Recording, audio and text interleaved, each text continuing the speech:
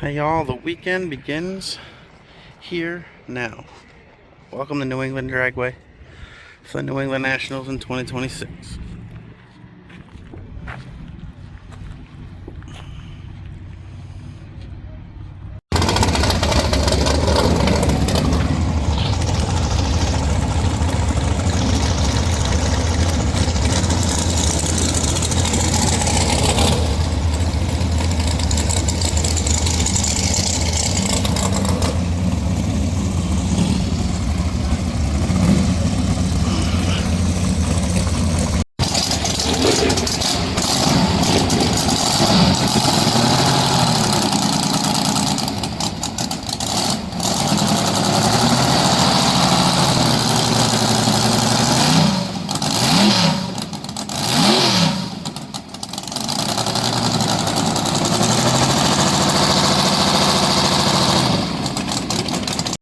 You can say a walk to that dude. Same with Cruz. But again, we will have all drivers here shortly. Welcome to the big show. Here about 5 minutes, 7 minutes, I'll run you through the rules, and I will be giving away a couple of prizes. So keep your ears open. The line is now open to everyone.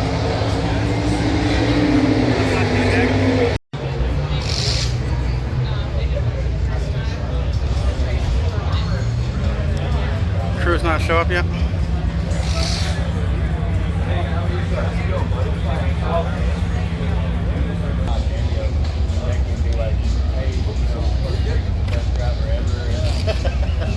I can't wait. But I want to do like real. Yeah. Like for him to see it. I have my job too, but they're too long. Oh, yeah. Also got it. You're going to show us. Thank you. Should I take cruises? Yeah. Not here. Thank you. Good luck this weekend. Thank you.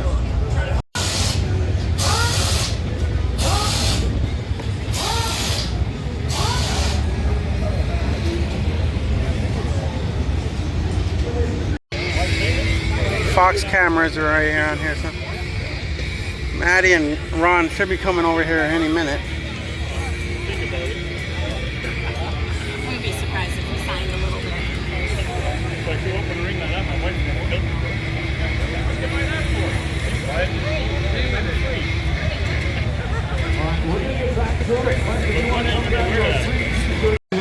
And then also tomorrow, 10 a.m., John Ford's autograph, Cornwell Quality Tools display. Remember that? Ron's lagging behind a little bit.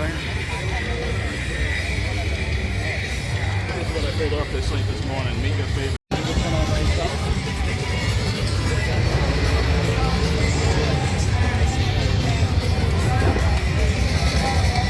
You guys better hustle in here. We only got 5 hours left. We got 5 hours for this bad boy. She's right there on crystal ball. You are right now. So you've got a great question. I want to see your answer to this. He's right there. He's coming soon.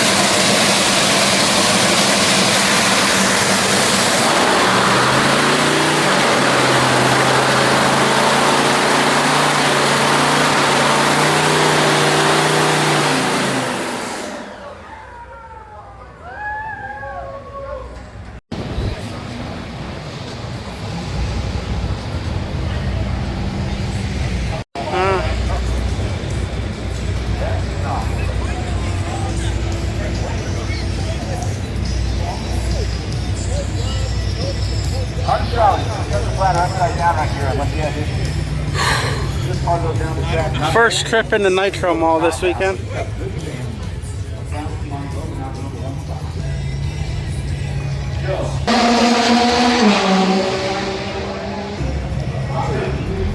Cool.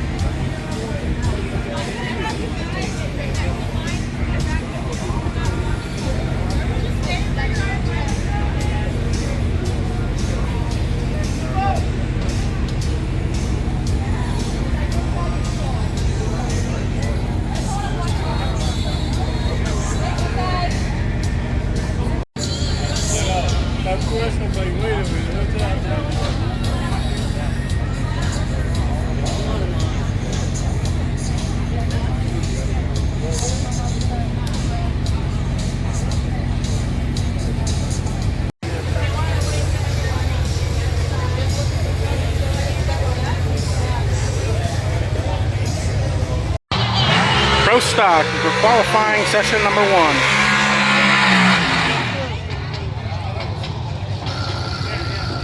Shane Tucker. Jim's career my whole life, and you know he's beat me an awful lot of times. To see how he operates and how he plays, it's been fun to be a part of it. I like just listening to him on the stop line. I get the headphone on and just to get how he plays. It's a little drill. I have to speak out.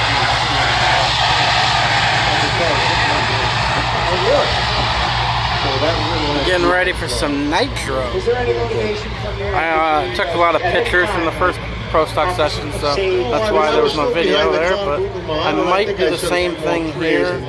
Just take pictures on this run, and then later I'll probably try to do both. Let's go back. We're going to try to go to the other side for the 8 o'clock and let everybody understand session 2 qualifying. Drag racing by inventing this thing that we call the see the flames later, because it's a nice late session this year, so I like that. We'll definitely be seeing flames by the end of the night. So I got to get a picture and video of that. I will record the first burnout though. The hard guys and Del Worship. Time for Nitro. Funny car coming out.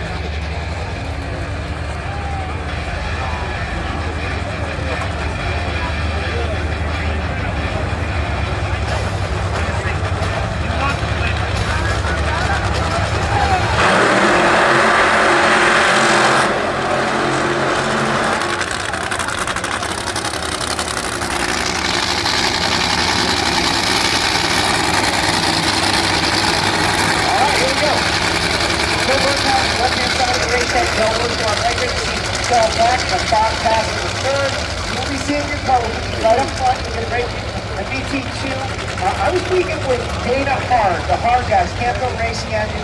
Come up here and said, you know, Al Sabrini has helped me out, everything. He revealed to me that Brian Rhodes was his lawn man. Really? Yes. Lawn man. His lawn guy. Wow. Rhodes was working like a fertilizer guy.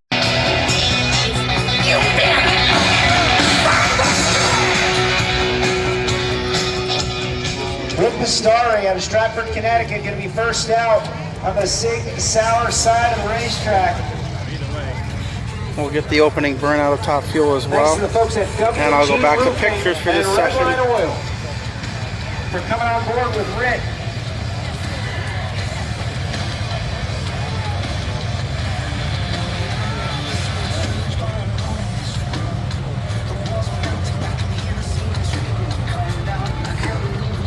It's 12,000 horsepower into the water box.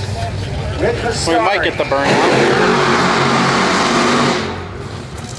Well, and there's the end of the burnout for your Top Fuel first pair. We'll see you later. Listening to the Empire Strikes Back and Darth Vader theme a little bit earlier, got some Star Wars. So we're getting our way through Top Fuel here. Done some good runs. A lot of people are making it, you know, down the track, so it's good. I can't wait for later session. It's going to be a really, really, really good session because it definitely cooled down from it was like 86 earlier, but it feels really good out now, and it's not even, the sun's still kind of out. It's just, I don't know, I can't wait for 8 o'clock session. It's going to be nice and cool, and I think there are going to be a lot of good runs.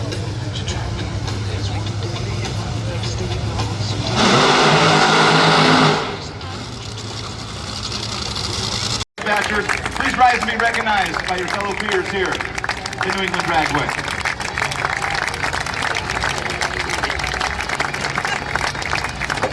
Thank you all so much for keeping this great country safe and for your community safe. And as part of a thank you, we want to offer you one of these amazing challenge coins, celebrating 75 years of the NHRA and brought to you by our friends at GovX, Savings for Those Who Serve. They're available to you absolutely free in front of the Nitro Mall. The big NHRA 75th anniversary inflatable, this big white tent on the right side of the racetrack, and they'll be available right after this session. Supplies are limited, first come, first serve. Please go by, thanks to our friends at GovX, and pick up one of these challenge coins. Just a small way that we can say thank you for serving this amazing country and your community here at the NHRA.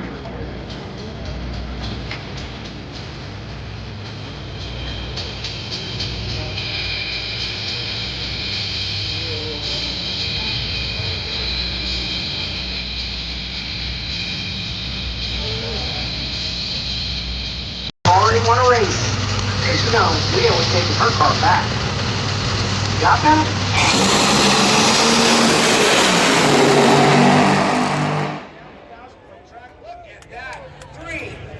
That assessment.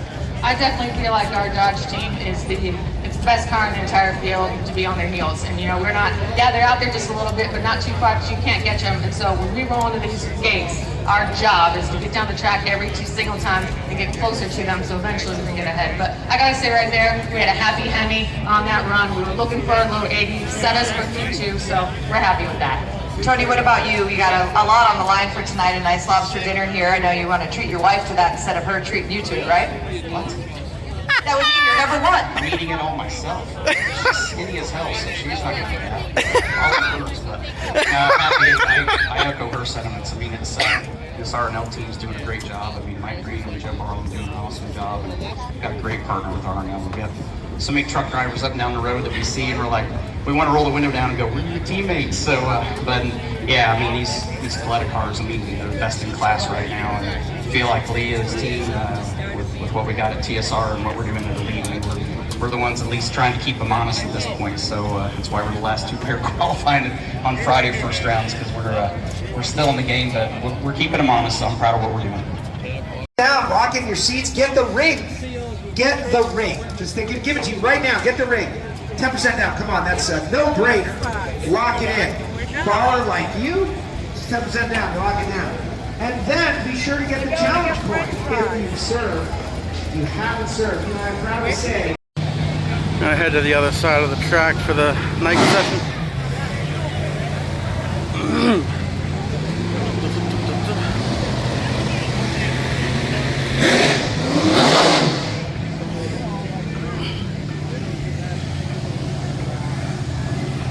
Or you want it to be like an epic race. A party chair.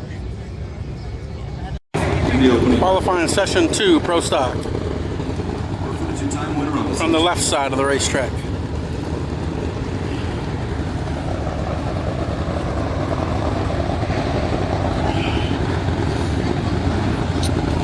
On pit number 1, got a knockoff Greg Anderson, 654 with an 809 miles per hour.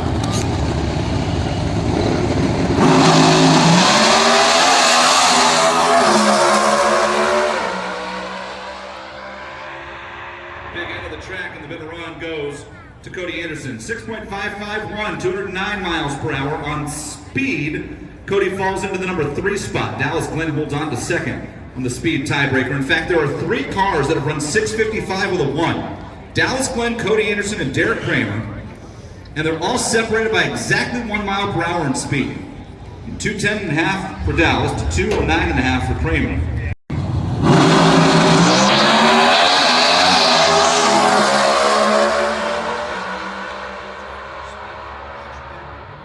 It's 6:55 to 7, 2:11 to 7. 76 for the Volando Tequila machine. And Shane Tucker is into the top half of the field.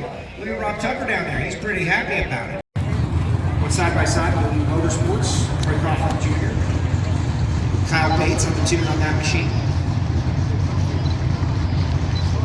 More than 4, because they have to navigate up to 8 pro stock cars at times. Now expanded at the top 4, Elite Motorsports got their Elite Trackside Experience new for 2026.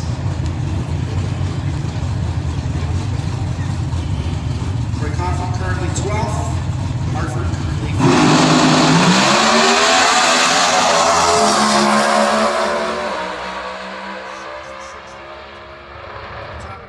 6:53.9, 2:10 for Matt Hartford, who goes all the way up to number 1.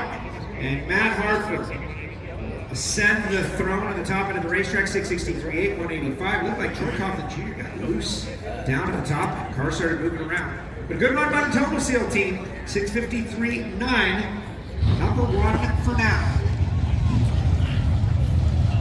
Another 6-time champ. Jake's 6th championship gave the Super Gags in 1992. Top 75 list, these were first battle. Can anyone knock Hartford off the throne?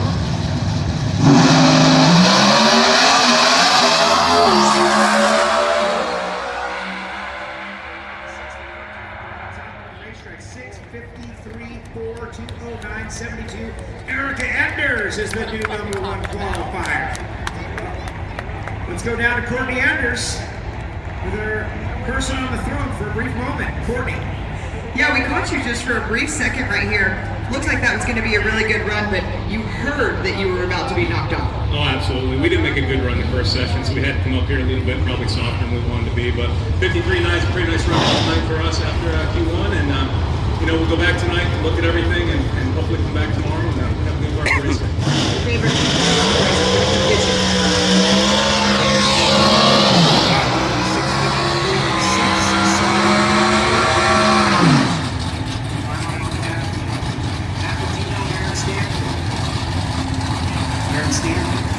Recently fitted for the Elite Motorsports Top Fuel racer, as was Aaron. Aaron talked about it being a very different experience. When Elite Motorsports decided to expand it to Top Fuel, Richard Freeman said that Erica and Aaron would go drive at some point. Aaron has embraced it greatly. His wife Joe Lee down there on the door. Wally in the 75th season of the NHRA earlier this year as well. Catalytic converters for over-the-road trucks, direct replacements, the DPF XFit brand. So they've got a lot of cross-pollination with the folks at Fast Diesel Solutions, as well as Power Edge and others. So Matt, when he fell in love with Pro Stock, had some fast cars, hockey cars, done some things. Once he got in the scene of a Pro Stocker, it all changed. So Matt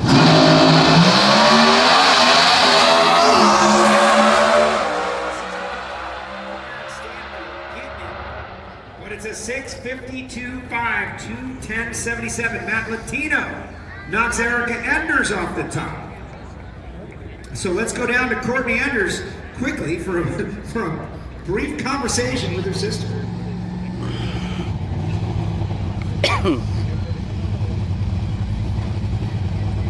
Back down to the top end with Courtney. Yeah, these are starting to be easy come, easy go down here. Erica, all day you've been talking about sitting in this chair. I'm going to give you about 14 seconds to sit in this chair. This is pretty cool what they do for you here. Yeah, it's definitely cool. It's one of my favorite places to race in the entire country. I love how the fans love Pro Stock up here. And, we're definitely taking away at it on our program for JC and the it's been a struggle for 18 months, but my guys never give up, and I give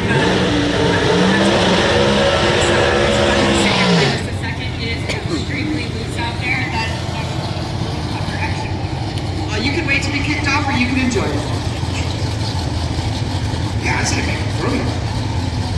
They hold the spot until someone kicks you out. Maybe they won't. Maybe they won't have the guts. Maybe they won't have the courage. I do want to echo what Erica said, though, about Pro Stock fans up here. Not everybody gets Pro Stock. Not everybody understands pro stock, why they are so amazing. 3 horsepower per cubic inch out of a naturally aspirated 500 cubic inch engine. Just don't get it, maybe don't understand the tie to Bob Glidden and Warren Johnson and Bill Grumpy Jenkins. You folks that do.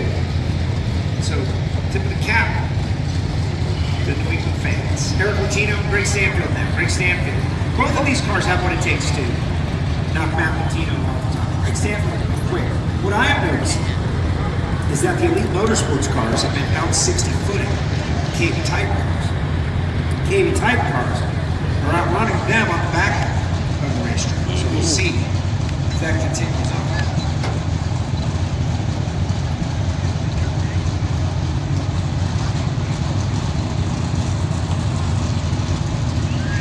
The Jesse flagship.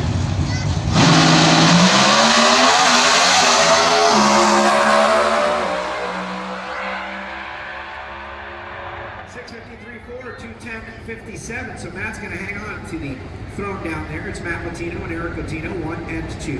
Greg Stanfield slides in fifth, 6:54.0. As everybody is picking up, you can see the weather conditions, everything is much better.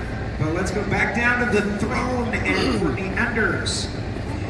Now Matt is on the throne. As we just listened to your dad, you gave him props for the reaction time, but I want to talk about you. This program is really crossing a corner over here. Your reaction times, this car, it looks good, it runs good.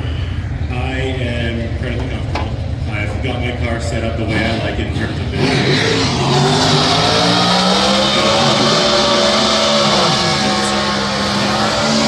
We got this many races to go, and we've got a pretty strong chance at putting this fast fuel solution, Ace race car, Odyssey battery race car, right into the #1 spot in the next few races. It's possible. Be careful, he may jump in the cooler with the lobster on his social. Don't do it, Matt. After each race, Matt gets into a nice cooler and gives a debrief session. You're trying to talk him out of doing it? No, I'm okay with it. I'm here for it. Yeah, for personal safety. Those lobsters better have rubber bands on their claws. That's not yours or I's problem. Yeah, that is a good point you're making, Calvin. You know what? You are right. Give me Matt Latino on the throne, or one of these two. The #1 qualifier award. The winning team gets a lobster dinner. So this is a big deal. DPF Parts Direct, Rad Torque Systems, HenryCars.com for Dallas, HenryCars.com Some Race Equipment for Greg Anderson. Do they have better?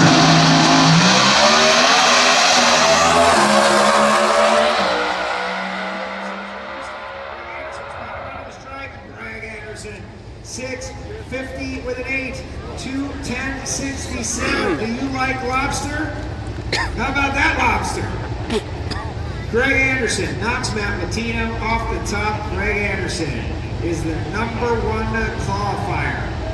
Presented by Napa here on Friday night.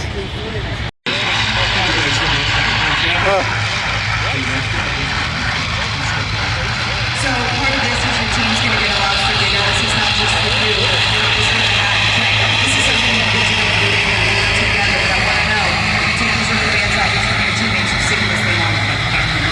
You know, if you're not going to else, you've got to get back to food. You don't go back to food. But I did. We got the lobster. What was your name? Costa? Costa. Very nice to meet you, buddy. Come home. After a famous funny car driver from this area, we renamed Klostianov. That's awesome. Good times. Okay, now I don't trust you with that thing. Get away from me. That is a very animated lobster. You can see that thing is fired up. Seth Noble, our announcer here this weekend. Seth Klostianov. Tremendous name. Brian Lowe's used his own personal Facebook page to name Klosty, and Greg Anderson first to get it. Oh yes. Once again, Greg Anderson, sitting on the top, sitting on his throne, that is developed into a rocking chair. But now, it appears we are ready to go trackside. Jason Galvin has got some documents. Jason?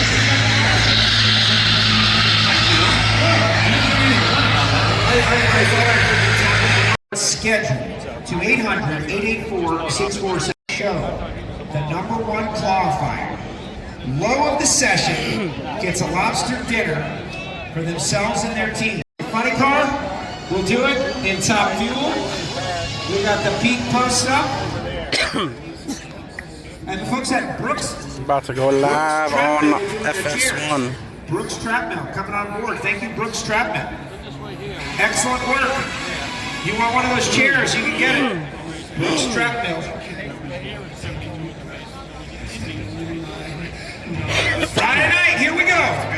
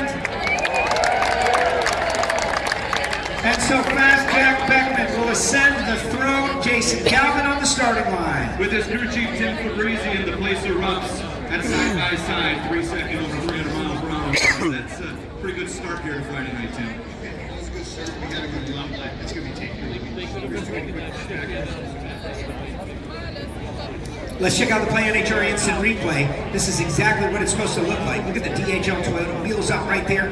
JR wheeling it.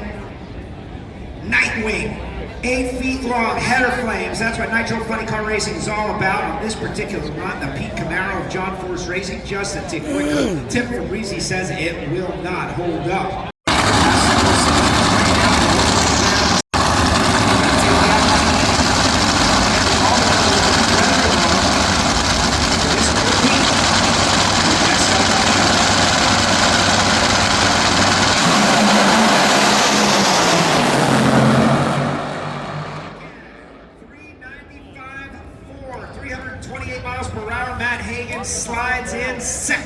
Just 4,000ths of a second behind Jack Beckman, Matt Hagan, number 2, Blake Alexander. Can't people just like stay put at the very freaking moment every time? I don't understand. Jesus Christ. 4 cars, 4 full passes. This is what Friday night is all about. Look at that, right? Nobody on the stairs. Nobody. The second the freaking lights are pre-stage, people start walking up the stairs every friggin' run. I'm tired of it.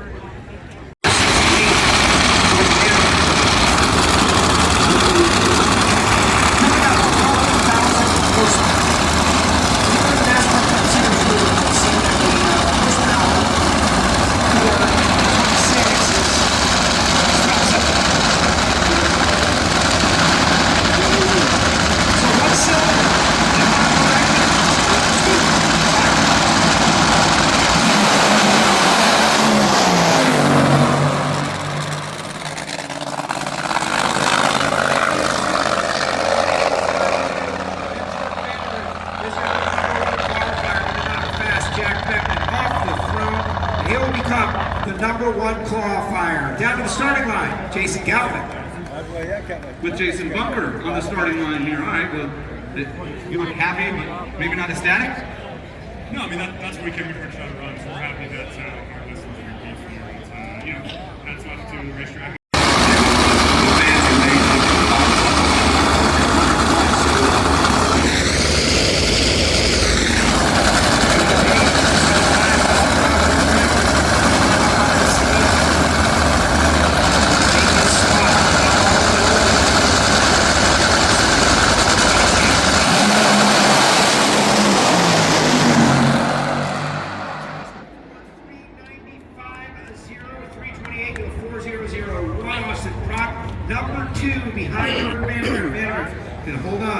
To the #1 qualifier award for the moment, presented by Napa of New England, Spencer Hyde, 4001, good enough for 6th, 319.75. Solid run and getting down the racetrack.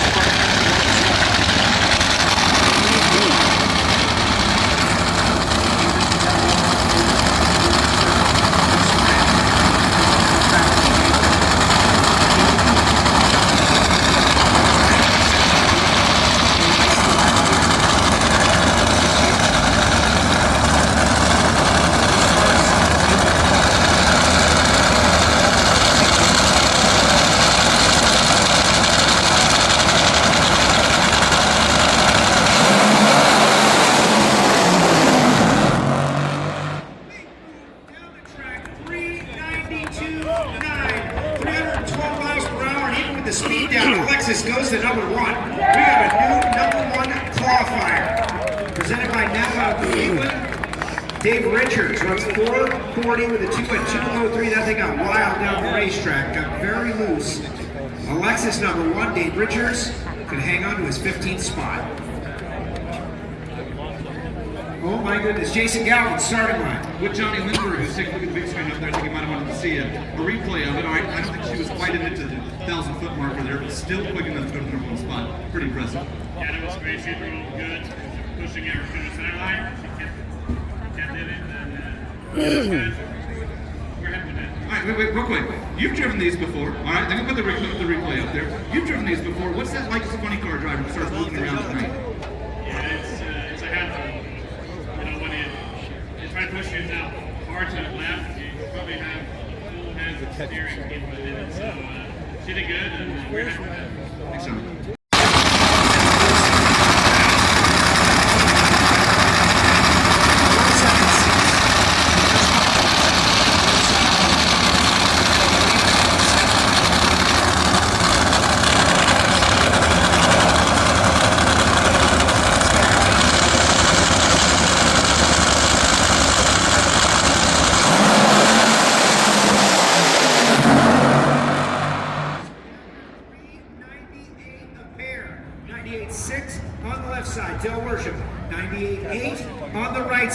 For Daniel Wilkerson, good enough for 6th and 7th in the qualifying queue. That is pretty.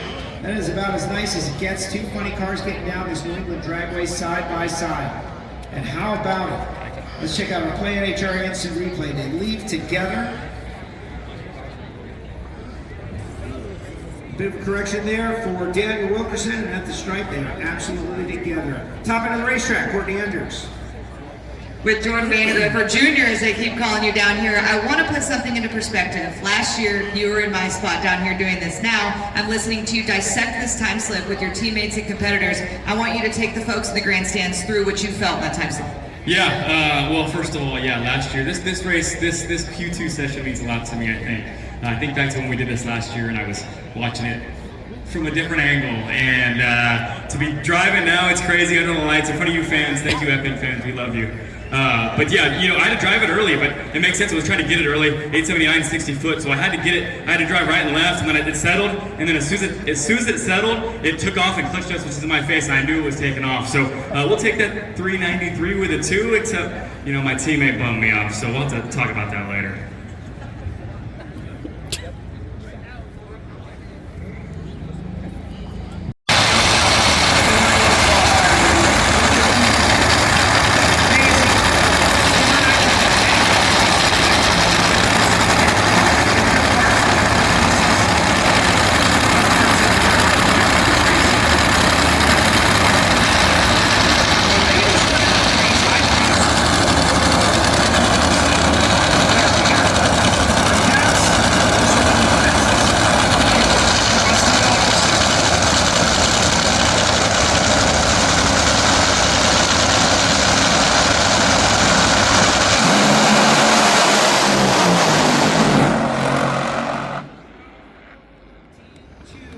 282 miles an hour for Phil Burkhart.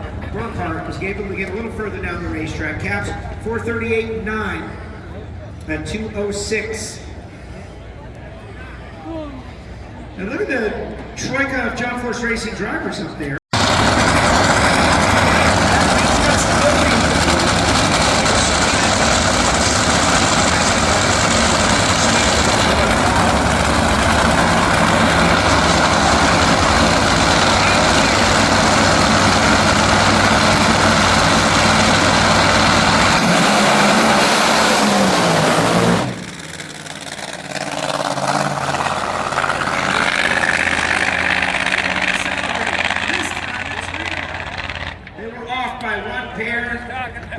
Ascends the stairs, Jordan Vandergriff, Jack Beckman, and Alexis DeJour. They just want to get in on the lobster. We all know that. 470 with a 1 on the left-hand side for Chad Green, 11.16.5, 78 miles per hour. Over here on the right for Cruz Pettit.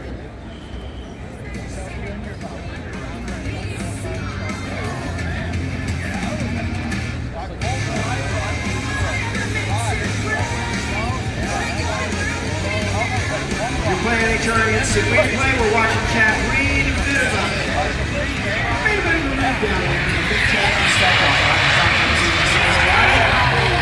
beautiful auto.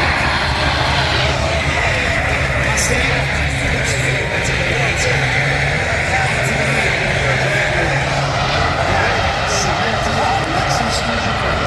I want to see Alexis hold the lobster. That was for live TV. We didn't get to see that. We didn't see it.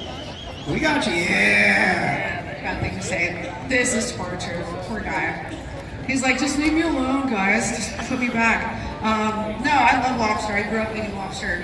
I've been eating lobster since I was in diapers. So his name is Closty, after a funny car driver here. Oh, fantastic. Hello, Closty. Very nice to meet you. Very nice to meet you.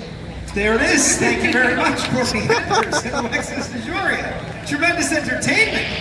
We even got a voice out of Alexis. We got the voice of it. But John Talbot.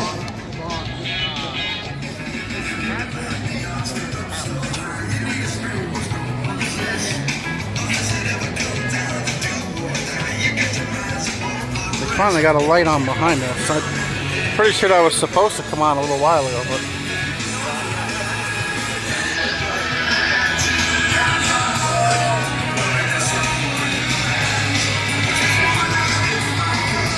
Justin Ashley going to be out on the left-hand side of the racetrack.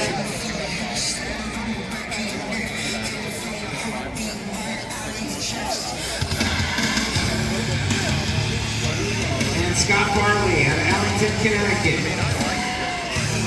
The UPS pilot skipped the early run. Barley making his first lick here on a Friday night.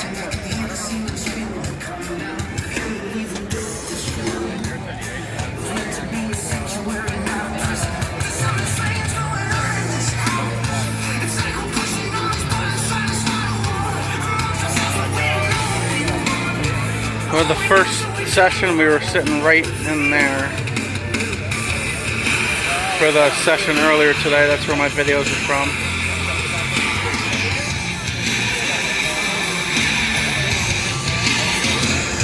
And they've had a little break in between the race master says light them up. And we're back from commercial break. Of the night, the Kings of the Sport Top Fuel. And the #1 Claw Fire Award for Top Fuel brought to you by Napa of New England and Brooks Trackman. Who will climb on the throne?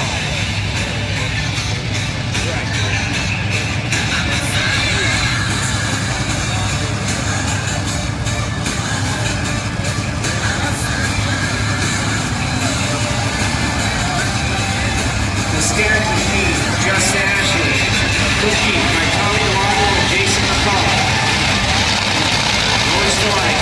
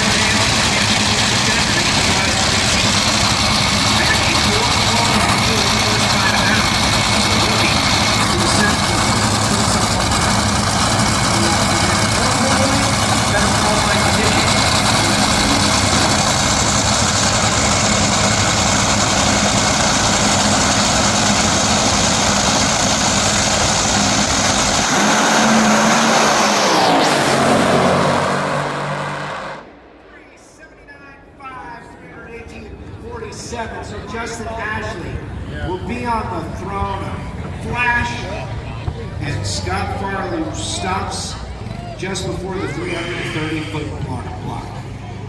Oh my goodness. So 379, 5, 47. Dramatic moment, you know, the start line. That was an instant boom at the Flash right at Let's the check out the start. play NHRA instant replay and see what we can see. This is going to be a great shot. Here we go. Wow. Like, The TV, that angle looked way worse than it looked. It happened so fast. Head gaskets.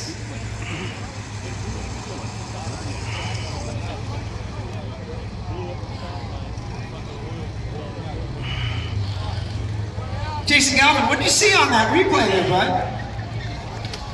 It was bad. Thanks, Jason Galvin. The rapid dissipation of cubic dollars is what I would do. Yes. When I get the car back, I'm going to ask them. I understand the head submissions in the pits, and I'm curious how that translates. It's pretty wild visual. Yeah. You can see this little bit. Threw the camera off. I'd have to see that one more time. And it looked like it had no fuel volume, like no spark when you get the throttle. Like, the header flames never came up at all, if you understand what I'm saying. Yes, I do. Well, I don't know if the compression made it out the exhaust valve.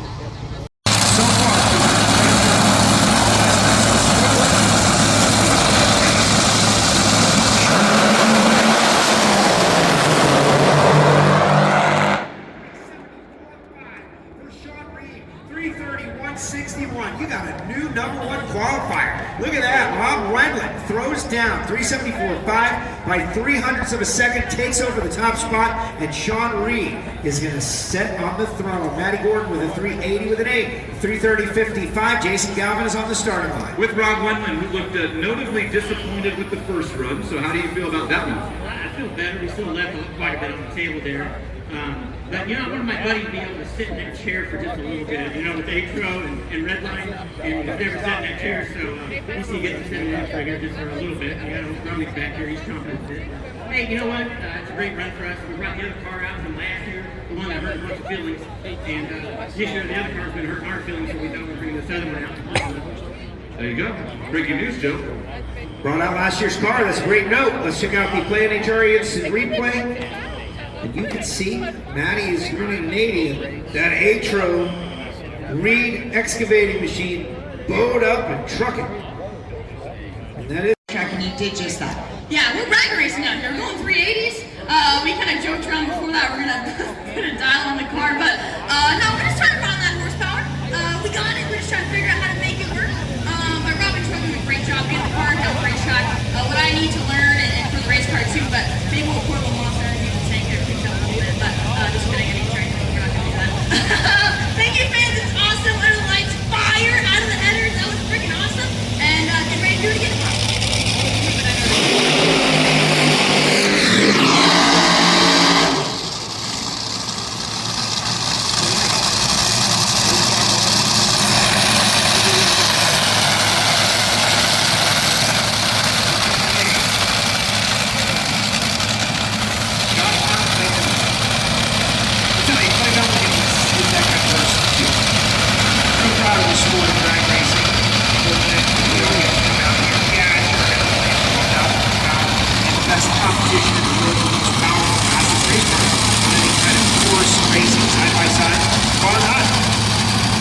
It's the people that make it. People like Clay Billiken from Tennessee. Lunar Systems. We do a lot of their battle stuff.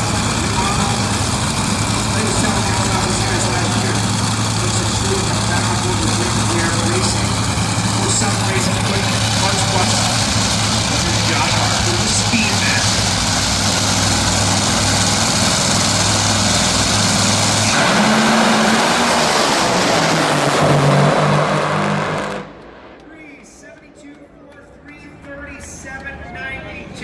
Josh Hart is your new #1 qualifier. Hart to the top with the Speedmaster. 3:37.92, a massive speed. That's top speed in the meet. And Josh Hart is going to set on the throne. Brought to you by Brooks Treadmills. Jason Galvin is on the starting line. Yeah, down here with John Collins, with the crew chief for this machine. And it seems like it's a pro stock session right now. Every car comes up and somebody else kind of picks the way in here.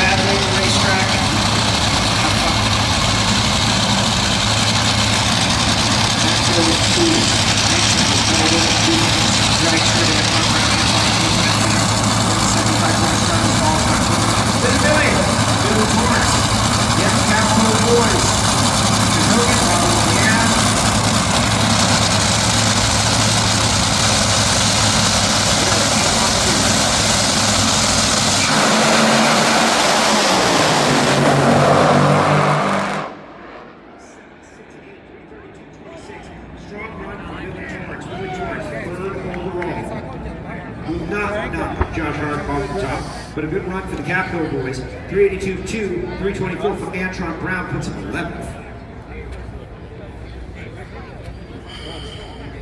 Had a great conversation with Richard Hogan and Billy Torrance earlier today. They are, right from now, they are planning for the stretch run in the NHRA countdown. They want to have their ducks in a row. Championships are on the line. Coletta Motorsports cars are must-see TV these days. Here comes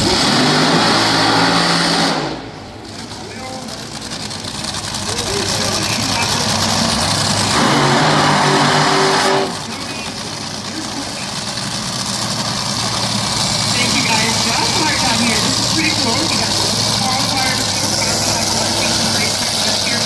You said Robbie is so good he called his shot. He's a favorite.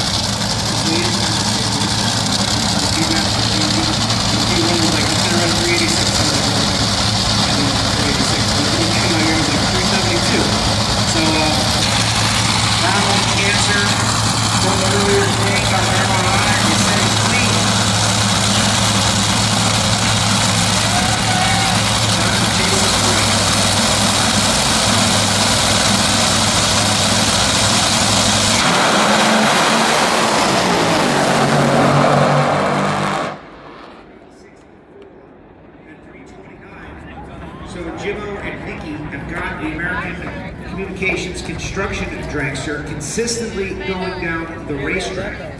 386.4 at 329. Not Tony Stewart for Elite Motorsports. They're going again.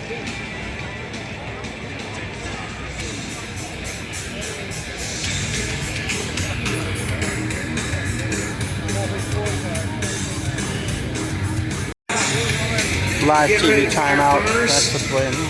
See Aaron Stanfield down there on the starting line, along with Joe Lee. Aaron just got fitted for one of these dragsters. He's watching this a little differently now all of a sudden.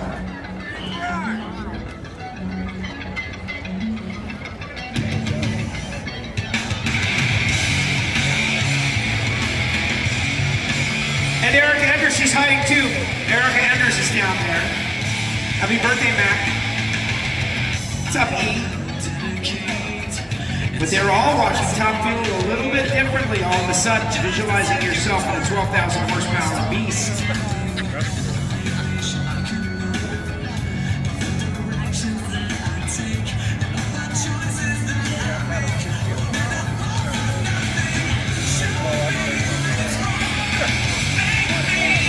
Don't forget to scan that QR code, send your photographs to our Peak Fan Cam up on Strange Vision.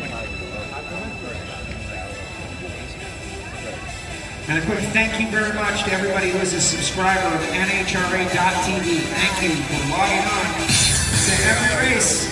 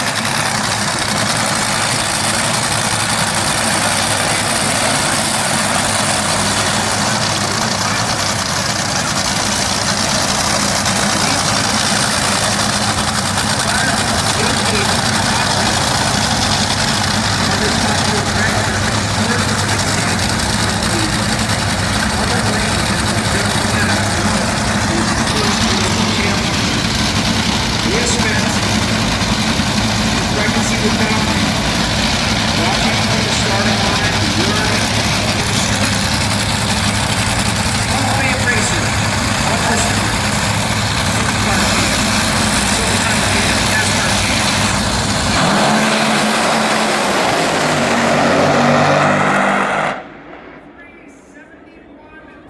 3:35.73, and Leah Pruitt moves up to number 1. Josh Hart knocked off the throne, and the new number 1 qualifier is Leah Pruitt, presented by Napa of New England and Brooks Trap Mills. So we got a change on the top end. Jason Galvin is on the starting line with Neil. All right, Neil. Well, call your shot. I tried to call my shot earlier and I missed it. That's still working enough. I really want that lobster, but I don't like that one. He wants it. He doesn't think it's going to work out. Jason, did they never say, yeah, it's going to hold? I think there was one time Tim Wilkerson might have said. Maybe. Well, you look at the 2 cars in the starting line, and you know why. I do. And notice what both crew chiefs are doing, Joe. Yes, they're in the box, making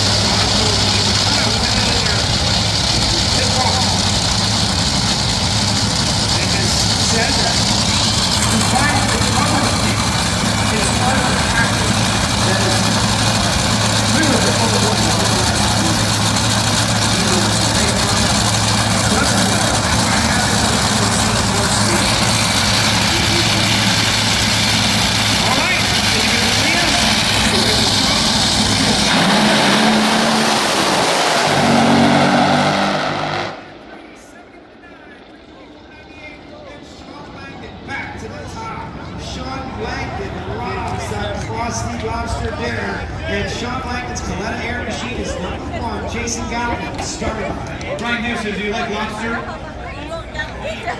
You do now, yes. Mighty impressive run, sir. Really good run, and we talked about you creeping up on those boys rolling around the corner, and I think that you do just that. But how was your time with Closty? Oh my Closty, man, our homies right there. We didn't spend enough time together. But I'll tell you what, when we have the focus on our Dodge car and our team and what our progress and momentum look like, that's when we get the results like we have. And we all know the success that they're having, but us getting so close and moving is because we're focused on us. And I joked, I said, I think Nails, his fingers are probably a little bit raw from all the fine-tuned adjustments that it took to get in that round. And I'll tell you, that is gnarly. On that left lane and even right lane, I was all over the board, but I knew we were on a run, and so I'm really blessed to be here and do it with my team the way that we're doing it, and the best we can is the best we can. Looking for more. There you go. Thank you. Great job on the top end, Courtney Enders. Great job on the starting line, Jason Galvin. Race fans, tomorrow, yeah, that's right, wave to those guys. Who knows, you might end up on Fox as you walk out, right? There could be looking for a closing shot. You guys can end up on it. There you go. What time are you going to get here tomorrow? We're starting at 11:30. I think you should roll in 10:15 a.m., something like that. We're going to do 2 sessions. We're going to have the Mission Foods Too Fast, Too Tasty Challenge, Racing for Real. And then Sunday is race day. Come on out. Thank you very much, drag racing fans. We appreciate all of you. On behalf of Brian Lowe, Seth Hill, that's a fun Right, fucking do it right here. Come on. Tomorrow.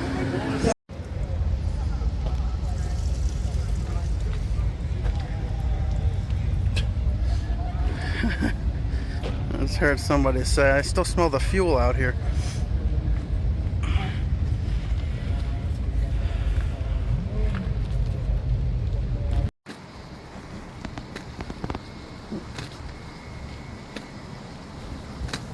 La Quinta.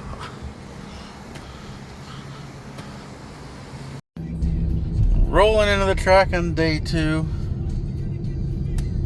The drag strip is literally straight down in front of us, as you can see. Well, you could see. There you go. Saturday at the New England Nationals.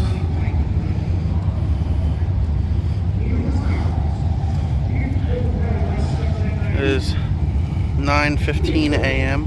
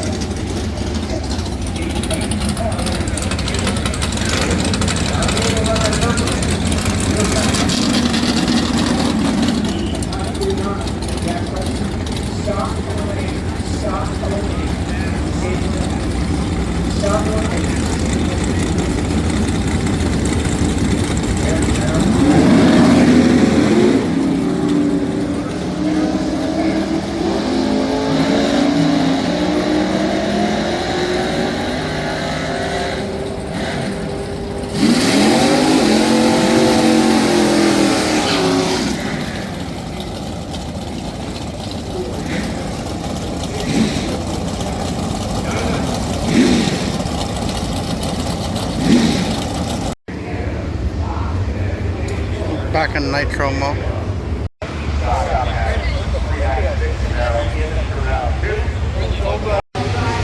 Well, I'm at the Force one. She happened to find the Skag is signing as well, which is got Dan Wilkerson, Justin Ashley, Will Smith, and Dave Richards. So she's over there doing that while I'm at the Force.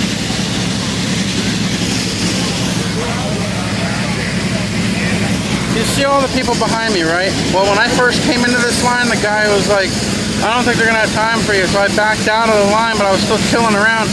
Then these other people start coming up. He didn't say anything to them. Turn around and then he said something, but he didn't tell them to leave. So I'm like, and I stood there and watched. I'm like, no.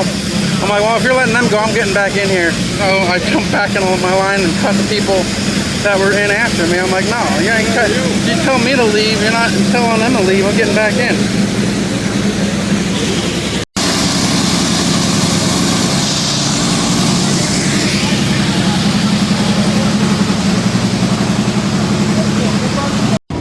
I already went through. Look at this. How do you mess that up that bad if you think they're not gonna have time for me, but you let all those people in? That's insane. But yeah, he said it to me, but nobody else. So I'm like, no, I'm sitting right here and watching to see what he does. I'm like, if he's gonna let them people go that came in after me, I'm getting back in here.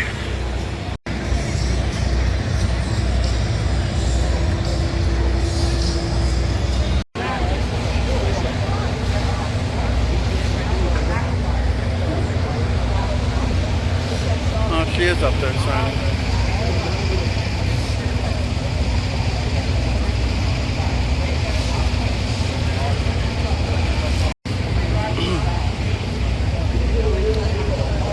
So pretty. What?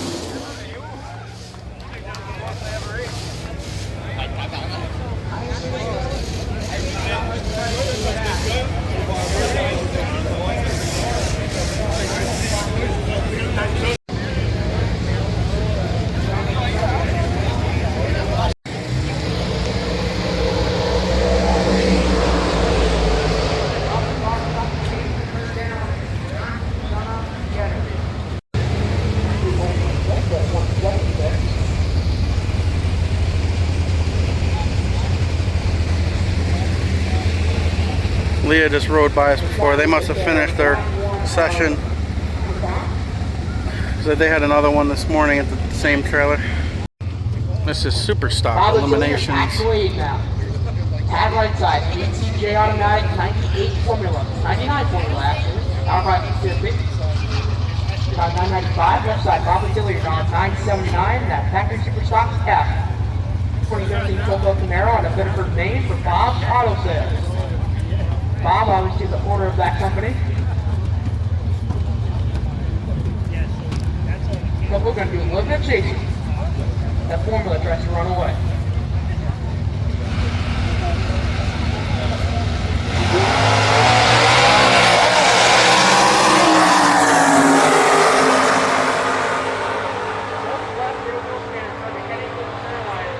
That is not a great thing.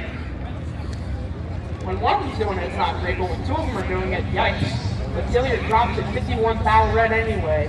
971.0 to 979. Hack lead is 26 on the 3/8.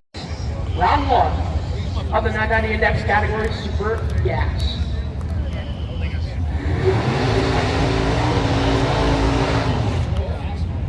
So that was round one of Super Stock, and this is round one of Super Gas now. Couple eliminations Right side, 55 Bel Air. on this Saturday morning. Left side, Gucci out of New Jersey. Gucci, the one of many roadsters. Gucci, the 63 Corvette roadster. Sponsored by Advanced Auto Parts and Gucci's Auto Service and Sales. That's his company.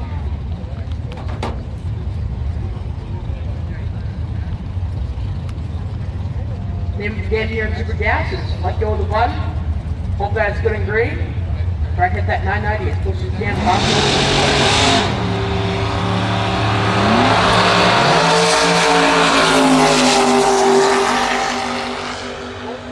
Sorry, that was a terrible video. I was taking a picture at the same time. I was trying to take a picture, so my eyes came off of the video.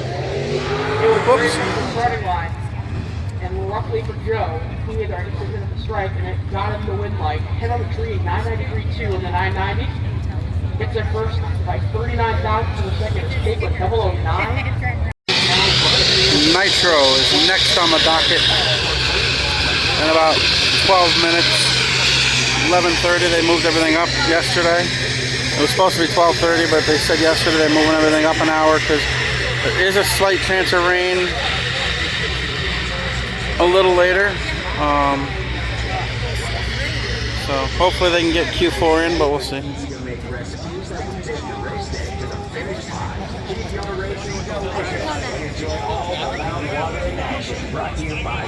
Well, there's two weather apps saying two totally different things about the time it's supposed to start. So one app says 1 o'clock, and the other app says 4 o'clock or 3 o'clock, which is after the Nitro would be going. So we'll see.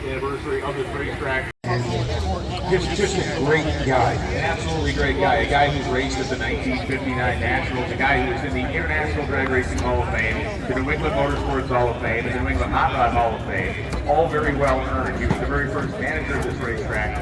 And if you can share the story you told me yesterday, very late in his life, like within the last couple of weeks, he made a lap down this racetrack. Jack came in and he sat down and he asked me some questions. Clean line. Back to clean up. You guys don't keep on. This is great thing. See if the team cars can back those runs up or even improve. Number 10 and 7 on the qualifying sheet right now.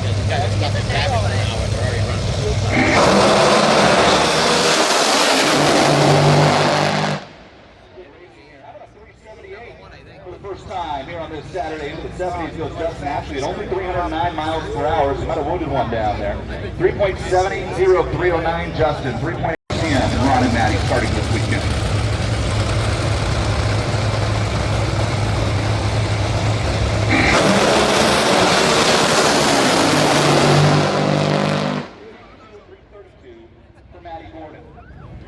Not an improvement, but another solid run for Matty Gordon. 3.82, aimed at better speed at 332 miles per hour. Sean Reed goes 440 at 181, and he was incrementally much quicker than Matty to 60 and 330. 6 to third.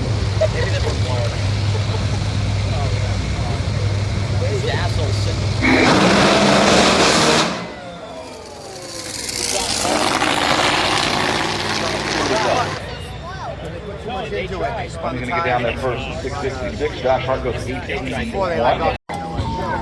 Now the last two pairs of the Mission Foods Too Fast, Too Tasty Challenge, which are the semifinals from last week. Interesting matchup.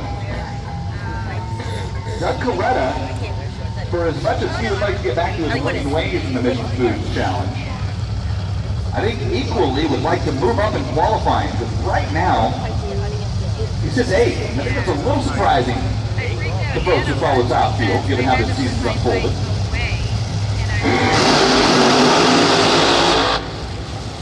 We'll do it. Number 2 right now, that's Bob. NHRA team right.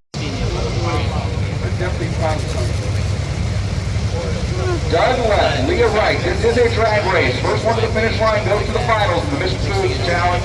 It counts for qualifying as well.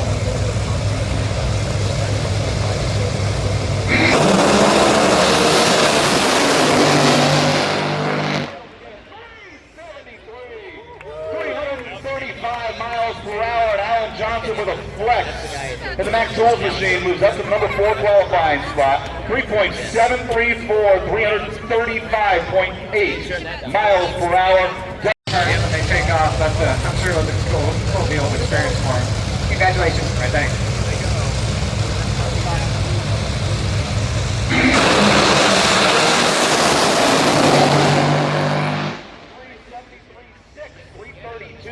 By 0.02 of a second, Doug Coletta earns lane choice in the finals of the Mission Foods Too Fast, Too Tasty Challenge.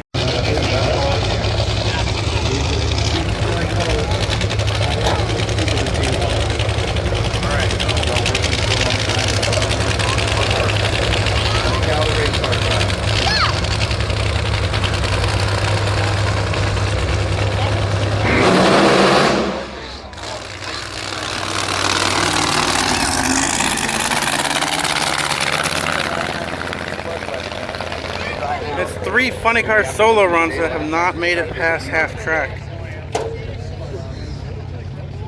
I said all the Too Fast, Too Too Tasty cars were all scheduled to be in the right lane, so that's why there's a bunch of singles, because they got to face each other. So some of them have to be in the left. So these are all like, that's a bunch of single runs to start because of it. I missed the first 2 because I figured it was only 1 car, just take a picture. I thought there was 2 on this one, just looked over and looked like they were both sitting there with the hood up button against them.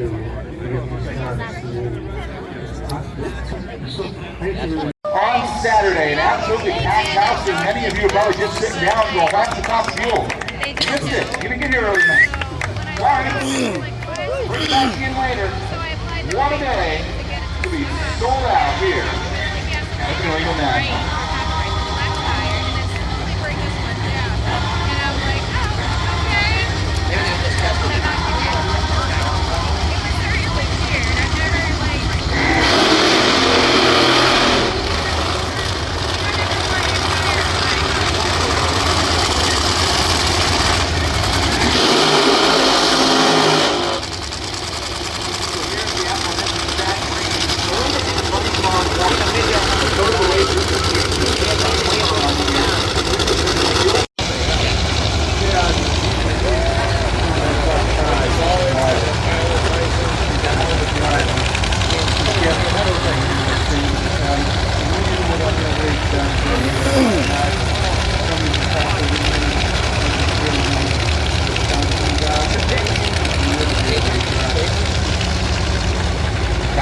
Walks away from the DHL machine. Goes to the same Pro Auto folks on the right side.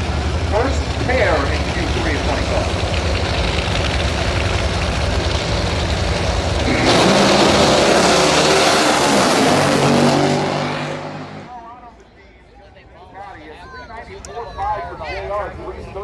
Is a great run to move the Jack Green blew the window out of the front of that Pro Auto machine. He hit the throttle, it blew the tires off, and then had a massive backfire up here on the starting line. The windshield blown out the front of that Jack Green machine. He pulls over at about 500 feet. He's looking on board with Chad, who's on the radio talking to his team right now. That was a pretty violent explosion. Chad. It looks like he's all right. I think he's just waiting to get pushed off. So we need to find out that race car. Feeling all right. Not like that. Everyone's coming out there. But thank you for bringing it up. Leaning in through the window right now, talking to Chad. It was like the fourth time someone said, did you bring any salt with you? I almost cut my leg open. What's the ignition malfunction, who knows? Was it a wire? Huh? A wire rubbed against something? Oh, on us or that? Oh. Yeah, us it was a safety system malfunction. The thing that made it so it was safer made us not be able to make the The thing that we told off, you should probably fix. Next year, why you wouldn't want to maybe get ahead of waiting in line for your tickets next year, right, Joe? Yes, absolutely. Everybody, you know that this year is the 75th season of the National Hot Rod Association. One of the big reasons you're here for legends like Al Greeny. Next year, the 76th season of NHRA, we are celebrating the life and the times and the career of John Force. Hey, we got any John Force fans out there? I'm still here. Yeah, they love John Force. And today's sold out, which means next year could be sold out, which means you can be on the outside, like looking through the knothole, like young Al Greeny, hoping to be in here to watch the John Force celebration.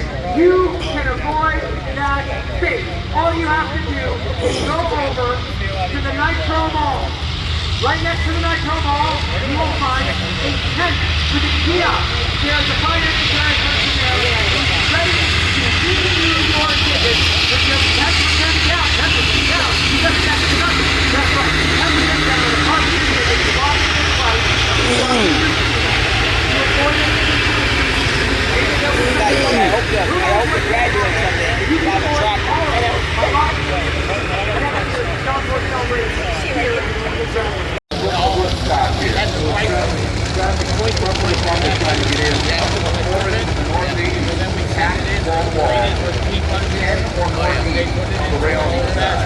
Look at the top fuel drivers, watch the funny car drivers standing on the starting line. When you're done passing Will Smith, so serious, like watching on their teammates.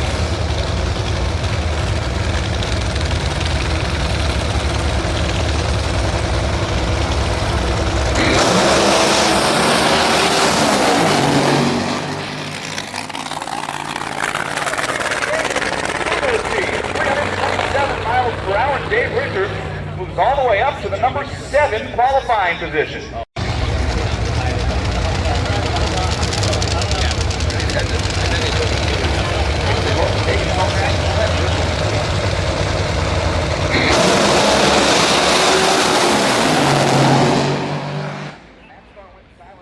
Strait, 399 with a 9, 319, and Blake Alexander will pick up a couple of spots. Wide, good race car. Yes, so it seemed like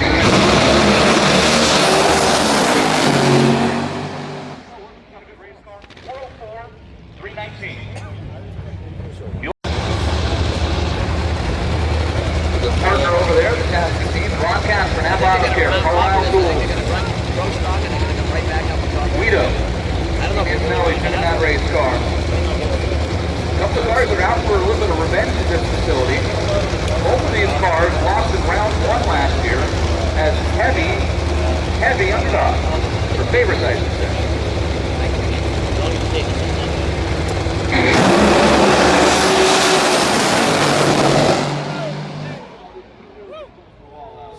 And Ron Capsule 394.5, 328 miles per hour. Austin ripped the tires free and tried to pedal it. Made a hard move. Ron Capsule 394, 328 miles per hour. That's long weekend. Ron Capsule up to number 4 with qualifying position into the finals for the Mission Foods Too Fast, Too Tasty Challenge. Yeah, it's a little Take a look at the instant replay. Wow, I can only carry so many bags. On Johnson start. Tire free. Made a hard move, and Ron Capsule streaks into the finals. They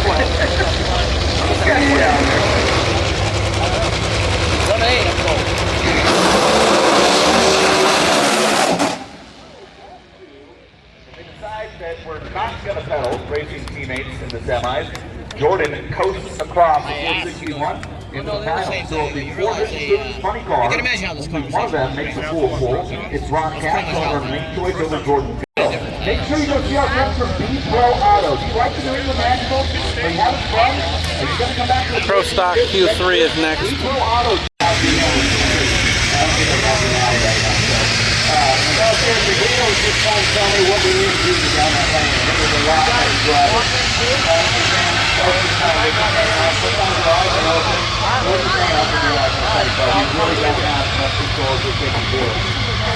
But with that being said, we do have 14 spot. Aaron Stanfield at 11, 656 and a 655 yesterday. That's not where the Johnson Horsepower Garage Janice Brothers car expects to be. Before the world a year ago, the Chicago winner 2 races back.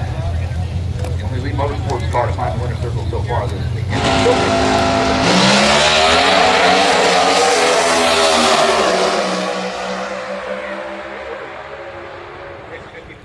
208 improvement. Just so you know, most of these videos I am trying to take a picture at the same time, so if some of them like lift up like that, it's because I'm looking at the camera, I'm trying my best. So sorry, I know that one I think was a little shaky when I went back to look at the camera and I was trying to get back to the NHRA. Out of the KV Titan camp. Cody Anderson.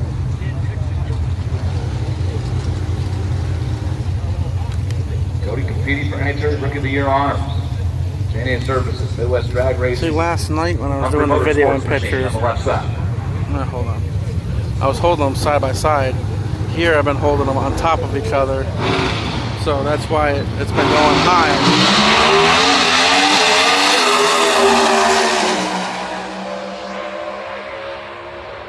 On the top end of the track is a 655-4-209.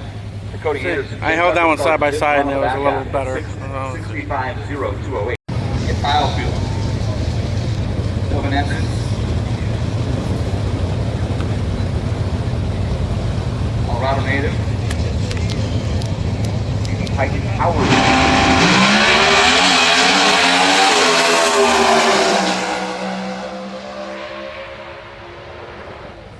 655-8. 208 for Jay makes a better run. 6 qualifier, double even number 4 qualifier as they sit right now.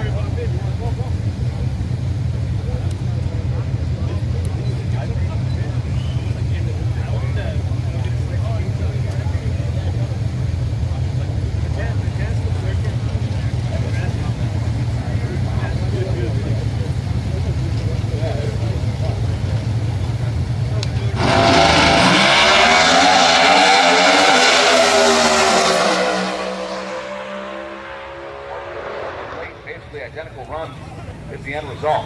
655-0, Erica. Dad wants stroke. And the currently qualified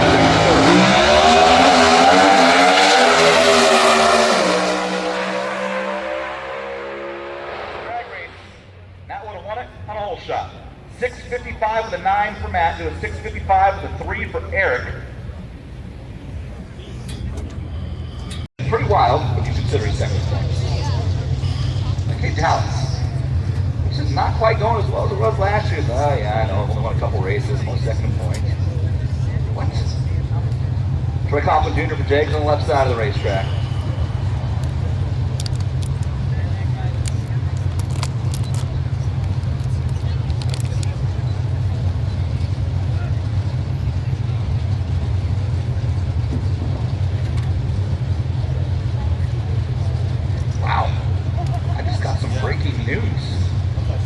Share for the next session.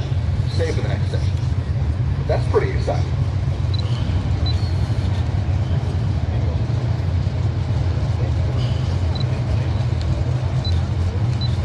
I can't break it yet.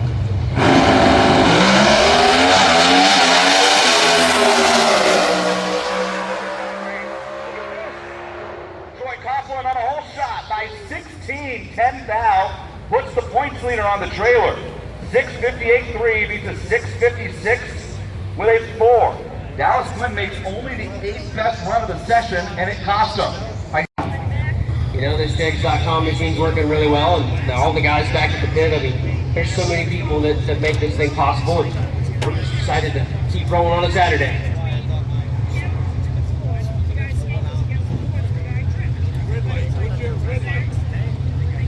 The Greg and Greg Show, we've seen this a lot this year, it feels like. Stanfield and Anderson. Elite and KB, Janik Brothers, Nelly Performance, Rep, HendrickCars.com, Summit Racing Equipment, right.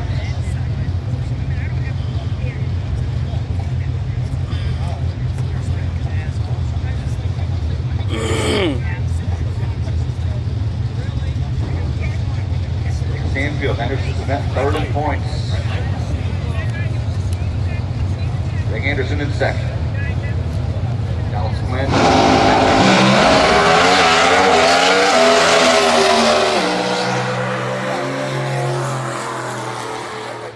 13,654.9, Greg Anderson. How about Aaron Stanfield? Aaron Stanfield's low of the session in pro stock and earns 3 bonus points for the elite team. Greg Anderson earns 2. Eric Enders earns a bonus point. Elite Motorsports takes 2 of the top 3 spots.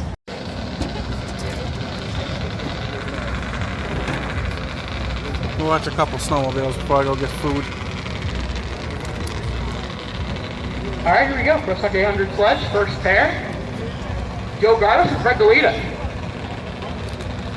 Galita right side, 99 Skidoo. Left side, Joe Garvis, 2026 Arctic Cat.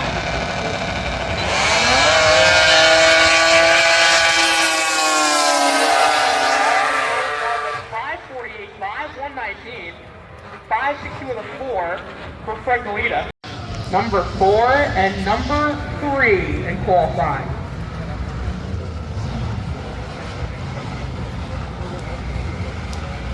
This is Pro Stock 800 substitute 3. This qualifying session number 3. So that is number 5 who's headed to this pair. Top 10 goes, the qualifying goes as follows. Number 1, Marco Filipon. Number 2, Josh Hobson. Number 3, number 4 right here in this pair. Walter Joy and Ronnie Owen. We'll see if either of them can make a move here in Q3.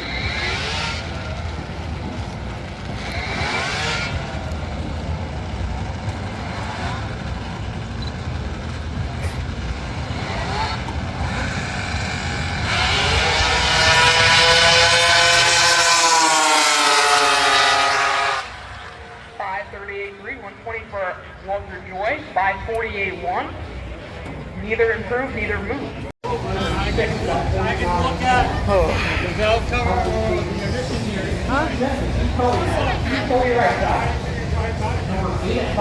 Nitro Mall is packed.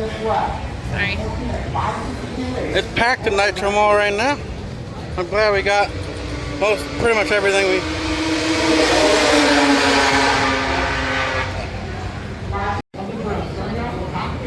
Yeah.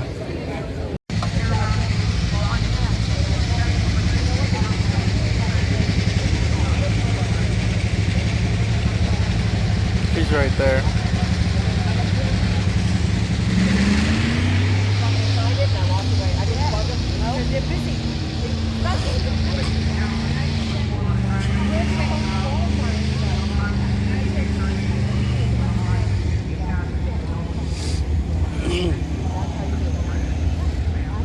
Getting ready for Q4, hopefully before the rain comes.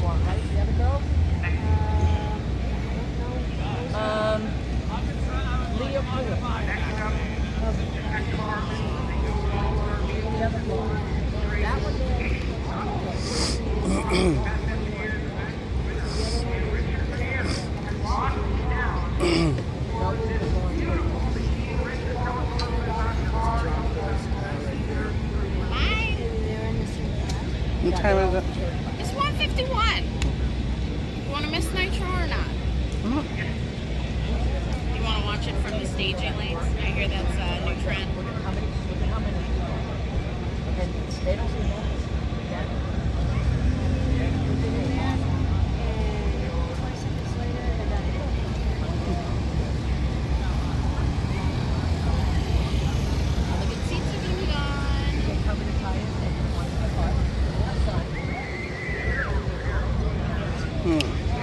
Alright, let's go. We're gonna head to the other side of the track for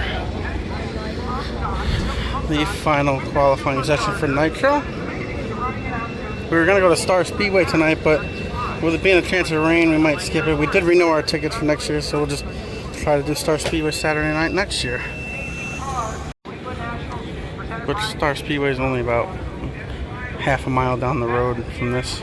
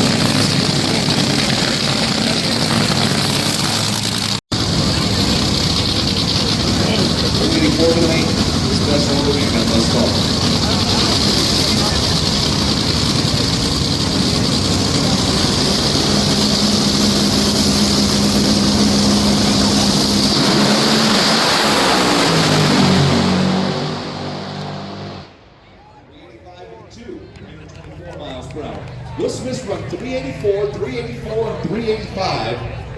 Show of hands. Are you coming back tomorrow? Everybody's hands should be going up, right? Yes? Hands up. Come back tomorrow. All right. Important announcement. New start time tomorrow. 10:30. 10:30. Round 1 of Top Fuel tomorrow. That's 30 minutes earlier than originally planned. 10:30. If you saw traffic today, I would make plans to be here pretty early tomorrow. We're going to kick off Mission Foods Drag Racing at 10:30 tomorrow morning. Joe. Yes, we are down here with the president and general manager of New England Dragway, Paul Laurenti. Paul, we've had a sellout. We got him to come here early. We're asking him to come early tomorrow. What a tremendous event this has been. Speak to your people for us, Paul. Your patience getting here and for supporting New England Dragway. We love you. We want to see you every year. Thank you.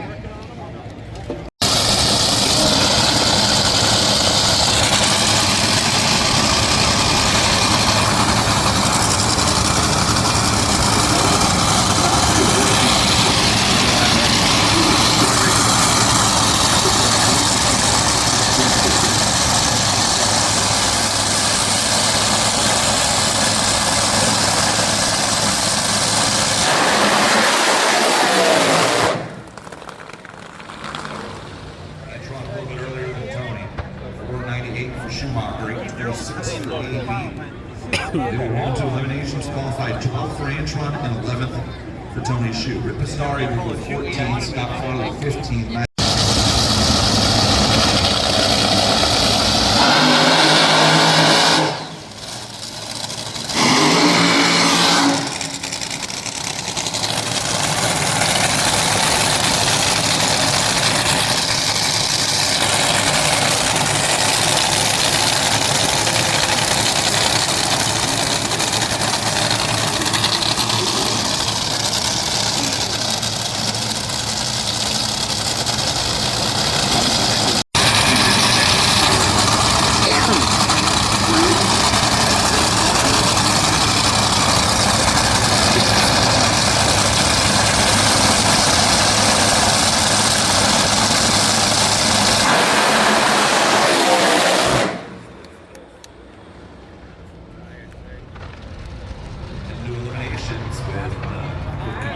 Top Fuel crew chiefs, I think. We're picking away at it, and I feel like it'll be Get off the line.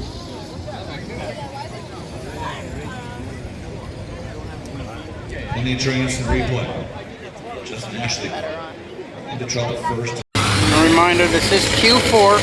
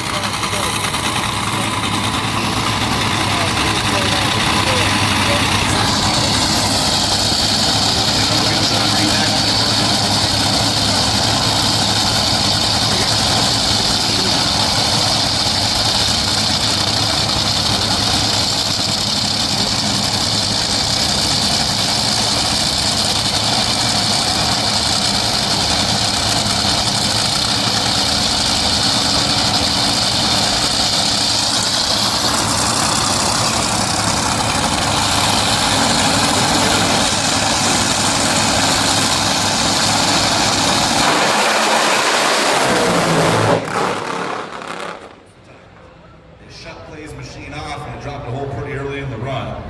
5:59 to 4:67 as they coast across the finish line. So Clay Milliken will in fact race just nationally.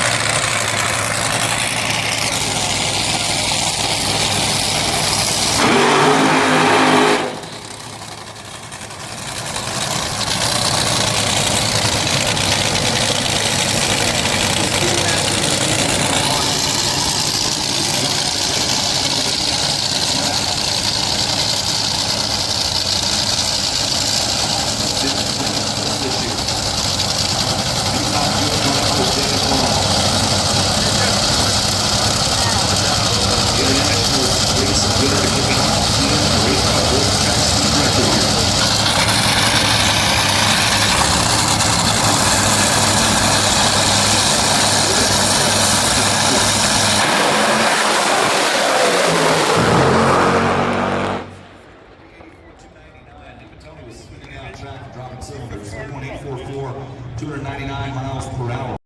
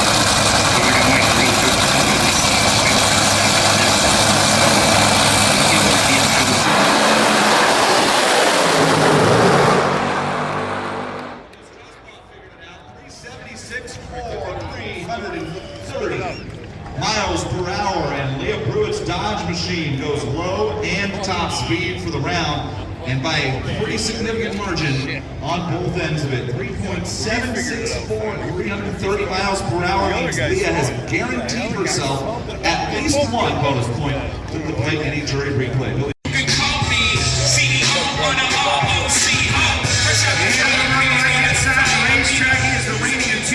Top Fuel World Champion, one of the greatest of all time. Also, one of NHRA's 75 greatest drives for Mac Tools, Coletta Motorsports. He wears the #1 on the wing. Get loud for Doug Coletta!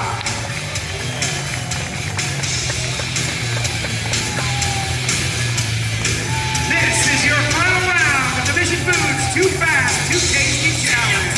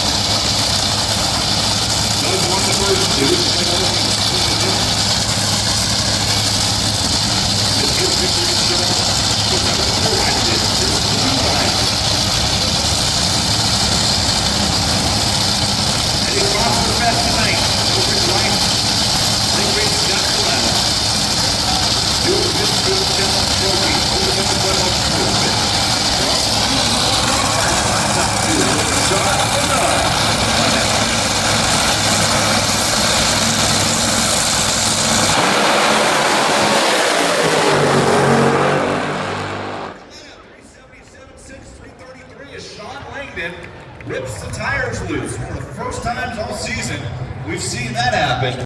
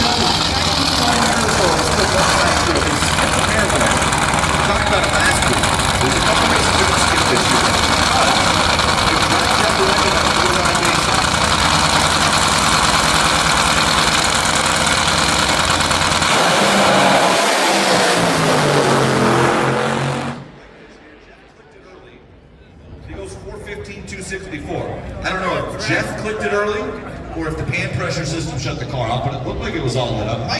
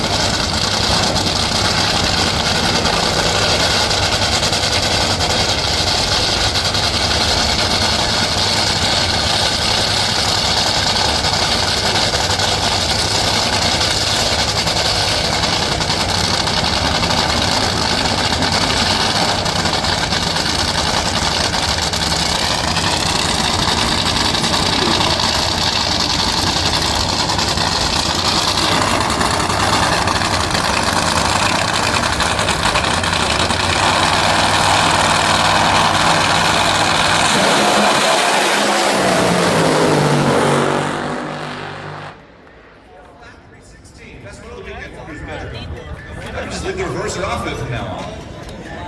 4008 316, it's best run by 1,000th of a second.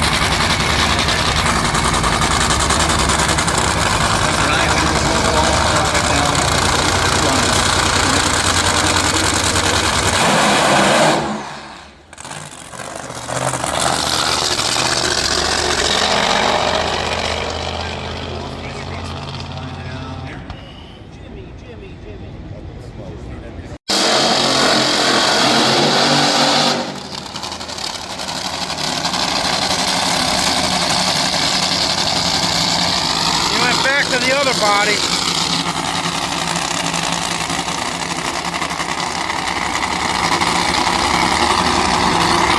The other one kind of blew up a little.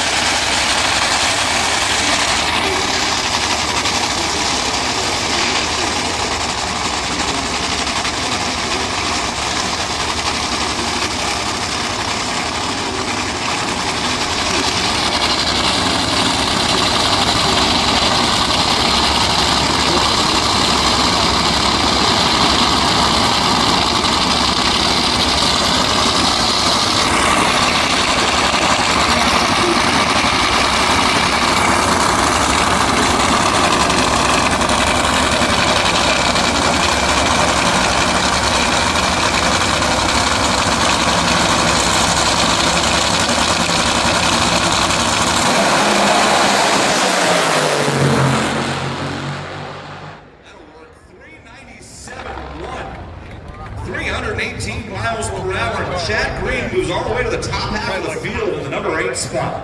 What an impressive run that is for Chad Green, that entire operation over there, the B-Pro Auto team, to blow the car up, have to rebuild it, swap the body, come out here and make their best run of the weekend into the top half of the field, Jim. Get ready for this next car real quick. You know what I never understood about this? The insurance company. You know what I never understood about this? But maybe you're not allowed to. But why are they...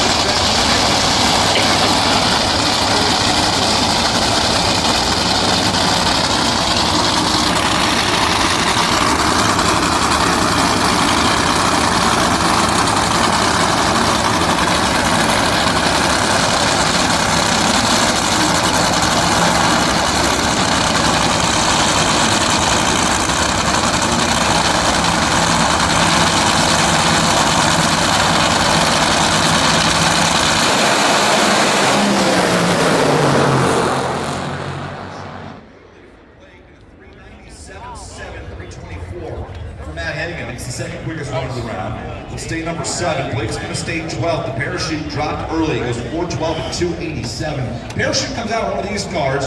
It's like throwing a couple cylinders off it. Just pulls them backwards all the way down the track.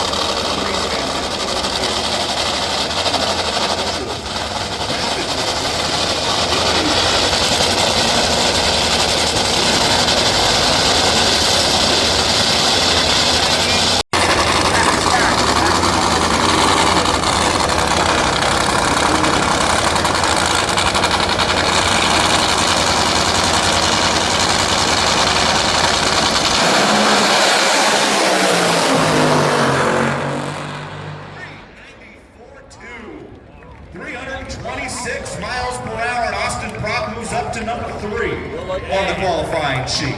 3.942, 326 miles per hour low T possession. There's a nice cool breeze that came in. I wonder if the rain is getting closer.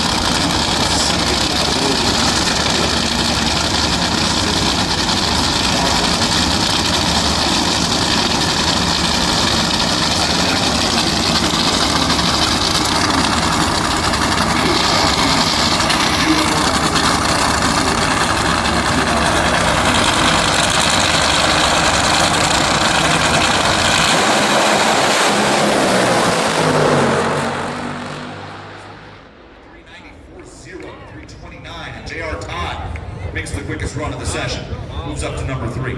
Dave Richards, sleep on that car, 397.4, 331. Big speed.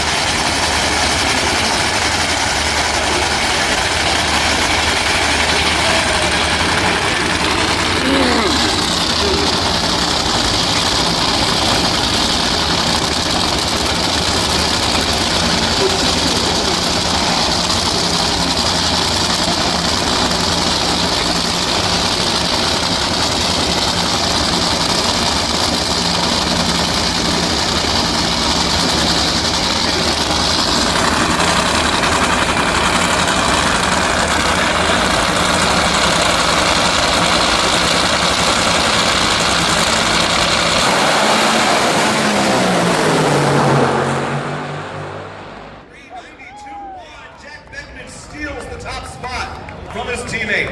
Alexis goes 393.4, 329 miles per hour, but Jack Beckman in final qualifying goes up and rips number 1 away from Alexis. 392.1, 327 miles per hour. Puts the Peak Performance Chevrolet to the top spot with 1 pair remaining here in Nitro Funny Car. Because it has to do with reaction. Probably. Landed during instant replay, the quickest next one is the Too Fast CKC Finals. Over the O'Reilly side that's the final pair of Funny Car. Planted right down Broadway.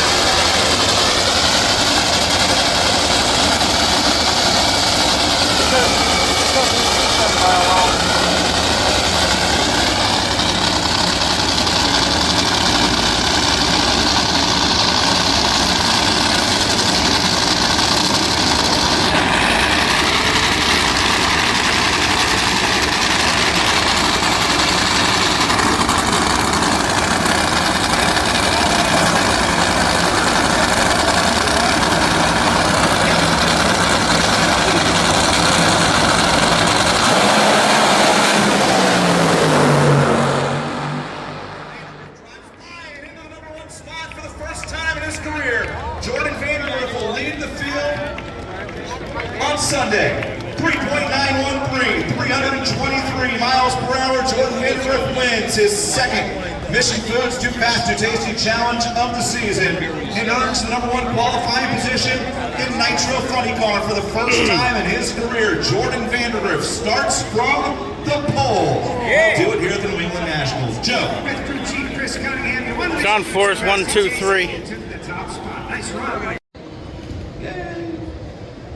Hyder, how was Georgetown? Can you give a thumbs up? Well, yeah, I listen. Good and bad. Hyder didn't listen to the broadcast last week, Joe, did he? It was good that the kid liked it. It was bad that the kid liked it so much. Hyder, last week I made note. Last week, Mike, that you now have to win every Pro Stock race you crew chief the rest of your career. A lot of people cleared out after Nitro, but Pro Stock is next. Lorraine is close.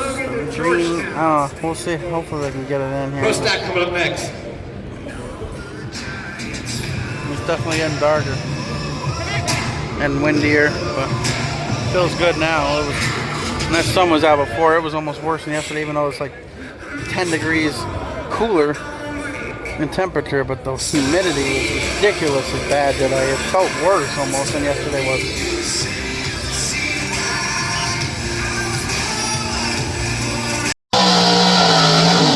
Probably about what, 8 rounds here? 6, 8? That's nothing again. This guy's getting it by right.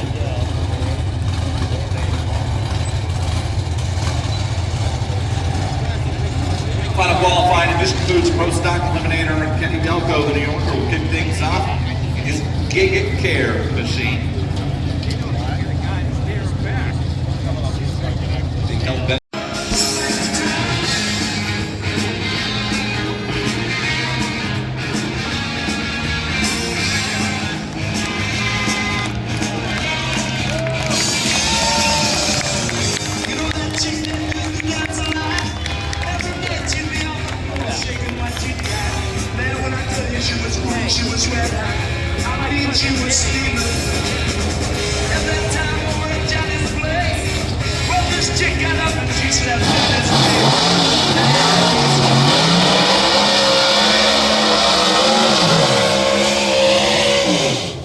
He is a man of the people, that George Vanderbilt.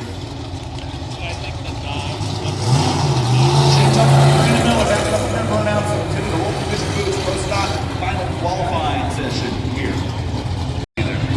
7:45 it is. The Racers for Christ non-denominational chapel service tomorrow morning at the Skag Hospitality Pit. Home of Justin Ashley and Dave Richards.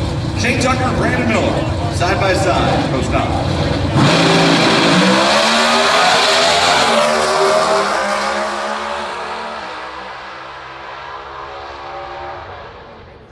6:57.6 for Shane, 210 miles per hour. 6:64.5, 2:07 for Brandon Miller.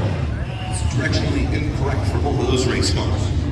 It's only 3:13. You can see how dark it is, but it's only 3:13, so it looks like it's later. Greg Anderson right now here in Mission Foods Pro Stock 6. You know Joey Gladstone works on that race car?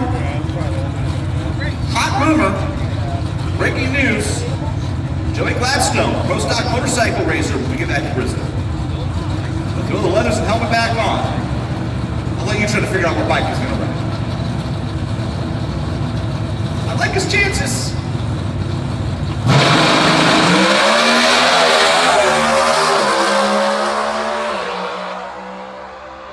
I bet you it's going to be Matt Smith's bike. 6:55 with a 2, Cody Anderson. Within 1,000 of his current qualifying time. Derek Barron goes 6:58.2. He's a couple hundreds back. Matt stays 10. Matt Smith is going to be out until about identical on ET's qualifying. Labor Day, so I bet you it's that bike he's going to be running. Great speed.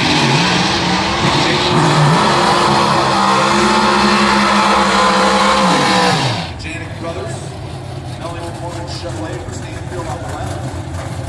James Chevrolet for Jake Coughlin Jr. on the right.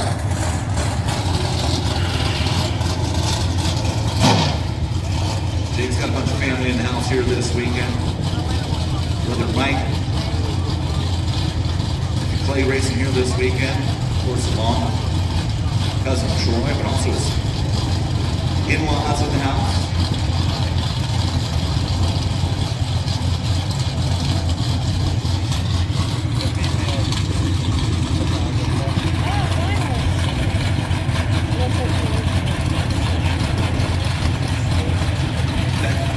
Mom-in-law is up here, and I'm guessing dad-in-law is not, because I just called some class to the staging pool.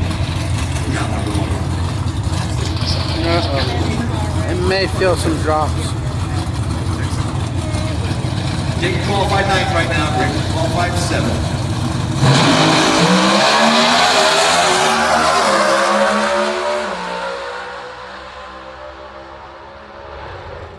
Gonna run Stanfield by 3,000, 6:55s a pair. 55.6 to a 55.9. Greg stays 7. Jake stays number 9. Keep trucking through this session of Mission Foods Pro Stock Eliminator. I did for a second, and now I don't.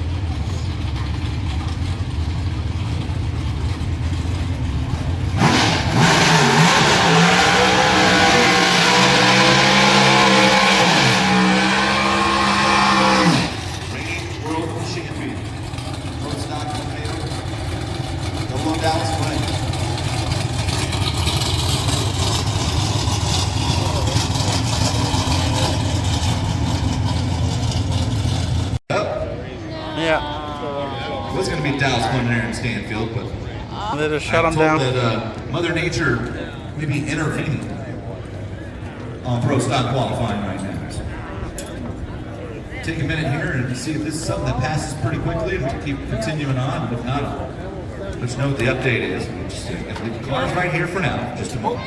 Here! Come on! Good job. Happy Father's Day. Erica would have been next too. Yes, I know. What a crappy. It sounds something like this.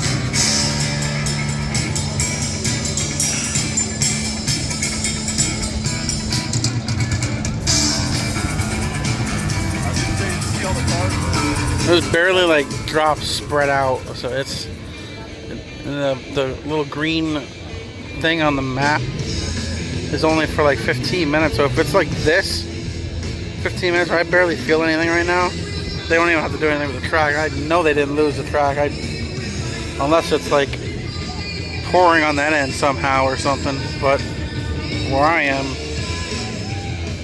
I barely feel anything anymore. Just a couple drops and then I don't feel anything, and then a couple drops and then I don't feel anything, and like, so it's weird like that right now. So we'll see how this goes, but I don't think it's going to stop anything right now. But it is supposed to rain more later again, and a lot more, I think. So later would be the end of it. But I think they can get the pro stocks in as long as it stays like this for the next 15 minutes.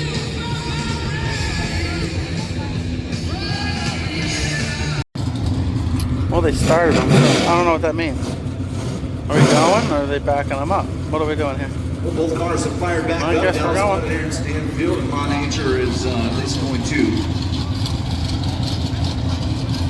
allow us, it looks like, to get this pair of pro stock in. Johnson's Horsepower Garage, Janet Brothers Machines for Stanfield, the right out of the lead. Red North Systems, NHRA.com, Chevrolet, Dallas Glenn, the champ. Keep you tight on the line.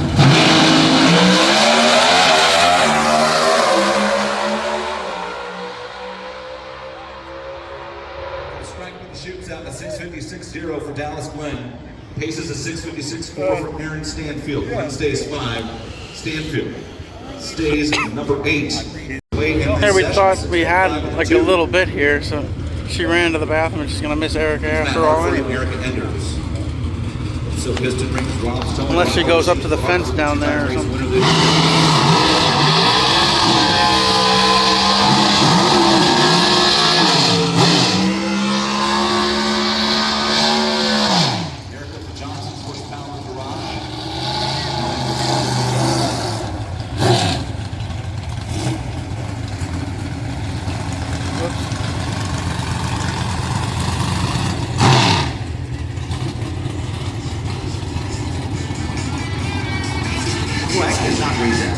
Happy birthday, Mrs. Got nothing. Happy birthday to Mrs. Somebody. Started with a K and ended with a G. Where's Costello when I need him? Kelly Boyer. Oh, that'll do. The preacher's wife. All right. That's a Y it ended with, not a G. Can we figure that out from the cross on the back? I didn't put 2 and 2 together. That's why I'm here. I know. That's why we pay the big bucks.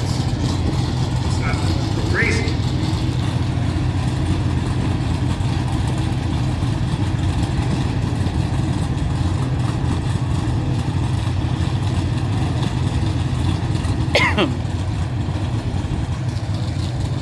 Right trailers, top dragster, final call. Final call. Right trailers, top dragster.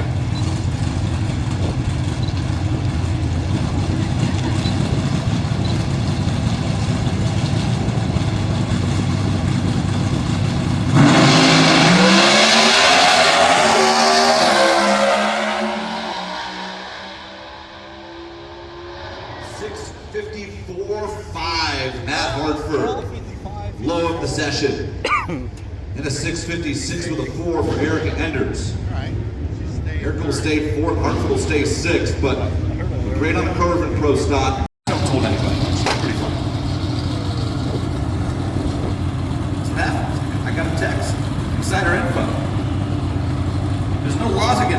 NHRAs. Not Wall Street.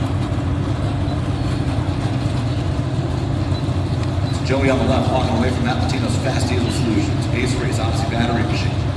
Eric Latino on the right. Jesse G Sport, EPFX Fit Machine. 2-3 qualifiers at KB Titan Camp.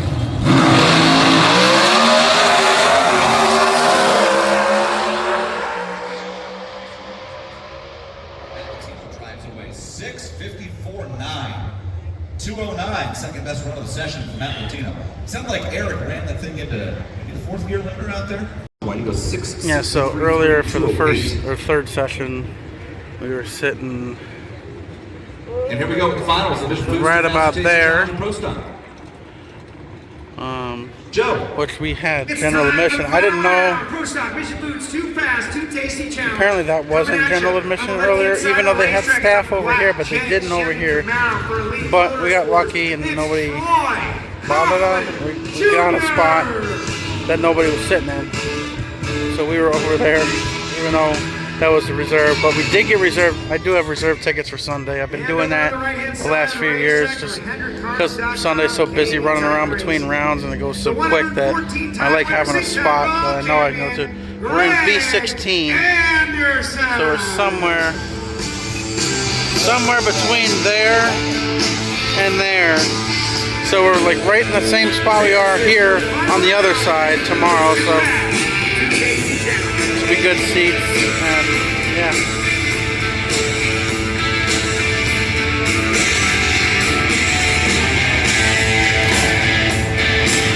Is this the Too Fast, Too Tasty final round? Is this the final pair of pro stock?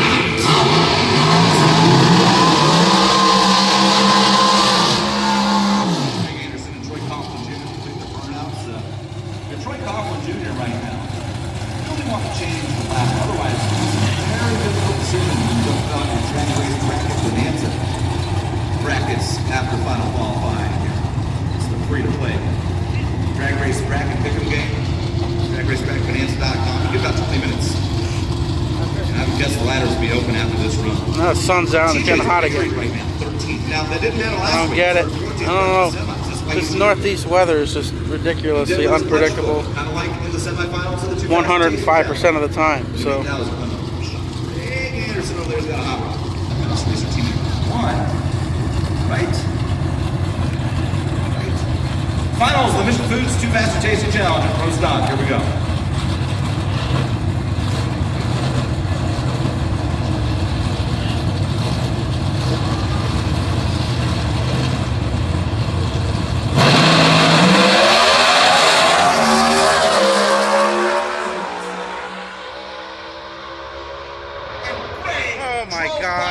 Finish line 6:54.5.209 to steal it by 0.03 of a second. Greg Anderson wins the Mission Foods Too Fast Too Tasty Challenge.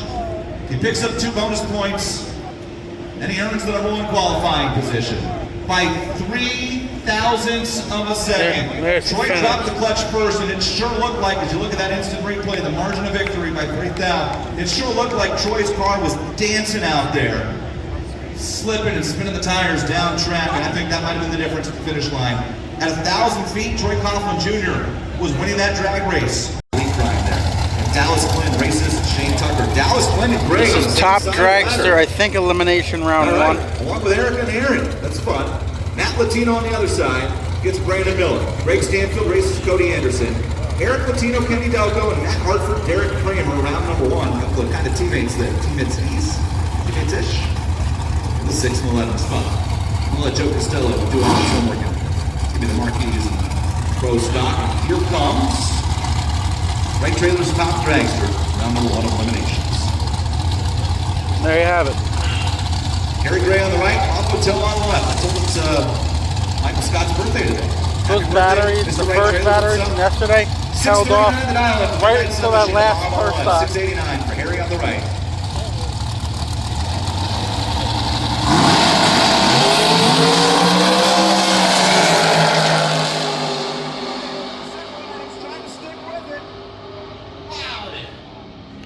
Harry Gray goes dead on 9 for the win by 300s, and I cannot believe Bob Votilla stuck with that race car.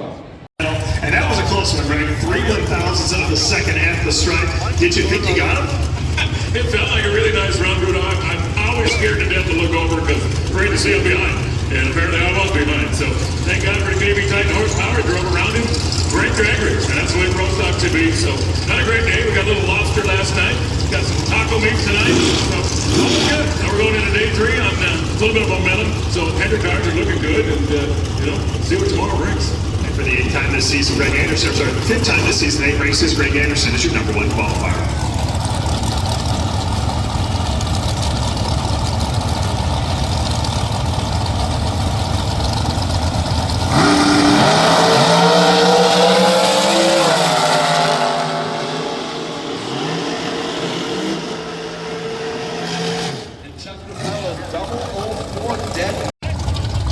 I might know something about that. Or I might have yourself.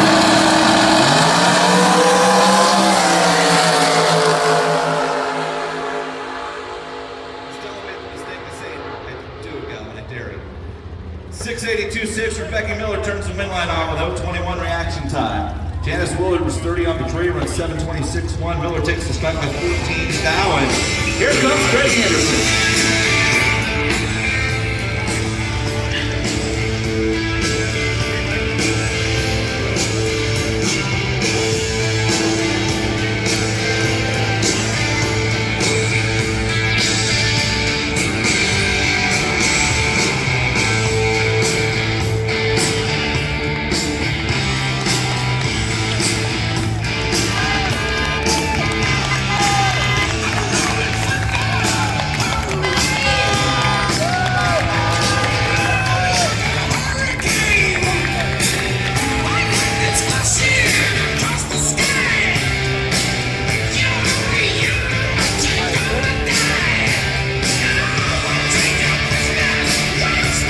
That's your #1 qualifier in this year's South State Challenge.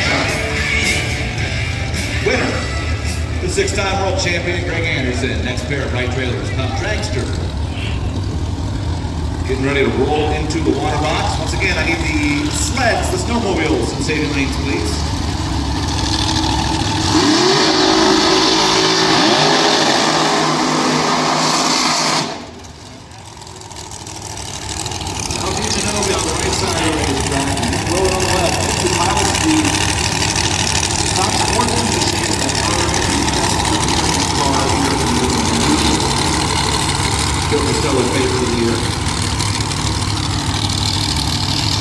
I tasked you with that challenge.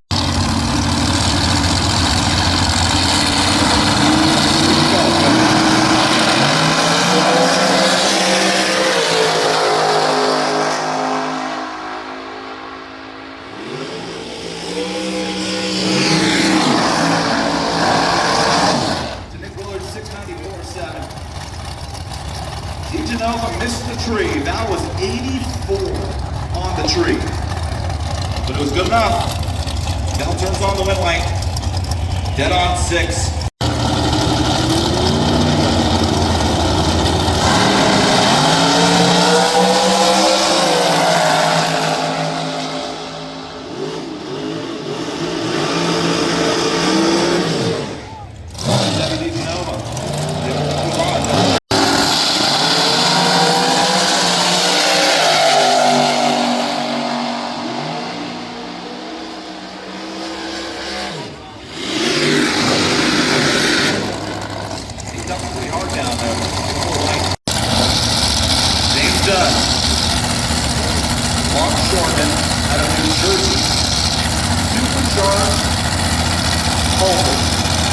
No, that is not Matty Gordon.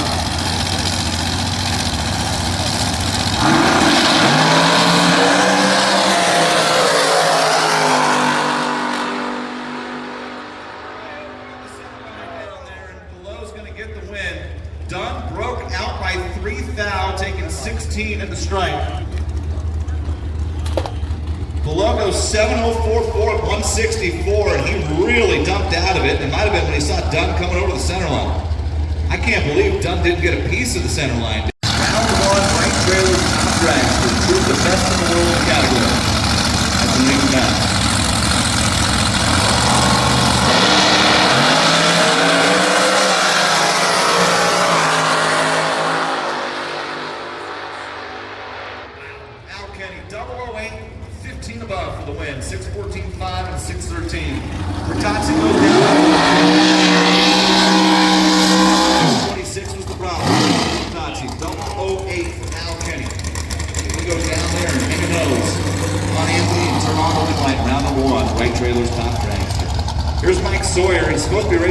Page, but I hear Dan Page was the one who had a chassis issue earlier this weekend, if I recall. I wanted to stay for some top sportsmen, but she wants to leave. You want to go get something to eat? Yes, I'm talking about you.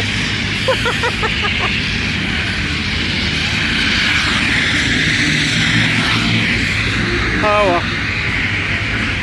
But that'll be it for Epping here today, I guess. So I'll record quick little clips of what we do after, just to cover the whole weekend as like a vlog-ish type thing. Yeah. Beach Plum. Next to a nice giant liquor store. Good to know. Yeah. That is a big ass menu. This is a cool little place. Water and everything. Oh, that is delicious. Fried clams and some shrimp. Yeah. That's how we live in the Northeast.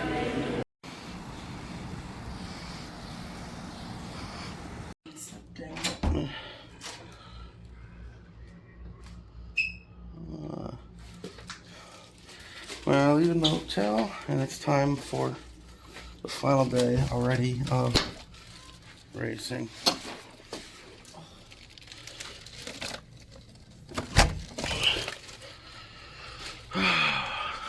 So all it is we come down here. The elevator is only right here. And third floor down to the first. Boom. Magically jump from 3 to 1.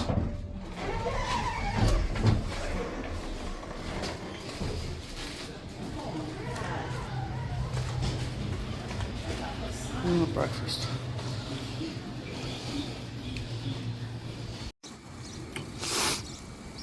By La Quinta Inn. It's been fun. Can't believe the 3 days is almost about to be over already. It goes way too quick every single time. Another grill. First 3 online bracket games. Drag racing fans, drag racing bracket fans, and Dodge's Cough. It is packed already. Look at that. You got that right. I wouldn't be surprised if today was sold out. Dang. Nitro Alley is hopping. Yeah, and it's only 9 a.m. so they moved eliminations up to start at 10:30 instead of 11 from the rain threat.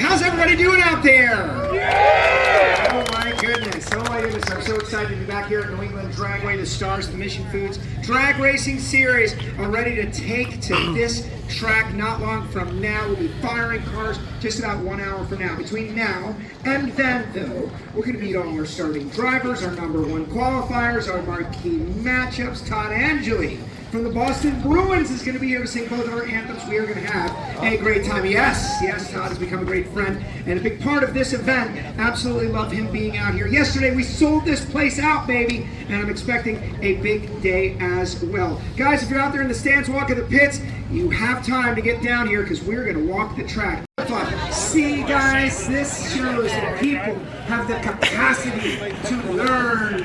That is great stuff. You don't want to wear flip-flops on the track because they will be destroyed. A couple other things you don't want to touch.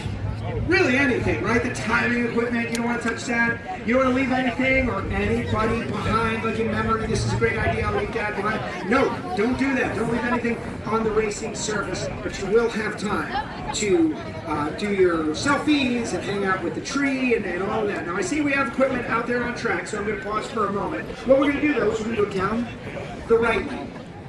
We're going to go a little past 330 feet. We're going to come back up the left lane. And then, this is the most important part. I need all of you to gather around this stage once again. Because we need a big audience for our pre-race show, and we need everybody right here, packed in, having a good time. And the drivers, they usually have something for you fans. What about South Fuel? Can you report South Fuel? What about you? Who's this? No. This kid's gonna maybe not. You might get over it. It might be alright. Better make sure I look up. Woo!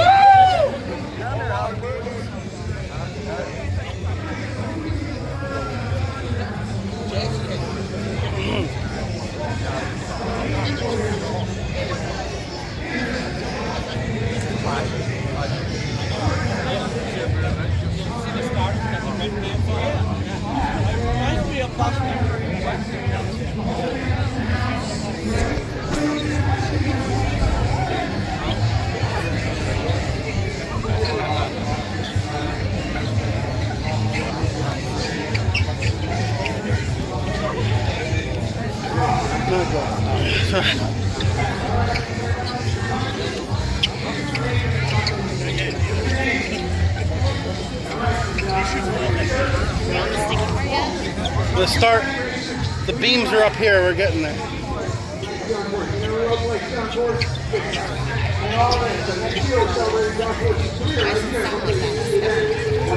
What? Squeaky.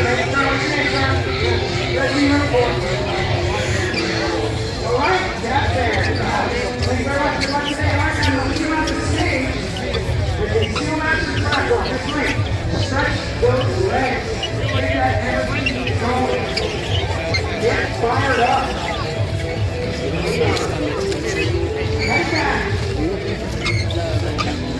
Good morning, Wesley.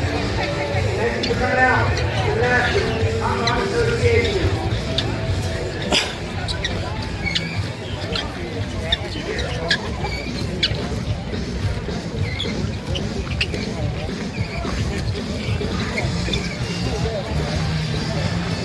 Feels like it's getting stickier.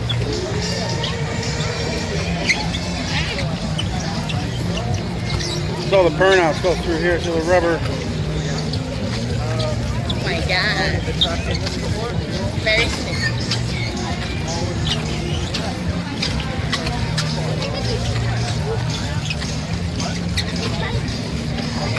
All you hear is the squeak, the shoe sticks, like the... There's a little kid dragging his feet. No, I mean all around, other than that.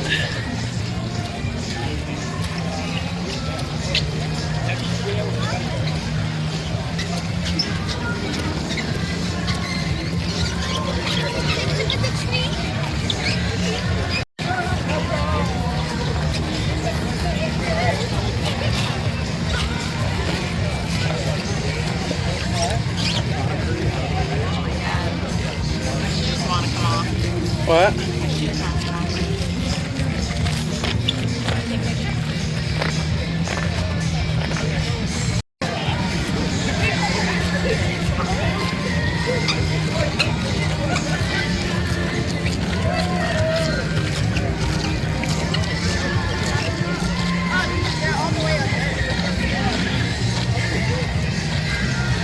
Are we on the TV screen?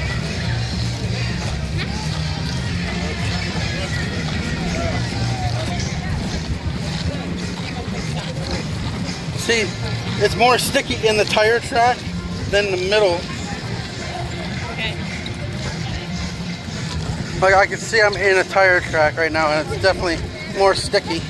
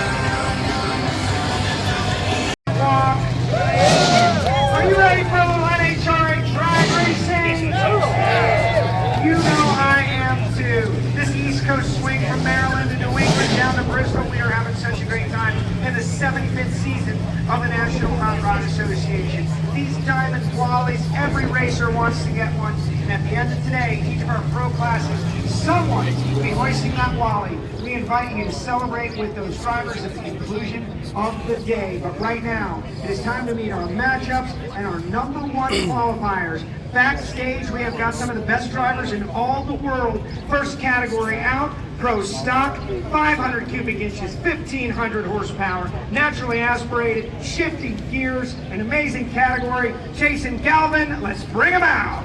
Alrighty, Joe, firing things off in Mission Foods Pro Stock in the first pair of the weekend, the number 9 and 8 qualifiers. Please welcome to the stage a pair of teammates, Jake Coughlin Jr. and Aaron Stanfield.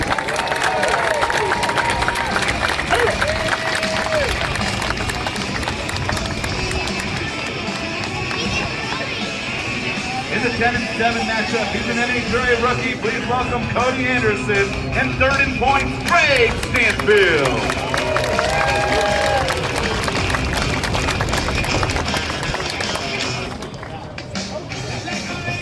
The 11 and 6 matchup, this is Darren Kramer and two-time winner in 2026, Matt Hartford.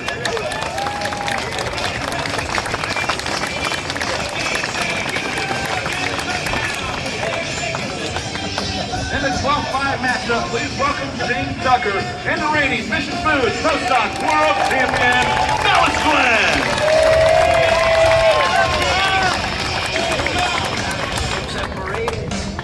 Your marquee matchup in round number 1 of Mission Foods Pro Stock Eliminator features a pair of elite motorsports teammates. Here is Troy Coughlin Jr. and the 6-time Pro Stock World Champion, Erica Ender. In the marquee matchup, we like to let the ladies go last, so we'll speak with Troy Coughlin Jr. in this all-elite motorsports matchup. There were a couple of tough matchups, but I knew you've been to a final, you've had some really good runs, and your reward, you get to run E first round, and someone is going home early. Why won't it be you? Well, number 1 is a tall order. I mean, she's a 6-time world champion. But, we're going to go out there and give them a good race and try and keep it tight. So, but if you're going to lose to anyone, it's okay to lose to Erica, right, Troy? Never okay to get beat. We're going to make her work for it. All right, what kind of light is it going to take? I have no idea, but if I had to guess, I'd probably say you're going to have to be 15 or better to lead first. All right, that tells you he's certainly capable of it. Let's go talk to Erica. I tried to trap him into saying, like, yeah, it's okay to lose to Erica, and he would not bite. He did a tremendous job yesterday. Definitely deserved to win that Too Fast, Too Tasty challenge. When you have 400s in the bank going past the Christmas tree against those guys, that's a big deal. And we didn't give him the car he deserved, but I know today's another day. The crew chiefs and the lounge are up there talking mad crap to each other, so it's been a fun morning. All right, but I'm noticing, and all these people notice that it's just different when it is a teammate, right? You don't have that. I'm not going to call it like hatred, but I'm going to call it like anger or rage towards the opponent, the other team. This guy's in your house, but he wants to stop you just the same. Is it okay to lose to Troy Coughlin Jr.? Why are you on this losing thing this morning? Because one of you, nah, you're right. JR always gets mad at me for that too. It's like bringing up the specter of something negative. Yeah, my dad always reminds me every morning, he's like, okay, they're not your friend for like 15 seconds if you can just pay attention and do your job. But TJ and I were talking backstage. He said, should we throw down up there? He's like, I'm only saying 9 words, so I think you did good. He came up here with a 9-word quota? He did. All right, so listen, if you guys want to throw down for a second, if you want to pose down for a second, if you want to shake hands and hug, this is your marquee matchup. In Pro Stock, Erica Enders, Troy Coughlin Jr. Someone is going home early. Who will it be? There's got to be a little friction, right? Jason Galvin, let's keep on going. You did good there, Joe. You tried to work it. I could be a dentist. 14 and 3 matchup in round number 1 of Pro Stock. This is Kenny Delco and Eric Latino.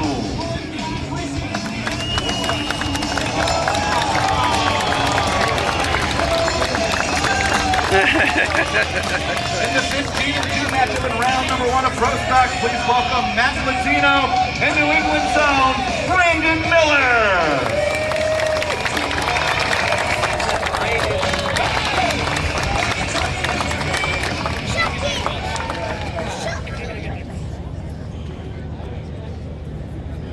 number one in qualifying at Mission Foods Pro Stock Eliminator this weekend. It took a stout 650 with an 8 at 210 miles per hour. For the driver of the HendrickCars.com, Summit Racing Equipment, KB Titan Chevrolet. Is the 5th number one qualifier of the season and the 145th number one in the career of this 6-time world champion and NHRA top 75 driver of all time, the winningest driver in pro stock history, Greg Anderson!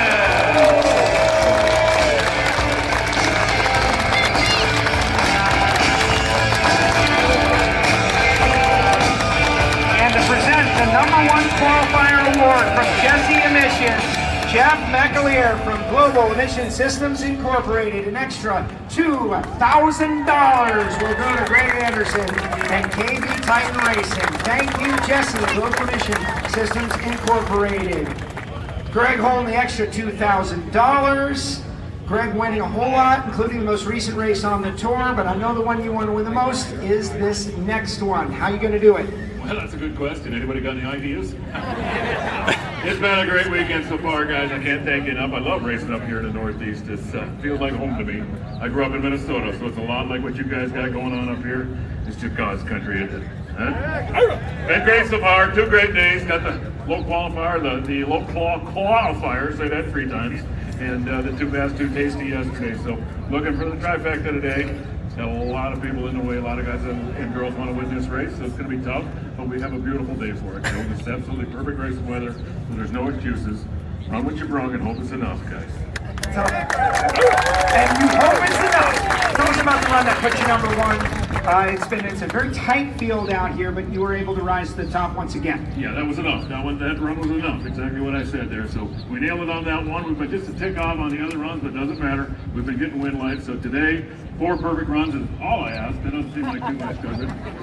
Hendrick Cars have been great to me. Summit, Chevy, everybody that supports me, and you guys up here, you great fans. You filled the grandstands for 3 days straight. This is pretty damn impressive. Thank you so much. He is your number one qualifier. He is the winningest driver in the history of pro stock, and he's trying to win today, Greg Anderson. Oh my goodness! Right off of his head. Intro, make some noise. I am too. Courtney Anders is in our tower, and we're going to talk our Play NHRA odds. Courtney is going to take us through our odds. Hopefully you all are scanning the QR code and maybe placing a wager, doing some daily fantasy so that you can ride along with whichever driver you think is going to win. Courtney Anders, what do the odd makers say? Well, Joe, first I got to say that I think you did a good job trying to get Erica and TJ riled up. We got to get them bumping elbows or something. You did your job. Thank you. All right, let's take a look at our top fuel odds. This is odds for race winner going into today. It is no surprise the guy who was on a 3-in-a-row streak trying to get a broom at the end of this East Coast swing here, Sean Langdon at plus 275. Now his teammate Doug Coletta, who beat Sean in the finals of the Mission Foods 2 Fast 2 Tasty Challenge yesterday, is at plus 620. Next up is the Speed Master himself, Josh Hart, already a winner on the year as well at 905. And I think that this is a great addition to the top 4 here at the Top Fuel Play NHRA odds. Leah Pruitt here. She is on the tails of those Coletta boys, and things go her way today and somebody bets on her. Those are good odds at plus 935. So as Joe said, go ahead and scan that code and get in on the action. Joe, let's meet some top fuel drivers. Get in on the action. I like that Leah Pruitt bet. She's been great all day. Are you ready to meet our top fuel matchups? Jason Calvin, let's bring him out.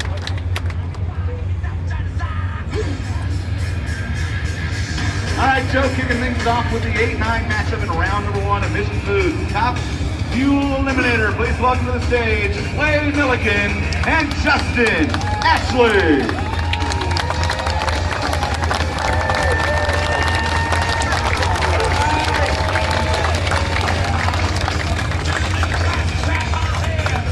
In the 10-7 matchup in round number 1 of Top Fuel, this is Tony Stewart and NHRA rookie Matty Gordon.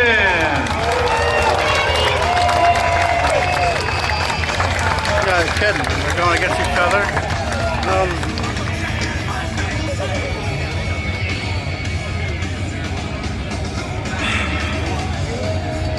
The 11-6 matchup in round number 1 of Top Fuel. Please welcome to the stage Billy Torrance and the winningest driver in Top Fuel history, 8-time world champion, Tony Schumacher.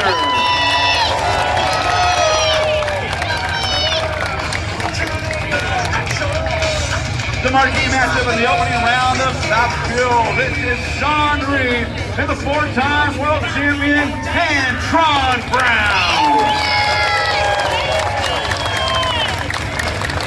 And this is our marquee matchup. You astute observers of the NHRA pre-race show know that we try to never pick the same driver for the marquee matchup 2 weeks in a row, except for Antron. Antron was up here last race, and we kind of thought about it. He was like, oh, sorry to say this, but Daniel Wilkerson stole the show. So this is a genuine marquee matchup, so we're bringing back AB. We're going to let him go last. Now, you guys were teammates at some point. Are you still? Oh yeah, we're still kind of doing a few things together here and there, you know. But you know, we just do our thing, and you know, mostly. And you know, we brought the old car back out for this race, so we got tired of the other one. It didn't really run as good as the other one, so you know, we got the old car back out. It seems to be running pretty good, responding to what we asked it to do, and you know, I just got to do my job on the lights, and you know, it controls our destiny for us. So hopefully we can get a W today and keep making progress on all these guys. It seems like everybody I race is everybody's good. So I just quit looking anymore, whether it's Antron or Kalita or Leah or Tony. I mean, they're all good. So you got to start with them, and got to get through that guy and move on. Sean Reed breaking out the car. That one in Wally. All right, I'll go behind you. Let's talk to the 8s and the B. Who last week, rough stuff, but now you are back. This guy's getting up for you. You know, you getting up for him. What's it going to take to knock out this Reed excavating dragster? Well, they made some really good laps, and you went out there on a 75, right? I don't know. So you don't even know. See that?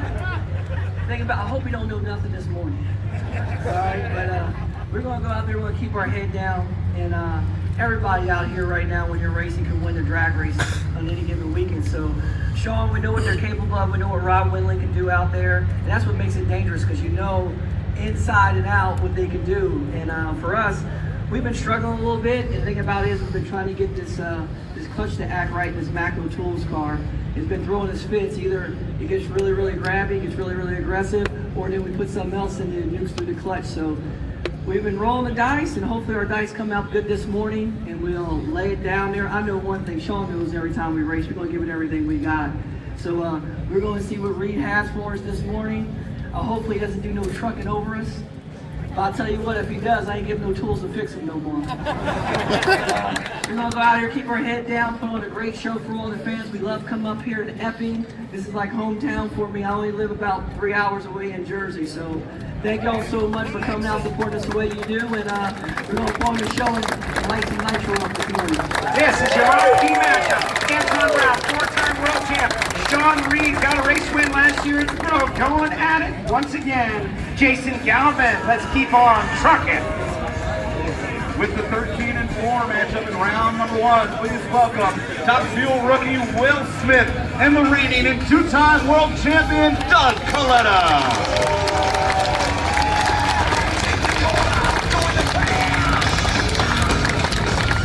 And the number 14 qualifier this weekend is Rich Piscari in round number 1. He'll race the Gator Nationals champion. Your number 3 qualifier, Josh Hart.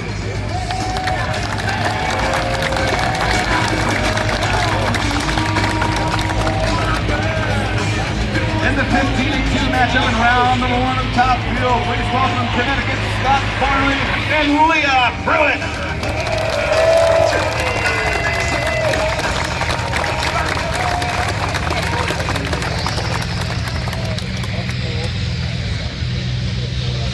Well, the number 1 qualifying position in this crew's Top Fuel Eliminator belongs to the man who has won the last 3 races on the tour. He took a 3.709, blasted 335 miles per hour to take over number 1 and win the Michigan Fast Day Challenge. He drives the Coletta Air, Top Fuel dragster. He is the points leader for the 4th time this year and the 26th time in his career. Your number 1 qualifier in Top Fuel, Sean Langdon.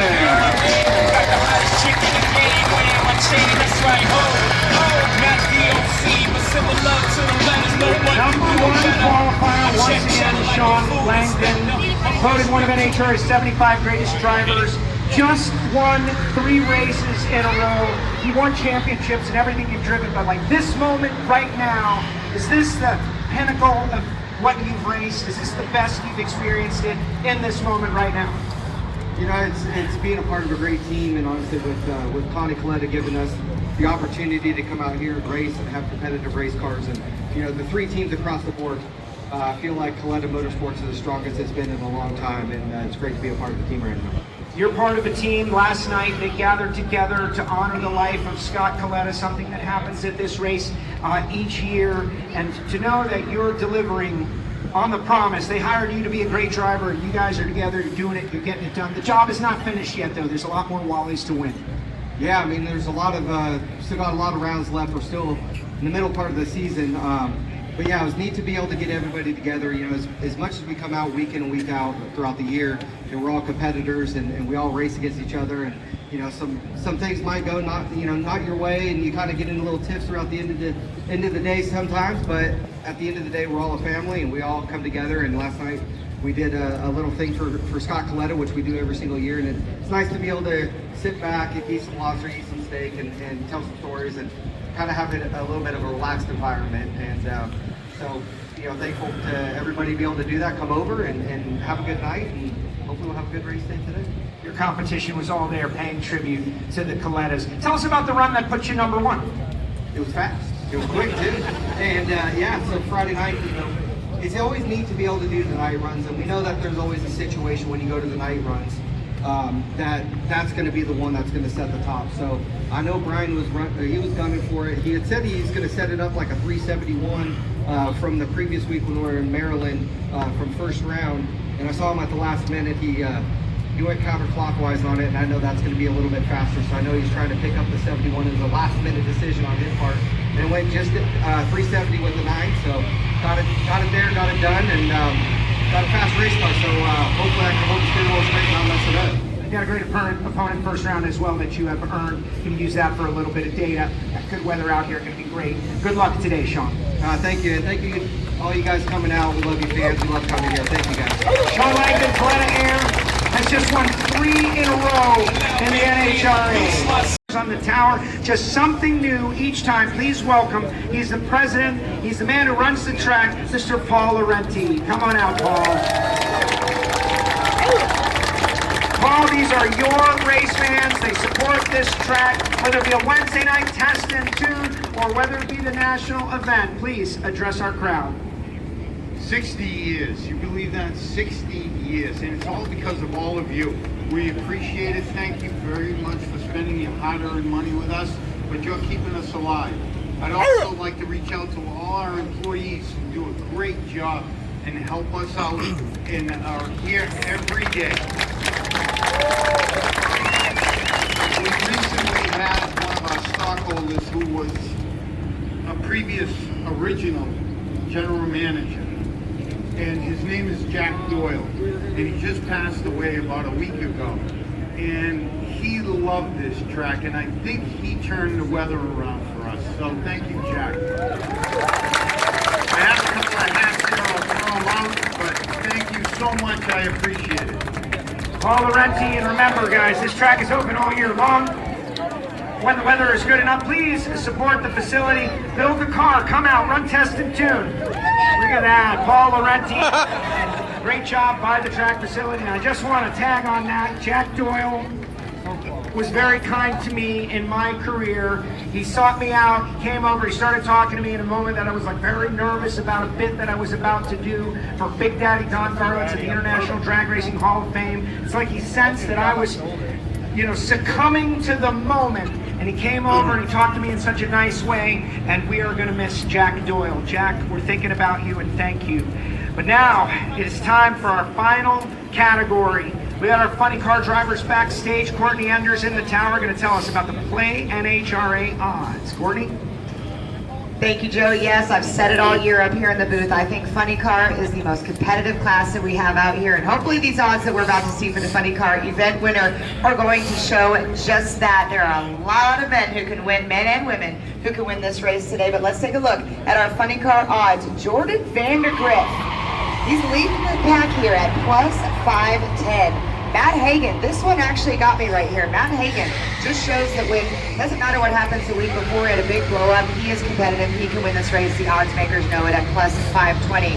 Ron Capps had a strong start to the year, kind of hanging in there at plus 675. And AP, the Proc Rocket, Austin Proc is back up in the mix at plus 695, coming off that win last weekend, the first one with Team Tasca and Team Ford over there. So, your funny car odds of event winners to win the race, I think all 16 of them can do it. Joe, let's meet them. Let's meet him. Jason Galvin, who would be calling the race today, is backstage to bring out your funny car matchups. Jason, let's do it.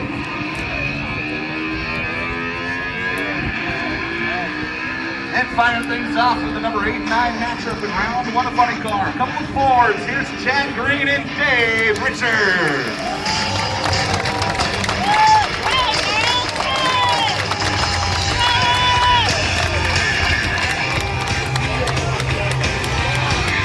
All-time great Nitro funny car drivers in NHRA history in the 10 and 7 matchup.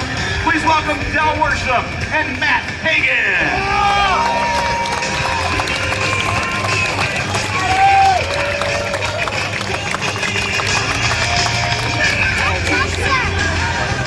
The 11 and 6 matchup in round number one of funny car. This is Daniel Wilkerson and the points leader, Ron Capps.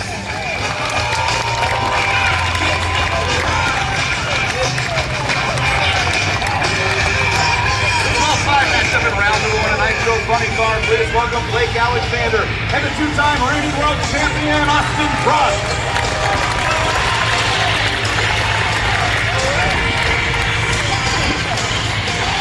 The 13 and 4 matchup features the reigning NHRA Rookie of the Year and the defending event champion. This is Spencer Hyde and J.R. Todd.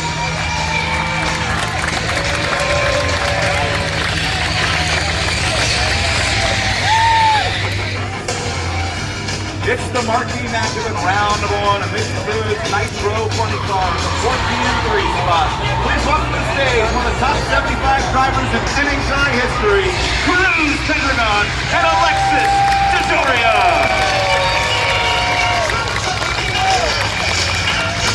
The marquee matchup, the Cruiser and Alexis. Ladies go last in the marquee matchup, Cruz. One of NHRA's 75 greatest drivers of all time. I think more importantly to you right now, the Snappa Hot Rod is running pretty well. What are you going to do with this? Yeah, it is. The car's running good. It's a good time of year to make a move here. And man, what a great day. What a great place to race.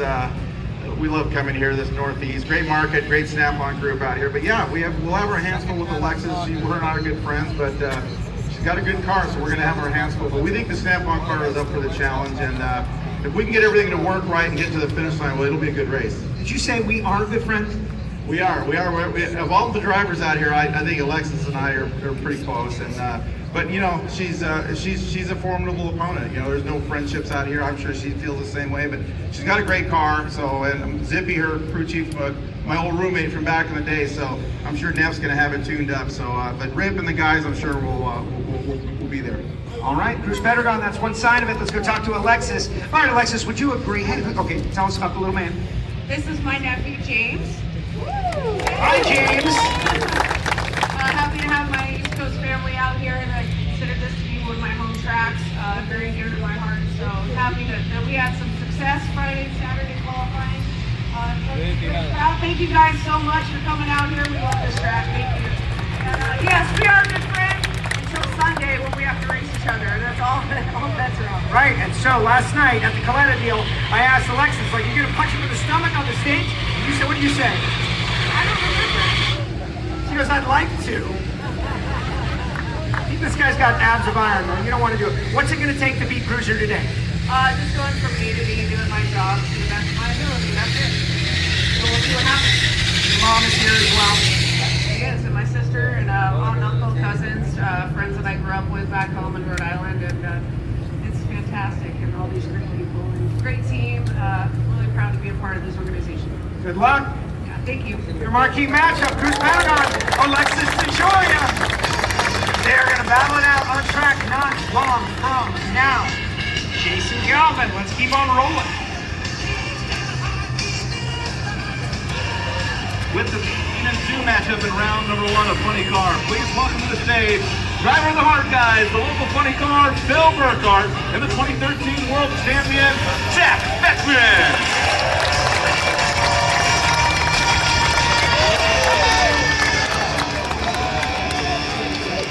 And your number 16 qualifier this weekend is Jeff Aren. Well, the number 1 qualifier in Nitro Funny Car took the top spot on the final pass of the weekend with a 3.913 at 326 miles per hour. He drives the Cornwall Quality Tools Chevrolet for John Force Racing for the first time in his career. Starting from the number 1 qualifying position, this is Jordan Vandergriff!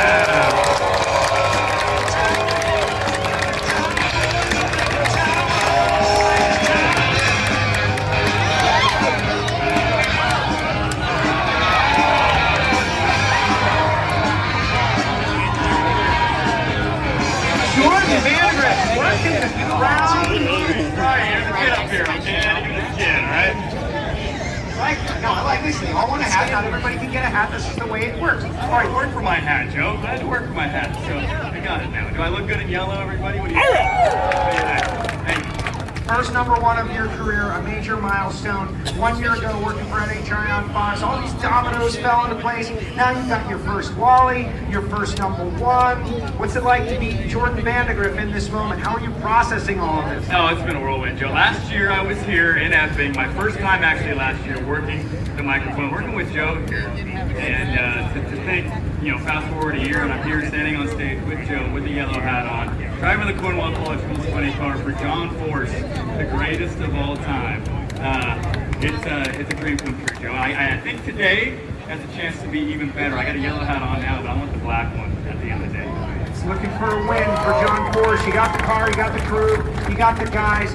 There's responsibility that goes with that, though, and it seems like you understand what it all means to drive for John Force. Yeah, absolutely. I mean, when John calls me, anytime he calls me, I get butterflies. Like my phone is literally sitting on the couch next to me, and it'll ring, it'll say John Force. I get nervous. I let it ring a couple times. Don't tell him that, by the way. I let it ring a couple times and make him think I'm waiting, I'm busy. I'm not busy. So I pick up and I say, hey, John, and he called me yesterday after we won the Mission Foods Too Fast Too Tasty and got the number 1 qualifier. So he's excited he can't be here with us this weekend, but we do it for John. We're 1, 2, 3. John Force Racing Funny Cars 1, 2, 3. It's a big milestone for us. So one of us got to win this thing today.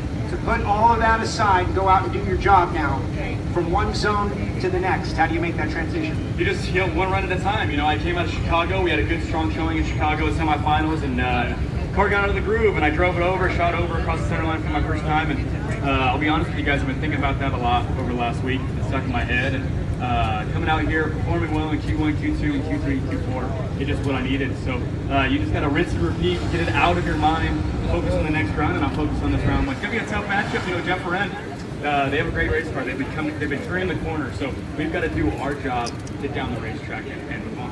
He is your number 1 qualifier, Mission Foods Funny Car, first time in his career driving for the legend, John Force, Jordan Vandergriff.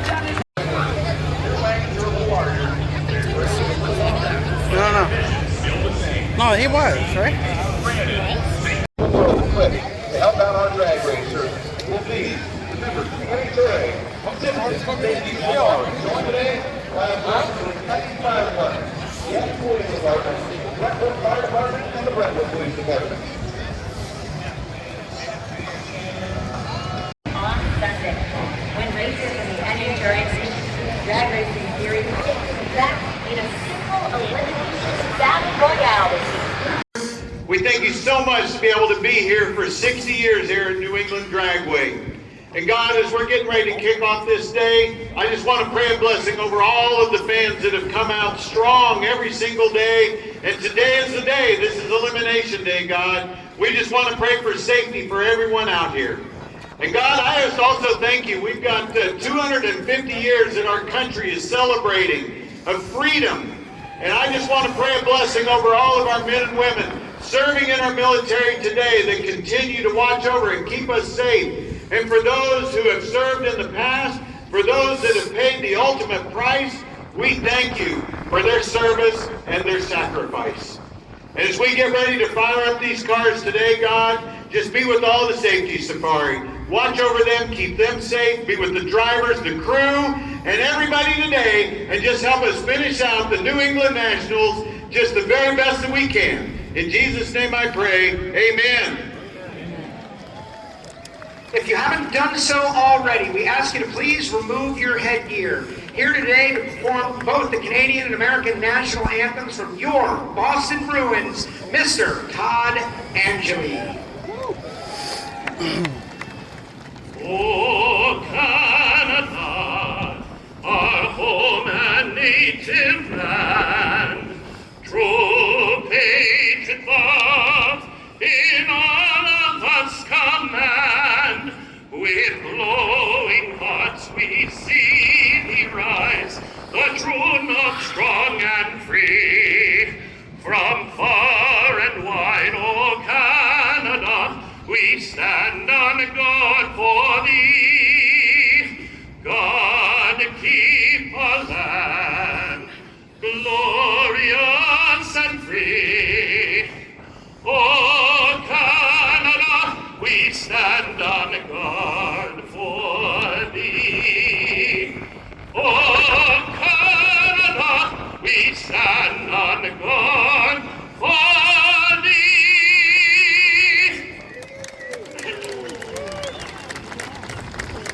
Oh, see, can you see by the dawn's early light what so proudly we hailed at the twilight's last gleaming, whose broad stripes and bright stars through the perilous fight o'er the ramparts we watched were so gallantly streaming, and the rockets red glare,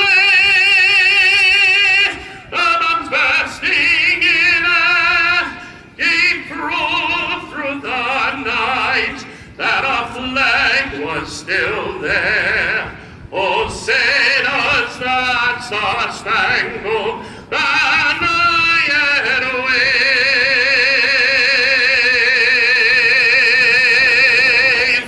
o'er the land of the free and the home of the brave? You're Todd Angeli, and now it's time to burn some nitro!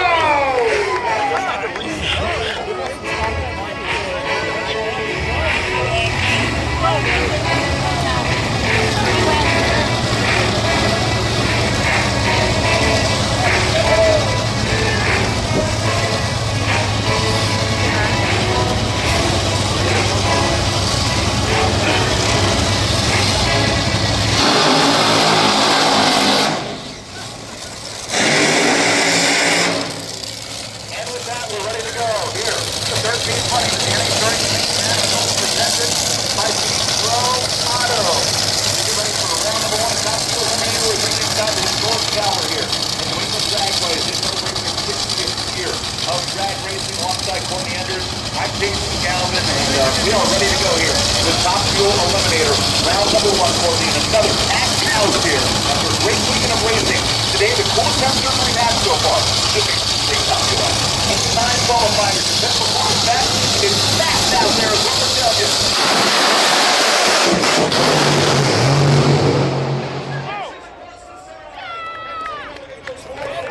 For the win at 265 miles per hour.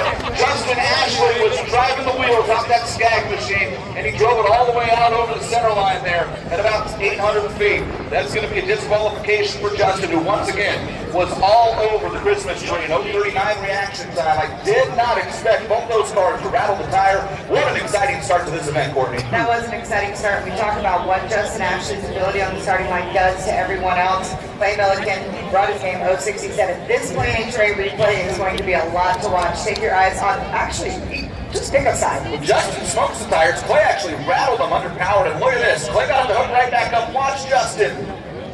Wow, that is way sideways in the Top Fuel car. Here's the thing, Justin can see Clay. Justin's a competitor, and he's going to do everything he can right there, and, you know, it just didn't work out in his favor. What a crazy start. Then there's also a lot of fans of this guy.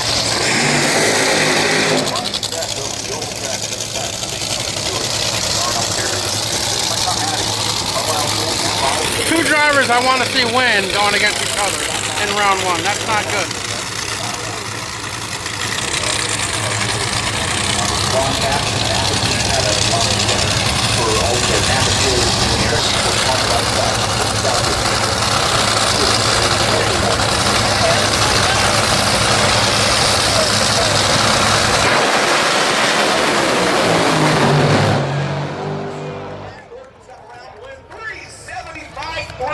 At 337 miles per hour, a monstrous run for Maddie Gordon. Her best of the weekend by a significant margin. And credit to Maddie Gordon, who's beaten herself up over reaction times this year. 0.66. She left with Tony Stewart, and she wins the drag race. Joe. There with crew chief Rob Lynn, your top speed at his speed, Maddie Gordon going around 2. Yeah, that was awesome. We've been looking for that run for the last 3 weeks. So, our guys are doing a great job. We've got a bunch of natural color people here. He had to stomp on the loud pedal a couple of times. You know, you just survive is all you're trying to do, and you're hoping that the other cars have more control than you are. But you know what? When the wind light comes on, they're the funnest thing ever. And when it doesn't, you're like, oh, I could have done a better job, you know. It is, we were just saying before we started filming, you know, old age and treachery sometimes overcomes youth and exuberance. But all I know is Schluter says the parts blessed and Rick Ware moving into the next round. Paddle fest are fun when the wind light comes on.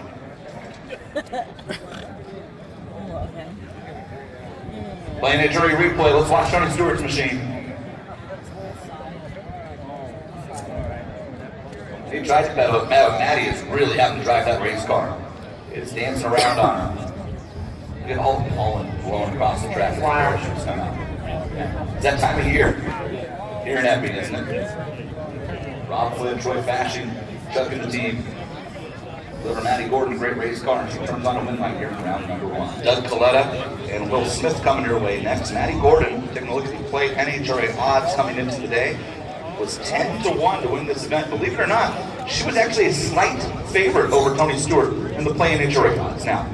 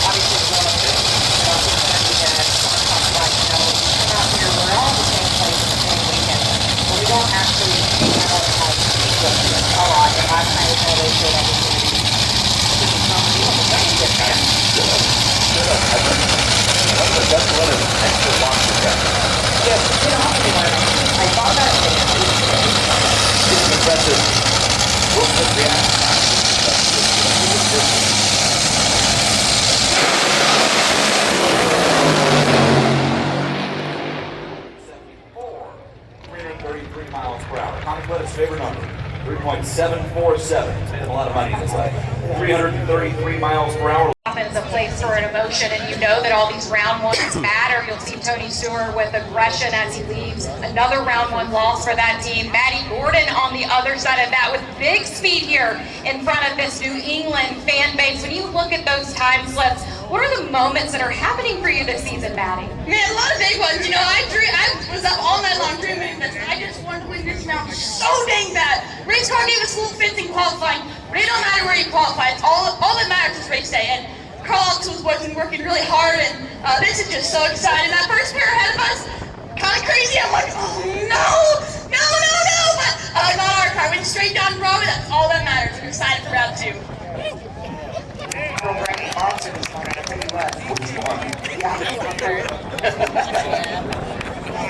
I was going to say, as we're going to look at this play NHRA replay, we're going to talk about Doug Coletta. You're going to see Will Smith get out of sorts there, and Doug just make a great run down Dragway. By Sean Langdon has the bye run, so I'm not going to take a video of this. I'll just try to take a picture. This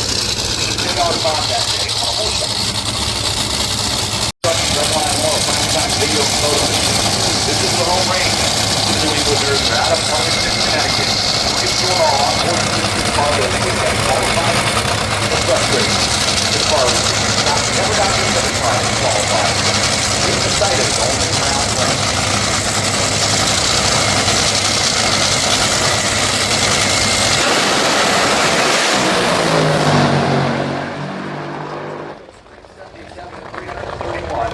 Miles per hour. 3.776 at 331 certainly makes Scott Farley's disappointing weekend a little bit better when you see the car in the other lane run a number that Scott frankly wasn't going to run. 3.776 at 331.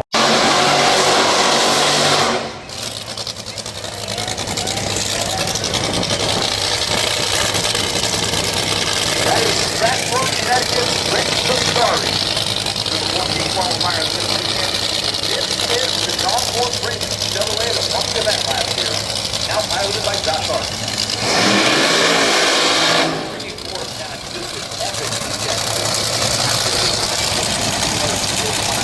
I love what we do. That red line always on the left side.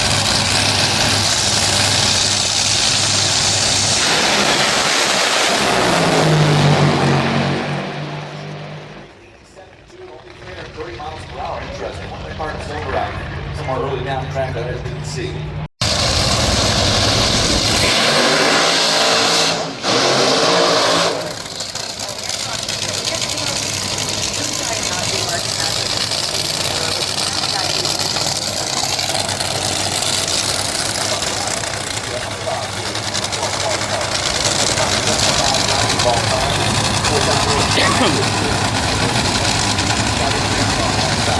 But it's Sean Reed with Rob Holman and Ryan Elder.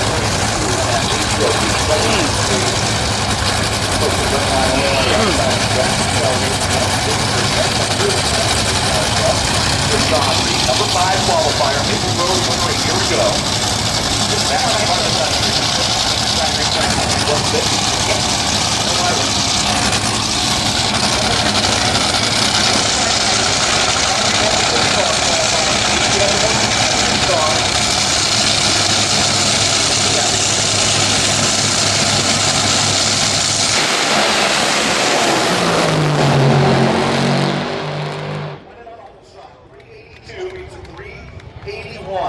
That's right, it was the marquee matchup. A great drag race goes to the 4-time world champion.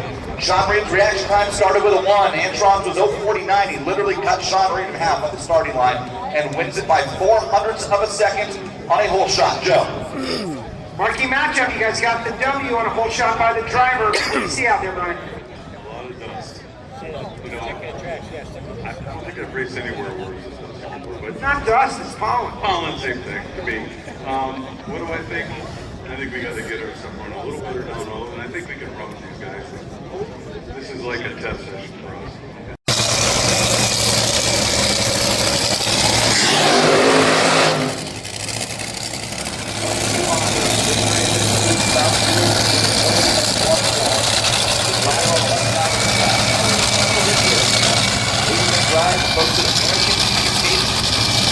Out of Texas, jumped on board and committed to this program long term. We're talking like half a decade more. So we're going to see Tony KCC folks down here. Aloha Breathing Lounge, all your motorsports, 911 on board that racing car. The Capitol Boys to the right side, Red Line Oil, Lincoln Wells, Max Rules, Billy Orange. Now the best race weekend of the year. On paper, this Orange car has been as good as Tony Stewart and the approach this year. Round to round. Really started driving a lot better in there. Gets more comfortable back behind the wheel full time after a couple of stops and stop field. Stepping in for a start to see good field to catch over. He's on a roll that part of the building.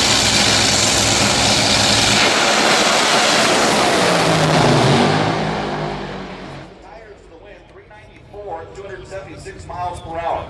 How about that drag race out the starting line? 064 on each side. 864 to 60 feet on each side, but by 330, Billy was pulling away and Tony was smoking the tires. Billy Torrance goes 394, 276. Josh Hart earns lane choice in round number 2.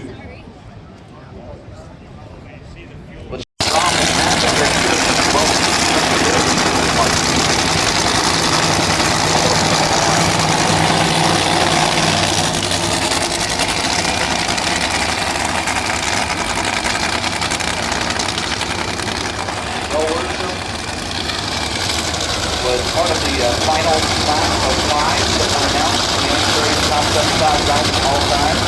Rightfully so, world champion both front car and top fuel. With the fuel, that line short, turns out. That is the final side. Over the dive. About 40,000 rods, just like nitro. No doubter. Top 75, 4-time world champion. 5-time front car world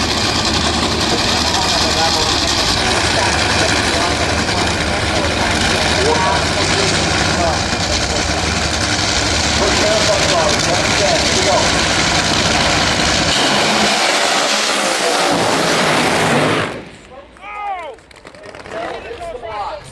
Oh, man. Wow, you don't see Del Worsham make those mistakes very often. He's Hagen got lucky to knock the blocks over with Matt Hagen sitting on the starting line smoking the tires. That's a gift to Matt Hagen if I've ever seen one.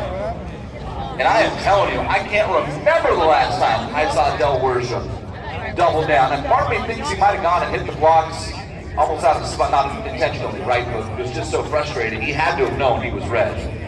And just been so frustrated by it that he chased the car where he didn't need to. But that is heartbreaking for Del Worsham. There's going to be a lot to watch when we do the NHRA replay here. We're going to watch, first thing to look for will obviously be in Del's lane, but then immediately shift your eyes over to Matt Hagen and see what he got away with right here.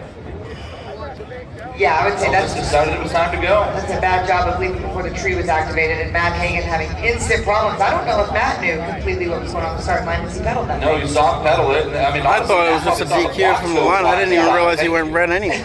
Jeez. Yeah, because I don't think he would have gotten back into that if he knew how red. Well, you never know. He had to have heard him. I mean, this also at that point instinct takes over. It is. Right? We're up here with microphones, so I'm gonna hush. Never know.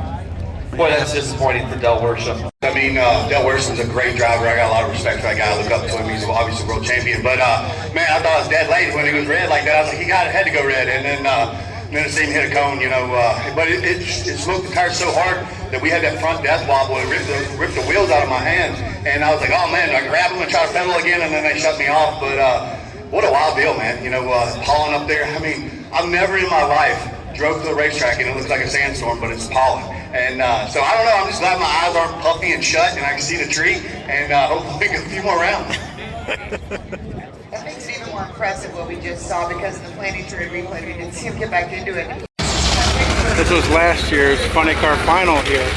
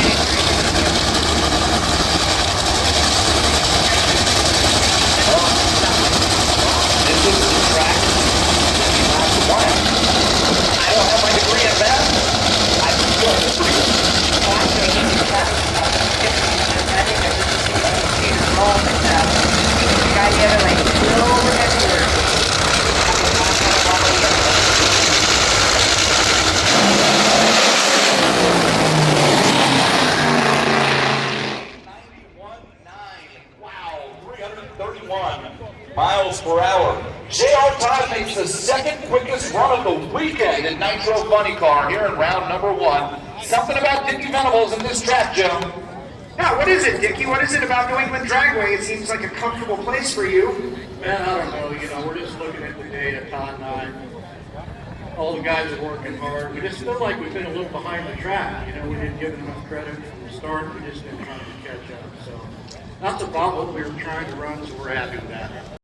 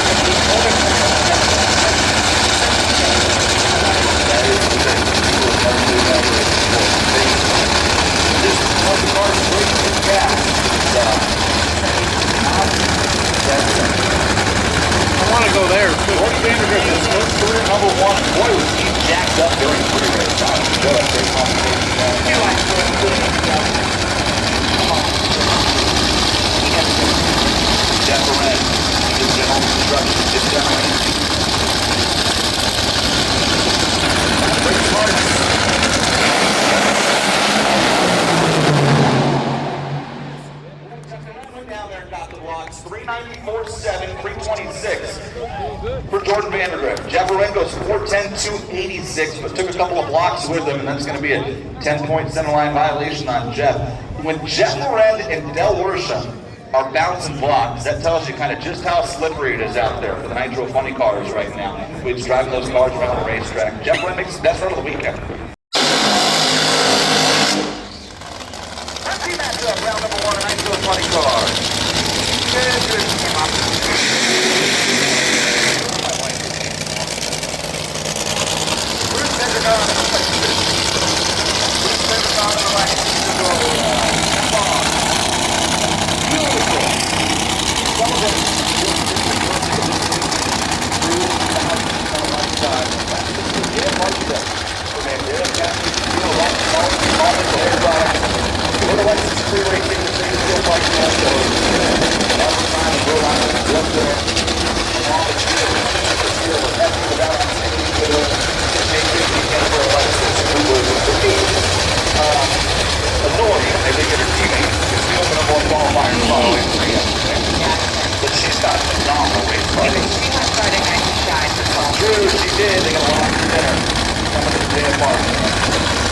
Take that, put that seat home right there. well. There's Alexis' mom walking on here at home. He's trying to join her teammates. That's Jack Fortune. Through one of the top 75 racers in NHRA history. We got Will Camp on the left side. Here we go.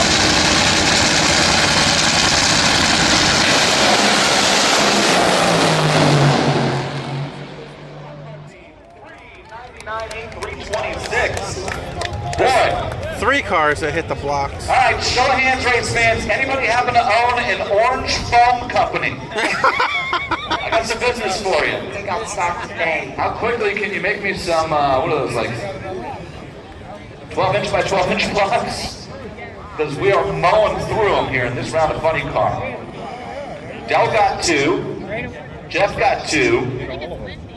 Bruce just doubled down and went and got 4 of them. 399.8, 326 for Alexis. It's a play NHRA replay. Let's watch this run. Bruce's car's already moving. That didn't help. Cylinder out for Cruz. 1, 2. Oh, kept 1. 3, 4. Oh, he got rid of most of it. The good news is what's stuck on there is the body latch. That shouldn't be, that shouldn't have cracked the body or anything like that, I don't think. I feel like we may need a bowling for soups on there. I mean, this weekend's just been awesome so far, and we just keep moving forward, progress. So happy to have my family and the best fans in New England out here, best supporting fans. Thank you guys. Man, I was pre-staging, and it's like my fresh air bottle just said, nope, you're done. And I just got a face full of nitro, and my eyes welled up, and like just watering, and I'm like, I don't know how I got a good light, but I managed and just kept my eyes peeled open. We're gonna go back and check it, but we got the first round win, and we're on a good move right now, so I'm excited. Thank you. To all those fans that stand outside of the pit to learn more about this, that one was for you.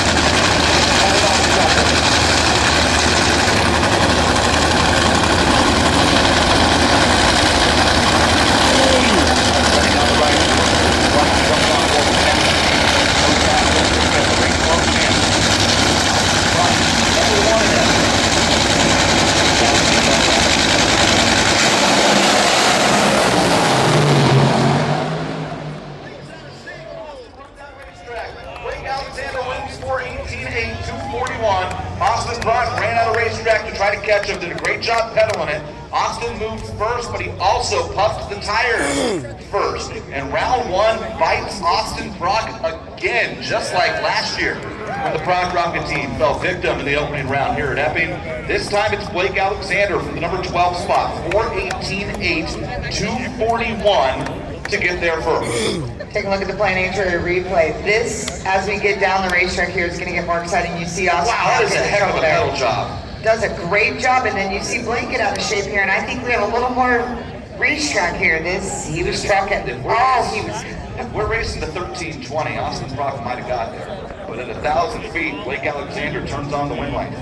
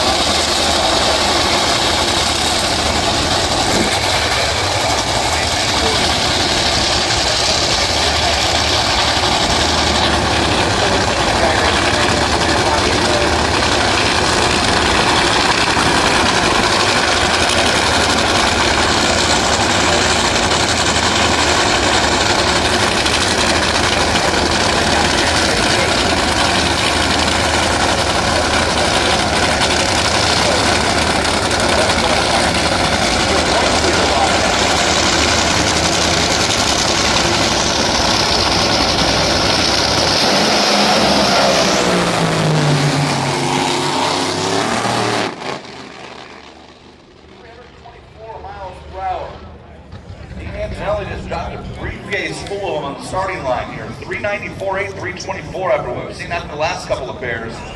Guido wasn't afraid of that racetrack. Sends Ron Capps to round number 2. Gaston Dubé. I think I'm saying your name correctly. Gaston Dubé, if I'm saying your name correctly. And if I'm not, then I'm probably talking about you anyways. You're gonna want to come to the tower, trust me. Before you try and At least if you plan on trying to go home. When they went to start Dave Richards' car, I'm told it jumped forward. As if the clutch wasn't engaged. Or was engaged, I guess. He's maybe didn't have the pedal down. Or if he did it again. Well, if he's got the pedal down while they're trying to start it,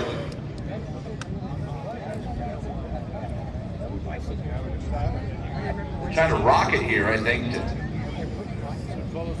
You get the flywheel disengaged.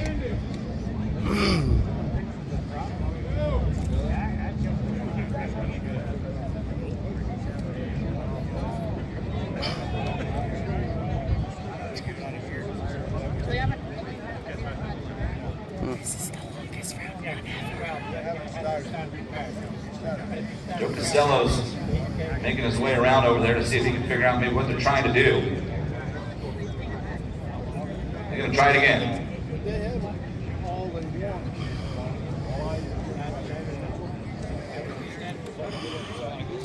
They are telling Chad Green to start the race car.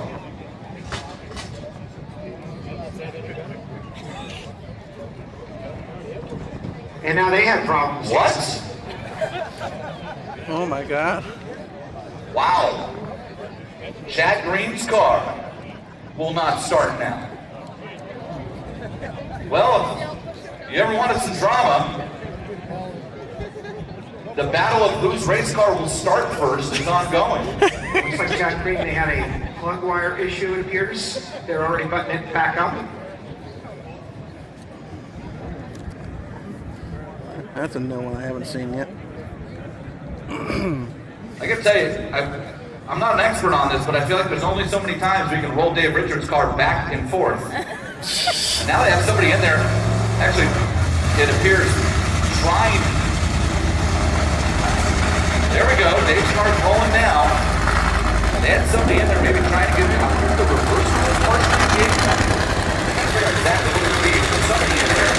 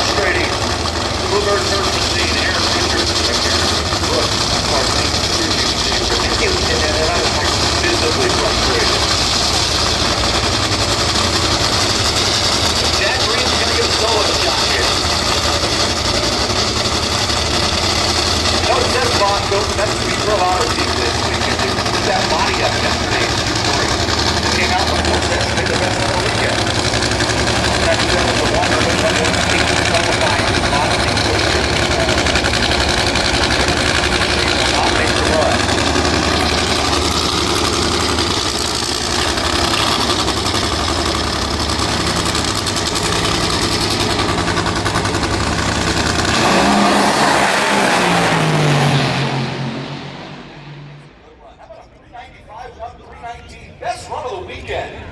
The New Pro Auto team. Stellar run for Joe Serena, Dean Marinas and the team. Man, after the issues in Q3 to run a 97 last night and a 95 here, hat tip to Joe and Dean.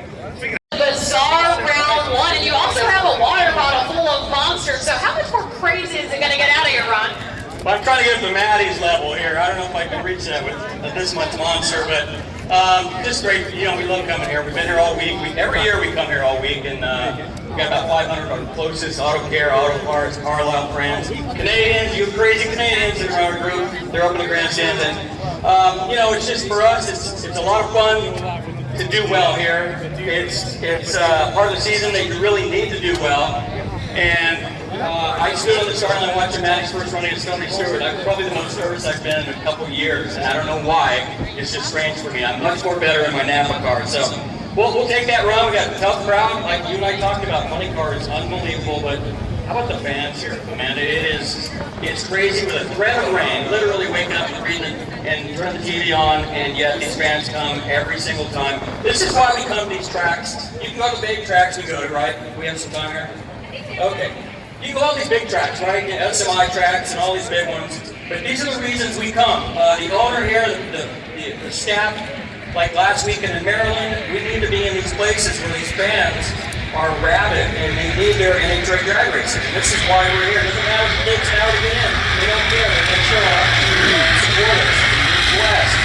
We're doing what I have to do. So, great job. Love you guys. We appreciate you, Ron. Joe, thank you for the time up here.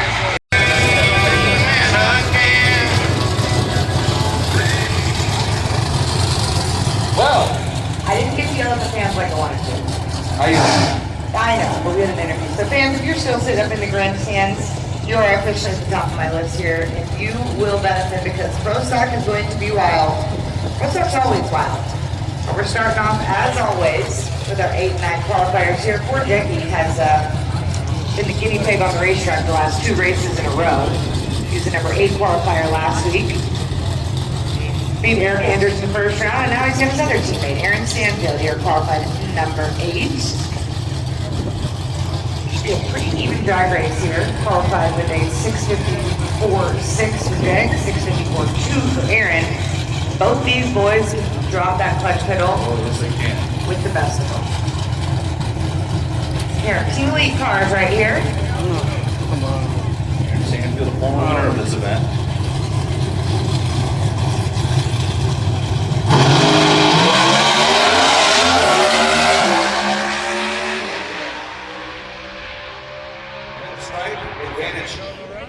Jake Coughlin, wow, 6:56.5. He drove around him on the big end. 6:56.5 gets a 6:58 with a 7. Top end of that, the rock line, and it's not on the DLC. Here later.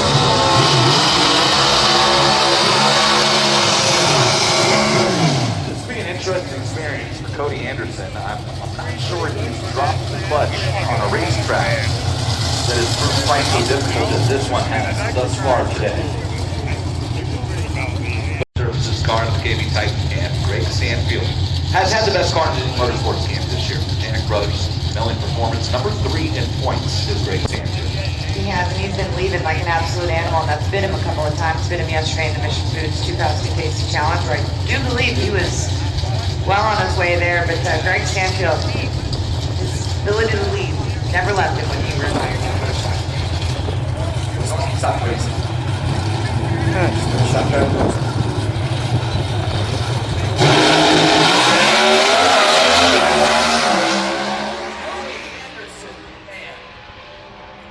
Got over the wall, kicked the rear end out, that made the clutch in. Great decision. Sure did. 6:56.2. Boy, Taylor on the starting line. That got her attention.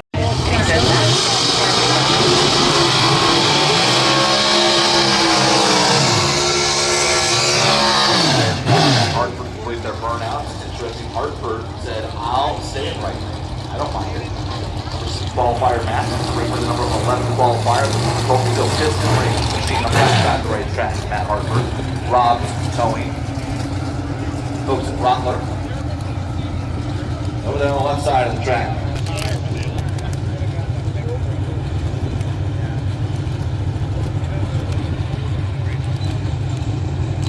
Sure, guys, we'll wait.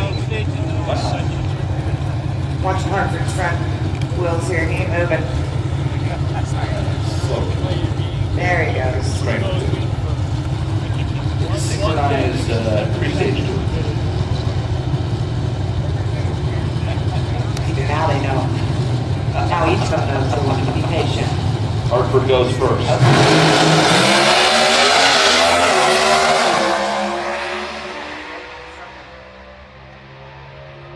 And that Hartford goes 6:54.8, 210 miles per hour. And he is no dummy either.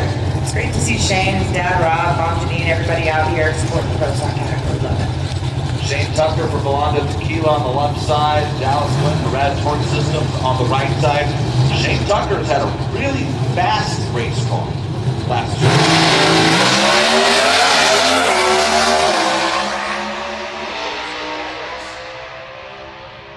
What a drag race. Dallas Glenn hangs on 6:56.7 to a 6:57.9.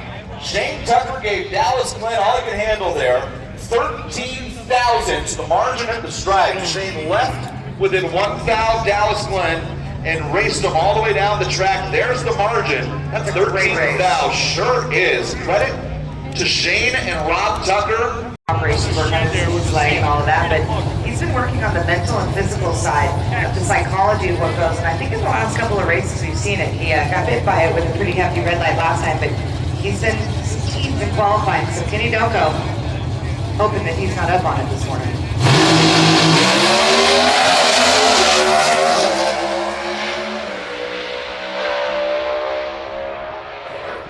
6:57.2, 209 miles per hour. He's in his pink era. Looks good, rebound. Great job. Yeah, shut up.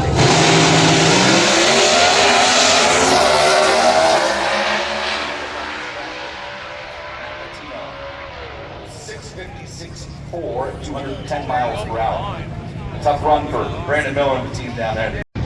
Uncharacteristically, very late. Matt Latino drives away, 6.564. It's a lobster, not a rattlesnake.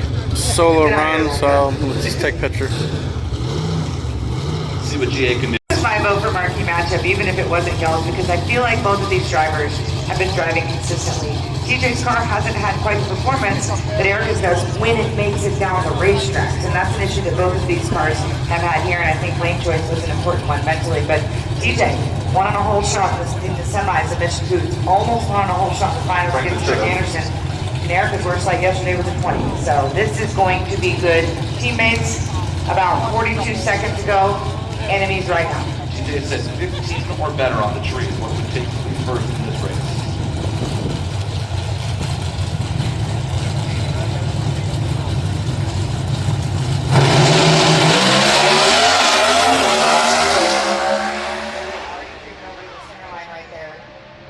She's going to hang on. 6:55.6. It's a 6:58.5. I got to tell you, TJ made his best run of the weekend. It's 2 thou off his best run, which makes it his best run because everybody else is falling backwards here in this section. Left side Shane Oaks. That man still double. Got an entry stock and an entry super stock. Oaks, that rough and ready ride in 2015. Got both factory stock seat. Stock quarterfinal. Car statement Dodge X52. E-stock automatic 72.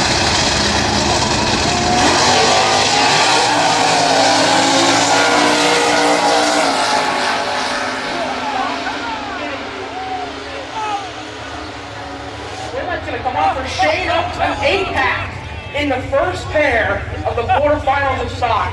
Oaks perfect on the tree. That's the second lap in a row. That rough and ready car, he's not perfect on the tree. Last lap of the last round of stock yesterday. The final on the race cycle was perfect in that lap. Comes back around here on Sunday. The final at the New England National. The Panic left side, the Chevelle, that Naz, the Camaro. The Panic got 1165, that Naz 1080.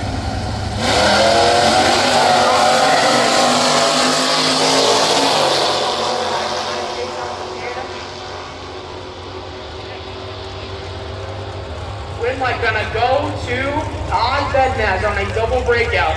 031 in the tree. Got there first by 3,000. Broke out by 2,000. It's like Super Comp quarterfinal. This is the final round. Who has a 5 to the final. I was wrong. Top dragster. Mike's have spent many, many years here at the Dragway on the regular. Sawyer left side. Top dragster quarterfinal. 7 national level schools named it. 2-time Dead Ball Starter.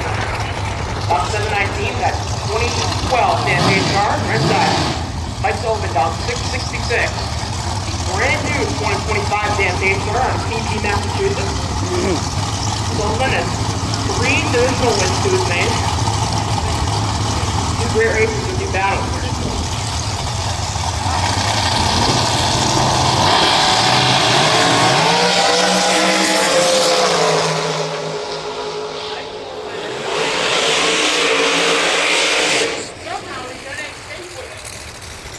On a double breakout, Mike Sawyer, young lady out of Brentwood, Kansas, 2018 American Champion. That's good performance and hits top bottom of the truck. Outside to outside. 13 time national winner, about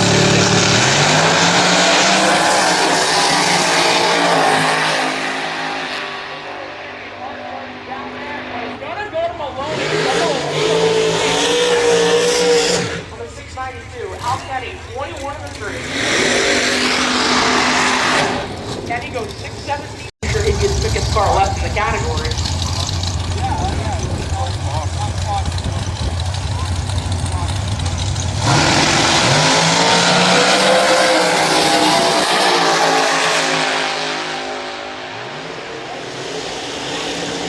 It's the win right there.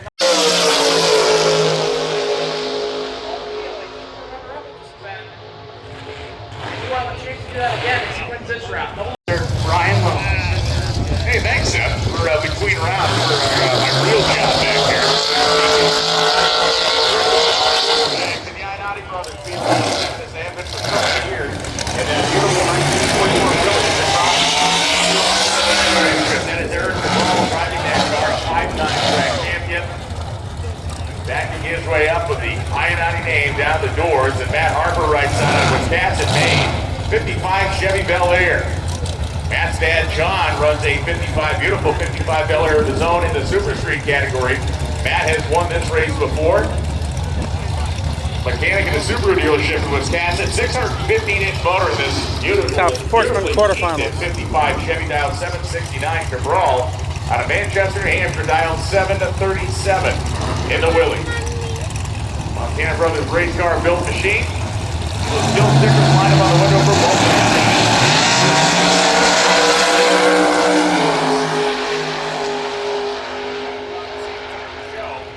Classics at the finish line. It will be Cabral, 741, dial 737. 7 strike and 763 and dial to 769. That wind is shifted to almost a tail right now. So that's pretty much what Pro Stock's going to look like next year. Nick Barone out of East Richmond, New York, backing up the 1995 Chevrolet Corvette. Sorry, taking a picture. Brothers Racing and SMN Racing. This is the OG Ron Ionati Corvette back in the day. If you're a long-time New England Dragway fan, come up here for a lot of the funny cars under the stars, roll mod shows, all the stuff that we've done over the years. That car has great history here. It was sponsored by Jesse. Wait, maybe this is semi-final. Back in the day. Oh no, there's more. Put on some just fantastic shows up here. The 1995 CR1 Corvette 706. Donovan Motor in the front of it, and Dan Chris at the right side. Automotive repair shop owner that is Southern New Hampshire undercar is his business. Driving the Tom Zarella owned PT Motorsports Cobalt 660.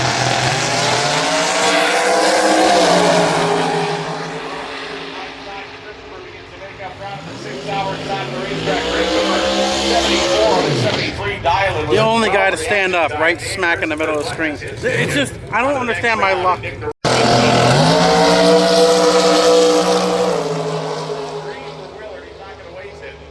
mile at 146, and Nick Willard goes 743.3 at 185.49 miles an hour. 4-cylinder comp eliminator. I'm guessing probably quarterfinals as well. Al Ackerman in the O'Reilly side of the racetrack. F Dragster. Ackerman's car has at least semifinals. There's at least 2 pairs here. I don't know. You're going to listen to this thing go through about 5 gears going down the left-hand side. It is comp eliminator. Handicap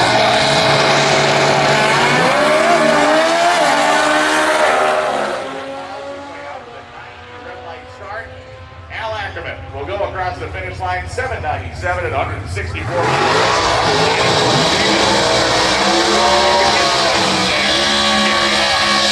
Second final pair will be Monty Bogan and Pete Dignolo. second final, so Super semifinal. modified automatic and AP super modified automatic. When we talk about competition eliminator in the categories, when we get into the super modified category, the basics are very simple. You have to begin with a production line car. Both of these things rolled off a production line 1. Well, it was the same production line. The Pontiac G5 and the Chevrolet Cobalt were interchangeable models. By 100 seconds.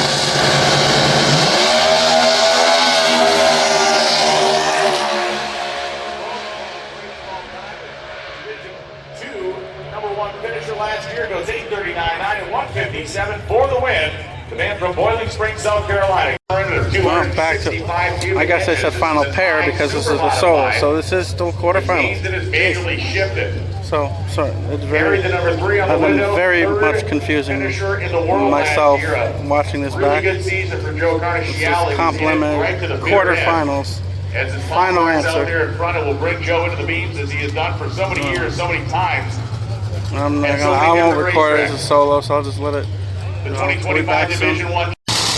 Top Fuel, round 2, quarterfinals. Come on, Clay. Please. Taking the blood air machine, the point leader.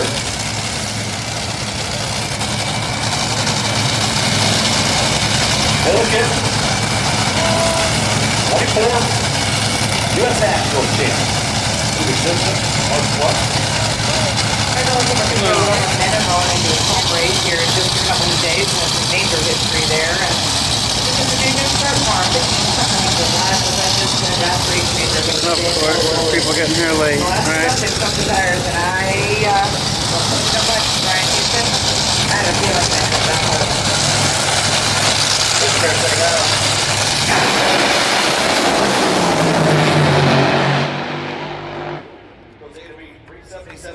332 miles per hour for Sean Langdon, beats the 403 at 246. Son of a... Sean Langdon was angry that round. No 40 reaction time, 377 with a 5, and into the semifinals. And Josh Hart.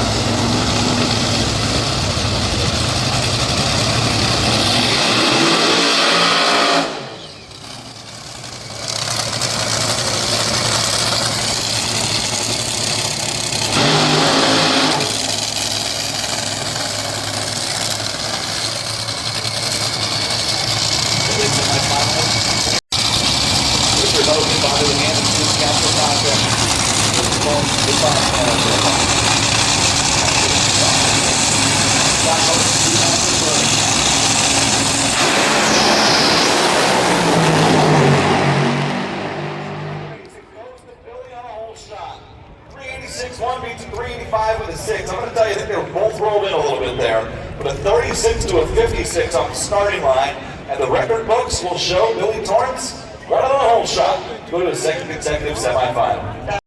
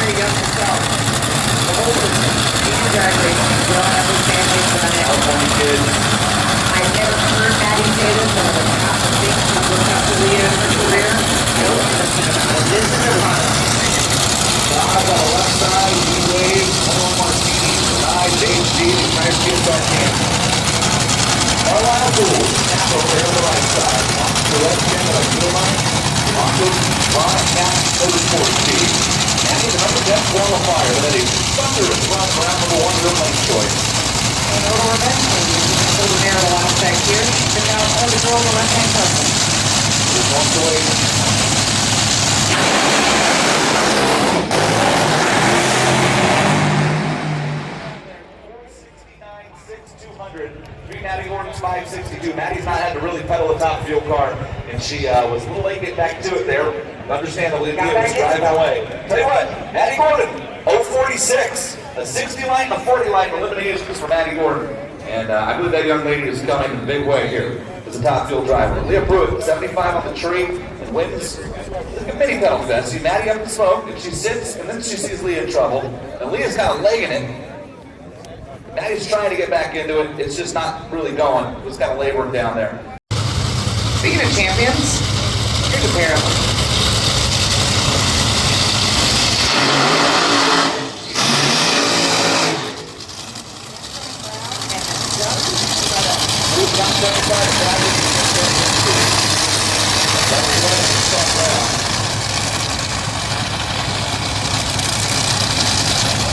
They're the last two world champions. Good to do top fuel.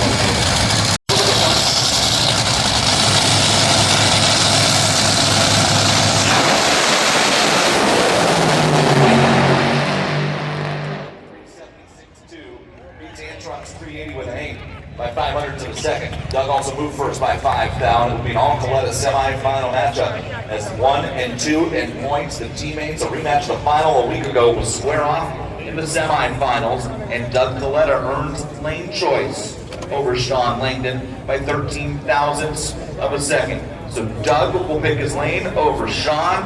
Billy has lane choice over Leah in the semifinals of Mission Foods Top Fuel Unlimited. How about Leah Pruitt had a 75 lane, was the worst of the 4 cars in the semifinals. These 4 top fuel drivers in the semi really on their game today. Goodness, I think about it. Essentially right there. I hit the light, and for those who know, I've been working my butt off, but consistency is key, and so I knew I had an okay light, but then went out there and smoked the tires. I didn't let it settle as long as I should have, so when I pedaled it, it didn't hook, got a little fishtail, and I'm like, okay. Give it a breath, give it a break. Don't see her, don't hear her. Give it another throttle, and it's not happy down there, but I didn't hear her even coming, and so as I'm approaching the finish line, I'm like, what is best for us and our team? I'm gonna get there first, but it was a wacky ride, man. It's a good ball ride all the way, but we're gonna take this Dodge to the top of the drag strip and someone find it.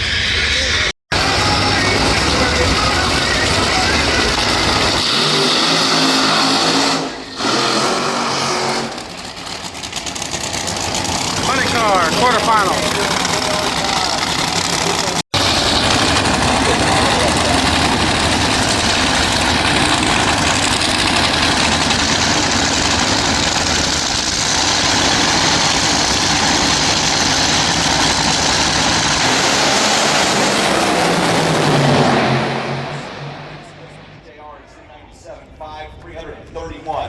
Miles per hour. Dickie Venables and J.R. Todd on a 6-round win streak together at this racetrack, and they just keep checking them off. Credit to Blake Alexander, who not only moved first, but out 60 foot at the DHL machine. But by 3:30, Dickie started bringing that Coletta power in, and J.R. Todd drives to the semis.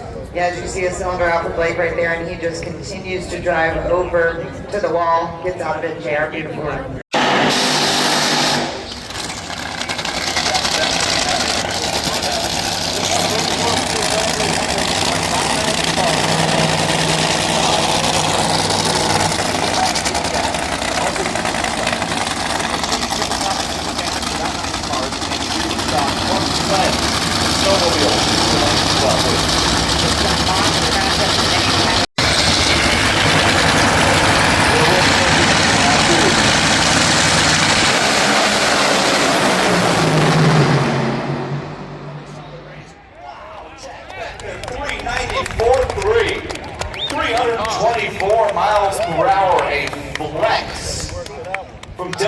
And Danny Hood.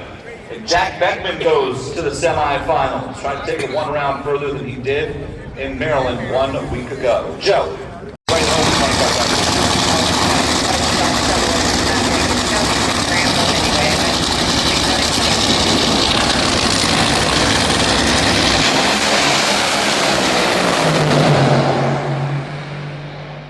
It's the second John Ford's car to the semis. 394.2. 324 miles per hour, 1 thou better than his teammate. The JFR Chevy is on autopilot through the first 2 runs here in round number 2. Chad Gringo's 397.5. He was 57 on the tree, right there with Jordan. Another strong run from the B Pro Auto folks. They come up a little bit short.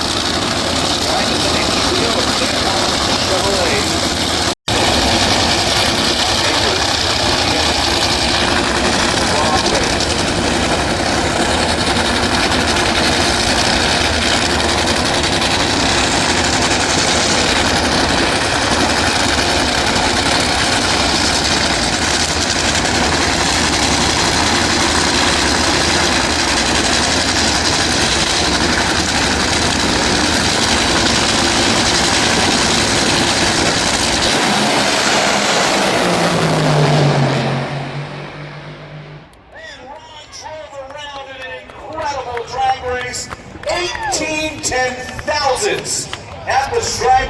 Ron Capps goes to the semis, a 393.8, low ET at the session, and Guido needed every thousandth of it to get the job done. Alexis goes 395.3 as she left first and was leading that drag race until the final 50 feet.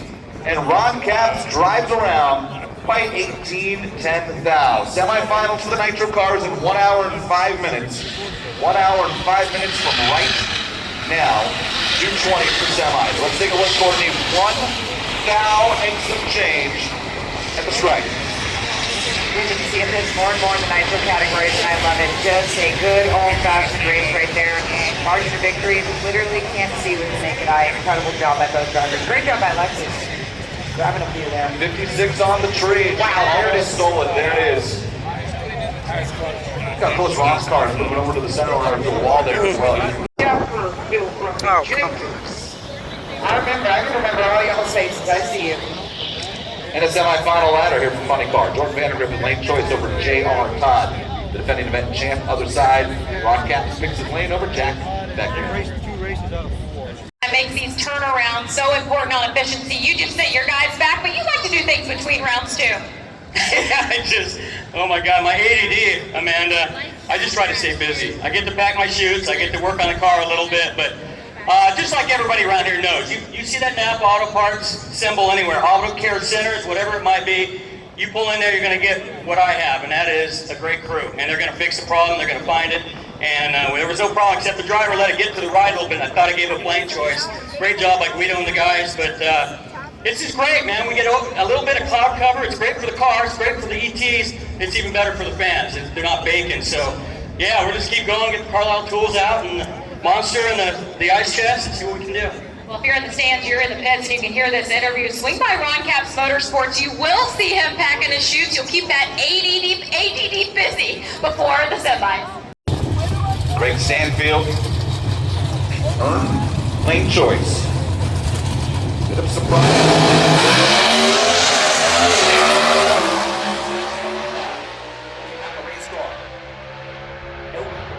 He does not. Man, Greg Stanfield drives by. 7th thou at the stripe, and Greg Stanfield, Elite Motorsports, give him a hot rod that drives into the semifinals. 6.570, beats a 6.58 with an 8. On the other side.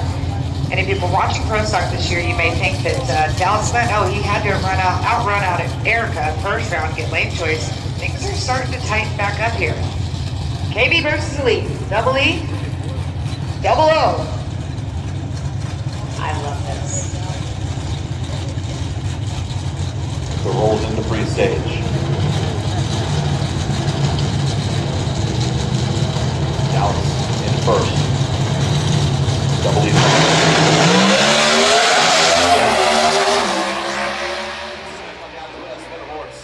At the finish line, the answer is the reigning world champion. 656 with a 2:209.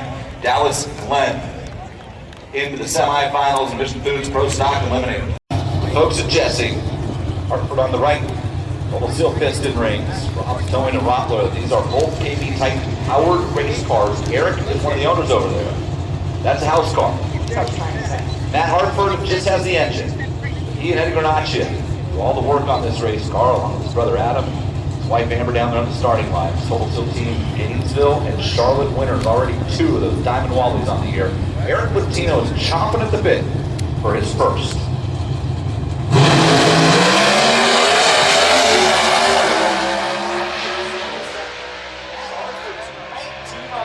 Goes 6.58.7, and Eric Patino throws away a car that's 25 thou better than Matt Hartford with an 080 red light. 6.587, 209, but Matt Hartford is into the semifinals where he will race Greg Stanfield, and Greg will have lane choice.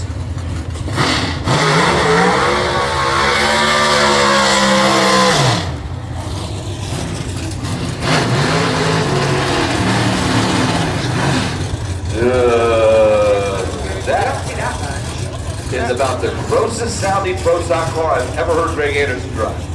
He didn't pass the line this time, did he? Jakey's already back. I don't think he did. Let's try this again, Greg. Hey, good thing his son taught him a couple weeks ago to do a short burnout.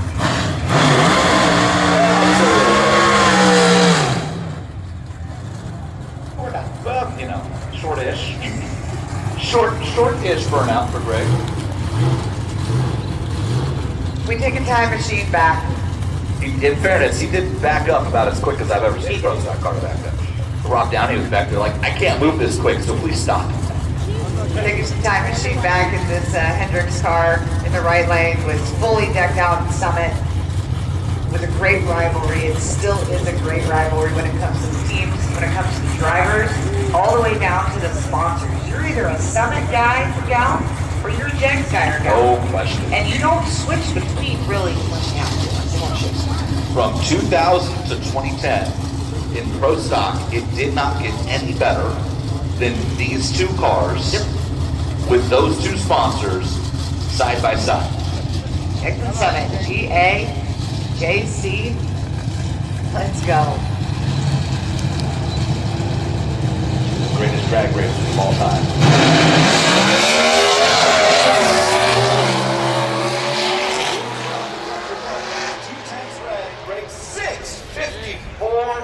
With a 6. A throwdown run with an 0.35 reaction time. I don't know if Jake had something to beat Greg there or not, but that's mighty impressive for Greg to be 35 on the tree, 6.54 with a 6, 2.09. Stadium leads, please. Do you believe that? Boy, it's definitely got darker and windier. It's getting a little scary over here. But we've gotten through to the semifinals in the pro categories, so let's see what happens here coming up. This is Super Stock quarterfinals. Hopefully you don't go that way. I'm going to go down to the mountain. Oh yeah. I might walk around. The top end. 904.7, You can see how windy it got. Let's check in with Amanda. Did catch up with Jeff Coughlin Jr. He said, I just messed up there. And Greg, some interesting things happening at the starting line. What was going on? Trying to make it interesting. Obviously, I forgot how to do a burnout. Couldn't make a run out of burnout, couldn't do a burnout. And yeah, they want to make Jackie wait, so I backed up as quick as I could. Did a short of burnout's good, and I got staged, so hopefully I didn't hold up too bad. But yeah, it's not common for Greg to make a mistake like that. So I'll think they do the worst one. Like the car should.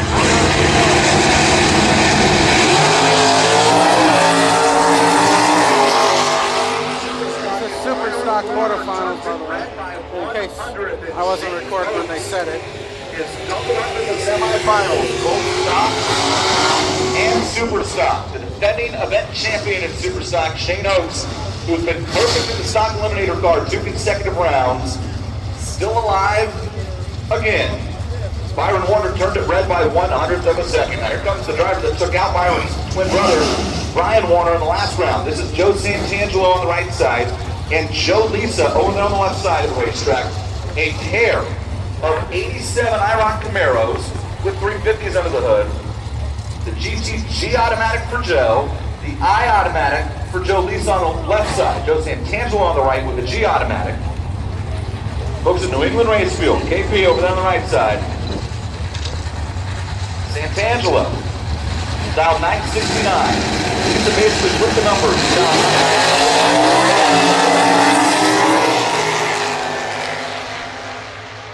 Starting line advantage by 2/100ths of a second to Joe Lisa. And at the stripe, it's the difference. He wins at 997, 896, taking a 77/10,000 finish line. Stripe, Joe Lisa takes down Joe Santangelo, who's dead on 5 with an 031 light. And Joe Lisa wins the 2-for-1 and will race the finals in Super Stock here at the New England National. Right side might fit.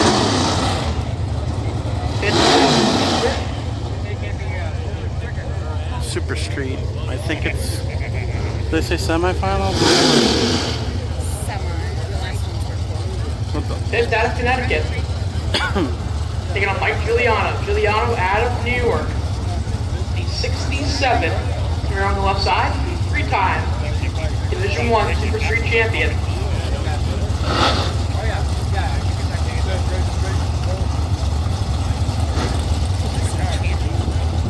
Division 1 champion, I think.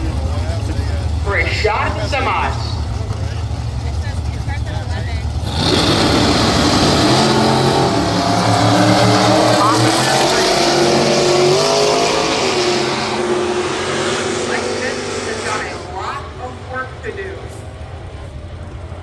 Officer, take them to the cleaners. 018 on the tree and 1095-1. Mazana. Super gas. We'll go to the semifinals in Super Street. Yeah, quarterfinal. Now we're rolling through Super Gas, the 990 index category. Left side, Steve DeSantis, and right side, that is Charlie Kanopic. Kanopic, the 63 Corvette Roadster. DeSantis, the second-gen Camaro on the left side.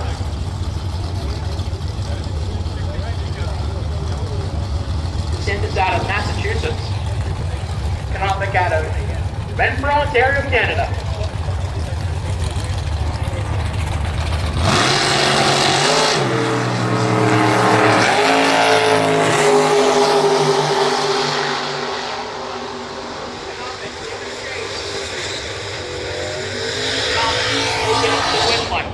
On the tree, 997.9 at 158 miles per hour. Steve DeSantis, 130. Or actually, it's 134 on the tree. Leahy, that old WJ car. Left side, 91 Collis, right side, C. Smith. Smith out of Houston, Pennsylvania, the 63 Corvette Roadster. Leahy at Jefferson.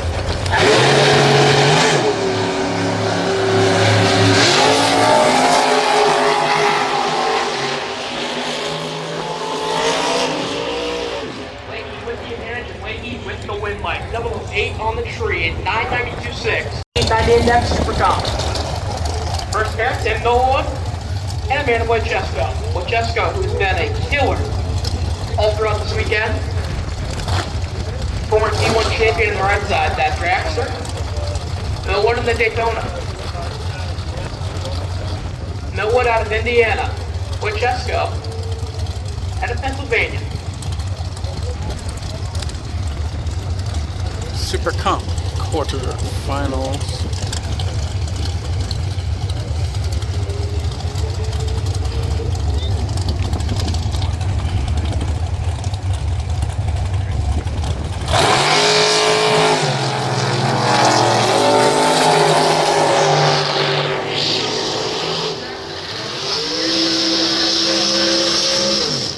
But Tim Millwood can pick up the win. He is not headed back to Indiana yet.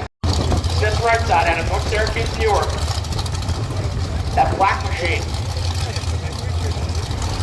Little PA versus New York action. Here in this pair.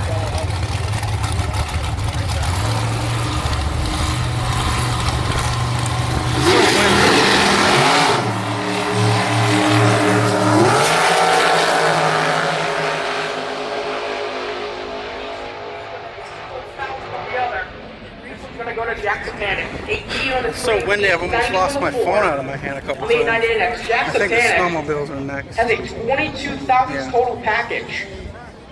Now we head into the Pro Stock 800 sleds, round number 2. First pair going to be right side, that would be Keith Cullen. Left side, Marco Philippon, number 109 qualified.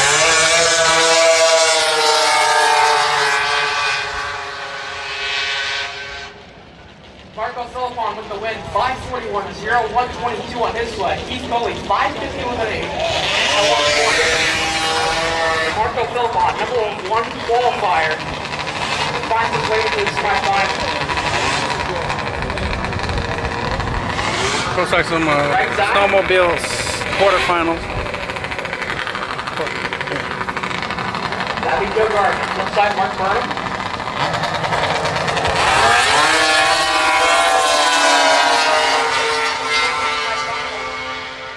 And he will do so. 538.3 at 118. Mark Burnham. 555.4 at 119. Runs right in line. Both of them ran right in line with their qualifying times. But Joe Gervis has a better position. And we'll head to the semifinals. Where you'll take on Marco Philippon. So battle number 1, number 5 qualifier. the semifinals. Now wheel safe, Walker Boy and Eric left side. Walker Boy right. Walker Boy qualified number 3 at a 5. Remember, he was 5:30 as he qualified, 5:37 at 121.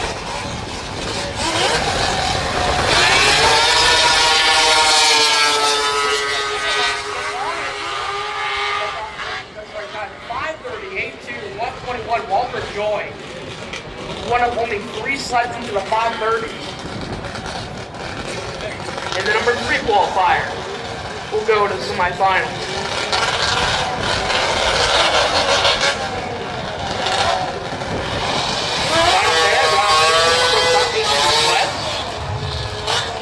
Josh Hoxie and Emily Anger. Qualified, number 10. Hoxie qualified number 2, so Emily got a pretty significant disadvantage in performance here. So she's going to need a lot on the starting line. Hoxie out of Connecticut. Anger right out of Barrington, New Hampshire, 20 minutes from here.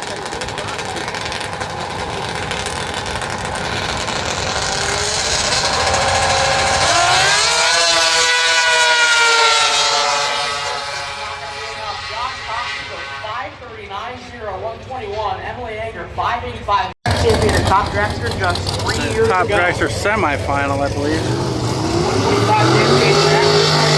666 once again. Ava left side. Yeah, it's gotta be. They had the quarterfinals earlier. I believe 1 or 2 years ago.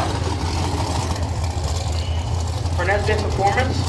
Hit stop auto and truck. That's her dad's company. 1:50 p.m. so far, and Maloney out of Brentwood, New Hampshire. flying through the day so far. The semifinals for Nitro is supposed to be at 2:20, so 30 minutes. Maloney, I am.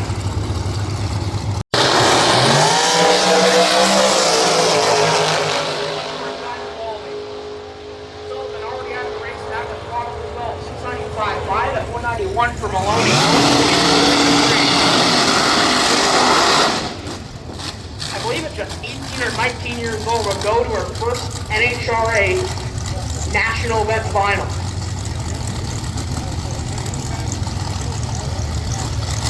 And now we'll see Ed Thatcher and Paul Neal. Neal's been to a final round before.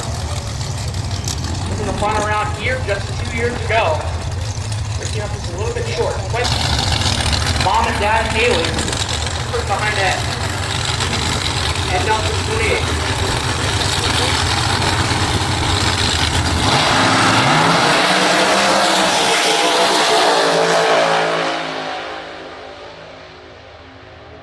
We're going to go to Paul Neal, 27 on the tree and 664.8 at 200 miles per hour. Who would have thought he was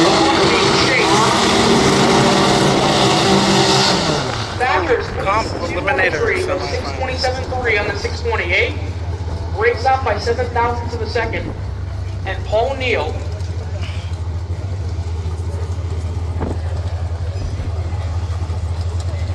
So it'll be Paul Neal and Eve Maloney for the Diamond Wally here in Epping.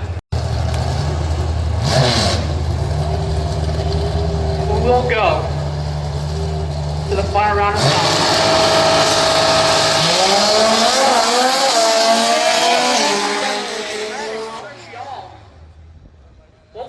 Down early. Obviously, Joe does not want to damage his index one little bit. Goes 10:21.4 at 98 miles per hour. This is Joe Carnigiel's ninth final at a national event. And he'll take on this man, Monty Bogan Jr. Monty for Elite Motorsports out of South Carolina. So just go through the beams and back out. That D-Super Modified D-Super Modified Automatic.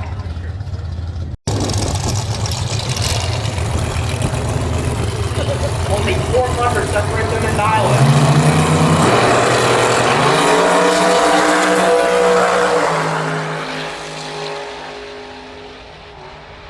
Wesley gonna go to Eric Cabral, 12 on the tree and 740 with a 7. Another top sport. I don't know if He's got a bye. I don't know if he's gonna go or just take the tree too. He's going.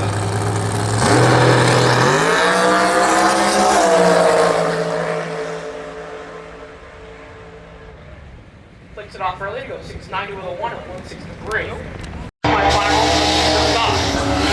This is stock semi-final. Chance to double up gets a little bit easier. Pennsylvania and New Jersey, here's this there.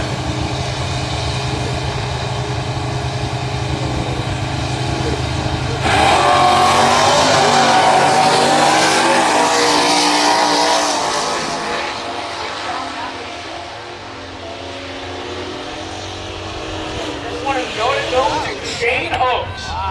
23 on the tree at 9:43.9 or 9:49.3 on the 950. Wins it on a double breakdown of Matt Lisa. 10.87.6, 10.89. That's going to be Shane Oaks. Fourth final round at a national event. With Shane Oaks and this man, Todd Bednaz. Bednaz, the E-Stock Automatic. 68 Camaro out of Connecticut. And still bet to a final round at the New England Nationals in stock.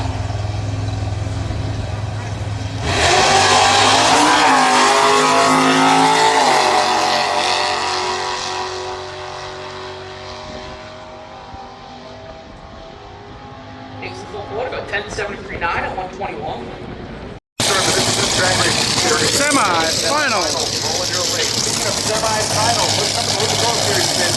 If you're still in competition in a semi-final, I need you to lanes, please. My semi-final is I need you to lanes. I believe that's Super Sprint, Super Top, Super Gas, and Super Stock. That performance back. 73. What are the track 10 coordinate? Under 100.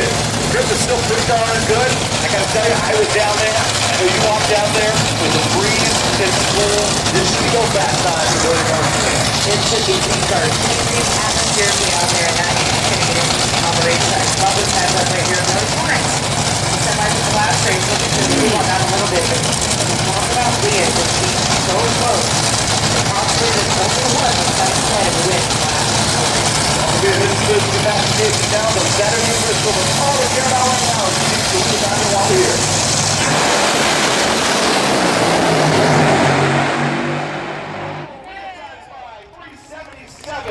331 miles per hour, and she was all over the starting line as well with an 072 right. Neil Strassma and Mike Donagala have certainly made a statement here this weekend, and Leah Pruitt's on to her second final round of the season. Joe. Here with Neil Strassma. Throughout qualifying, throughout eliminations, you've got this car going down the racetrack. What has made the difference so far this weekend?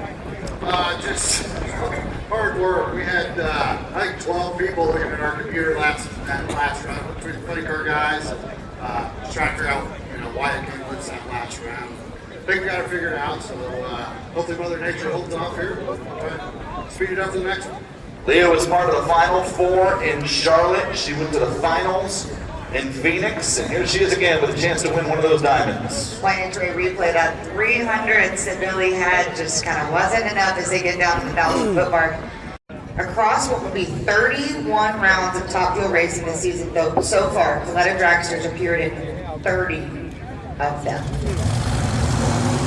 30 is 31, but across what will be 31 rounds of Top Fuel racing this season so far, Coletta Dragster has improved in 30 of them. All around the competition. Oh, okay, so you're saying Step one.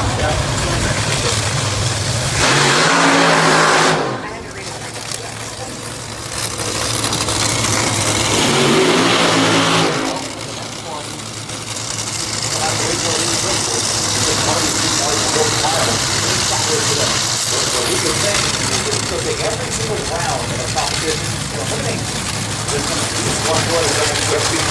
which means they outscore the finals of every single race that way, except for, hold on, there's only two. Landon left, Doug Ryan, rematch the finals, 1 week ago, and the closest drag races in the history of the sport. 10,000 in the repeat.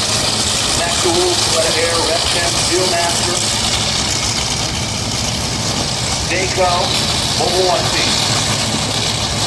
Side by side, Leah Owens in the final.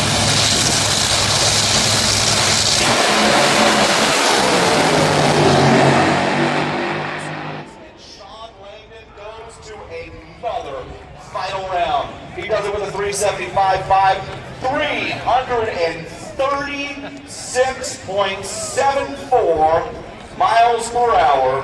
Big time speed on that top fuel machine as well. And the truck keeps trucking for Sean Langdon. He will have lane choice over Lee in the final round. For Sean, it is the 60th professional final in his career. He's got a handful more in the Lucas Oil Series to account for his total as well. Sean Langdon's 375.5 will pick his lane over Leah Pruitt's 3.770, a rematch of the final round in Phoenix, which Langdon came out victorious in.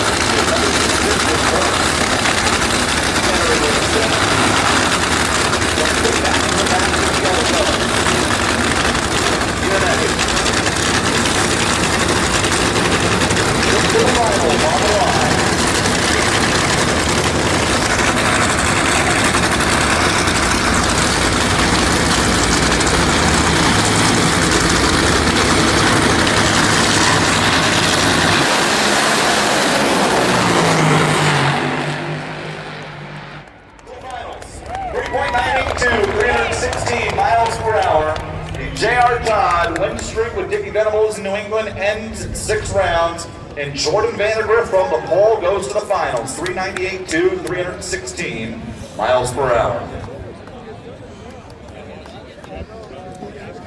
Third final of Jordan's career, second of the season.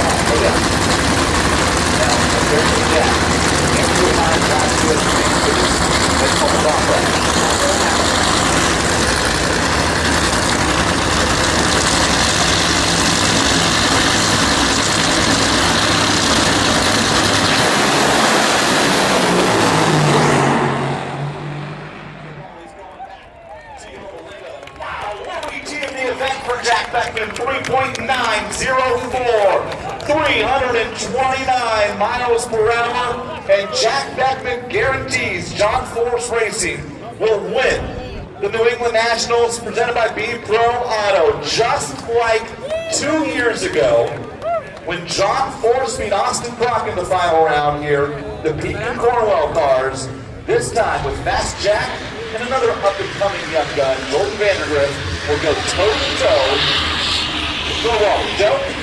Said you need him a lot more than that, but I can tell you up here, our jaws collectively dropped on that 390. Where did that come from? Our Pete Chevy likes the semifinals. We did the same thing last week in Maryland, and then the improved track conditions in the final kind of swallowed up our tune-up. Hopefully we learned a lesson from that. John didn't come out this week, and he didn't want to do all 3 in a row. We miss you, boss. We qualified 1, 2, 3, and 3, and we got 2 Chevys in the final, so that hindered Carr's Pete car.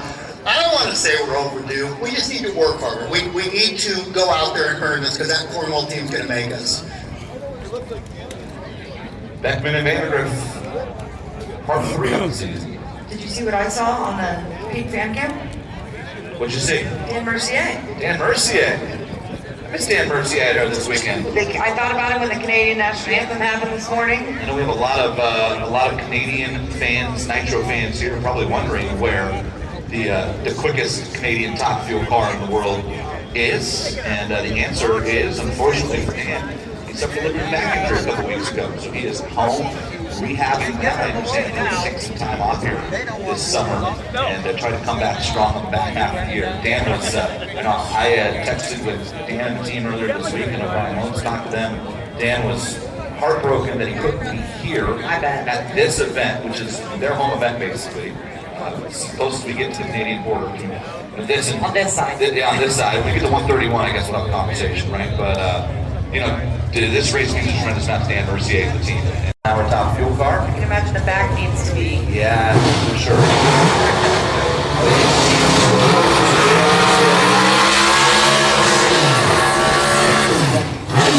Come back, but boy, if we do this kind of like Right here, 131 is a nice pretty stretch if you're a Canadian. Come down. $10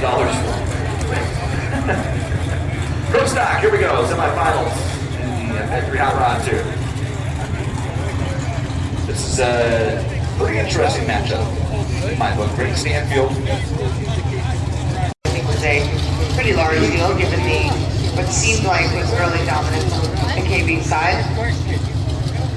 And as always, later in the day means the Elite Motorsports starting line continues to multiply.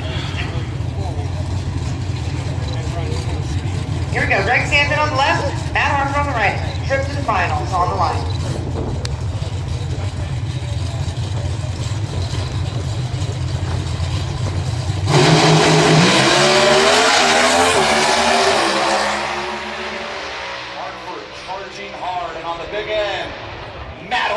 Drives by for the win, 6:54.0, 209 miles per hour. The Total Seal team heads back to the finals, marking a victory, 77 10,000ths of an inch, or of a second rather, which is about 28 inches, 2 feet. The margin of the finish line, a little bit of change. There it is. Matt Hartford takes Total Seal. Rob's towing, and Rockler into the finals here.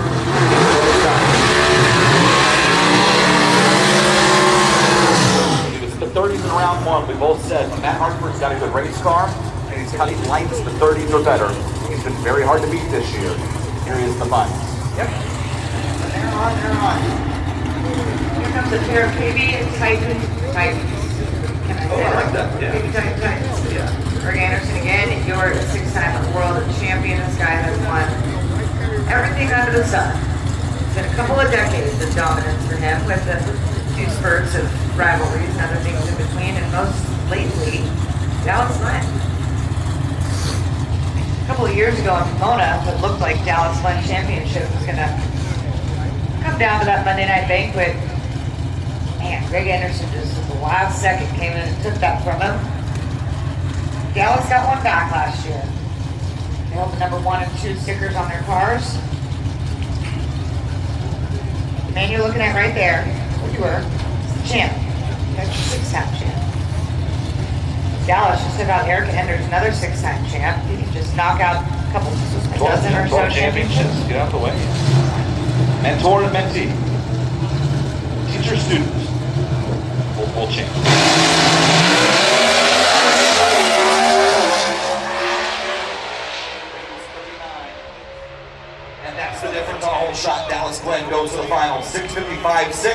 beats a 6:54 with an 8. 209 miles per hour on each side. Dallas Glenn takes Radford Systems to the final round here. The New England Nationals. Dan Provost, Canadian. You know, we're on the other side of the country. It's part of Canada, but, you know, just saying.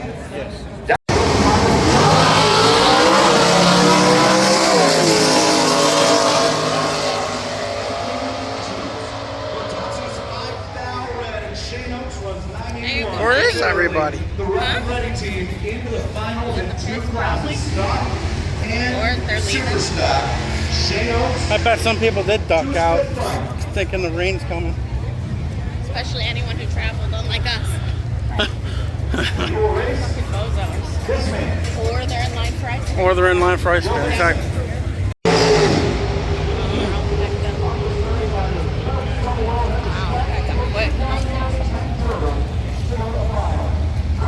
Yeah, it's amazing how quick everybody's packing up.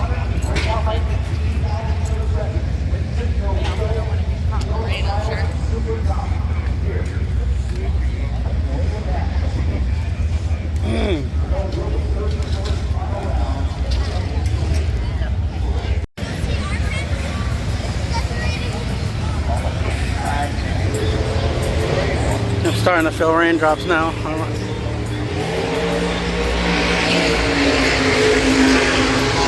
Just exactly like yesterday, though, very sporadic and a couple drops at a time.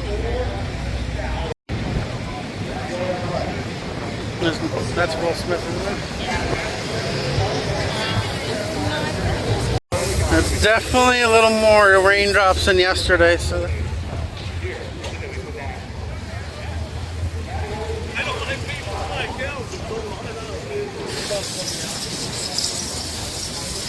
Still very spread out though. It's not enough to lose the track right now or nothing, but it might be enough to hold them.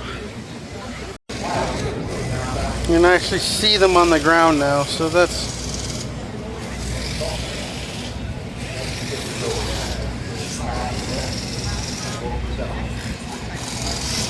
feels good, I'm not gonna lie. I'm just glad I at least got through 3 rounds. I feel accomplished at least.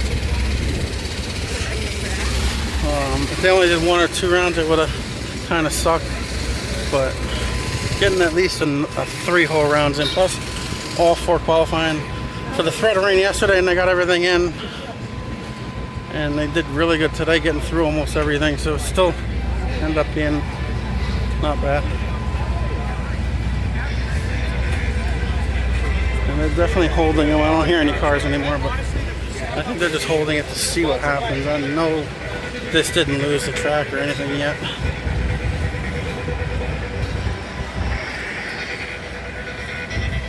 This is the disappointment of the end of the weekend down Nitro Alley. When all the trailers are loading up. Only down to 6 cars down this whole row, so.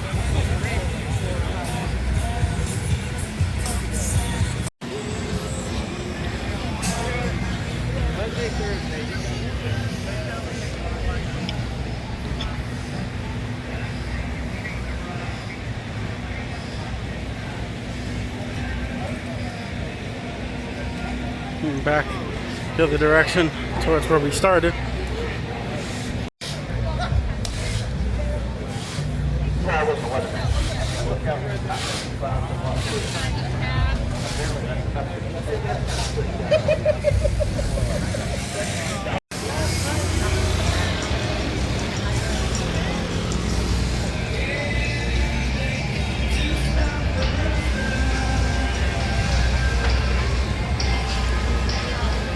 Where's Antron?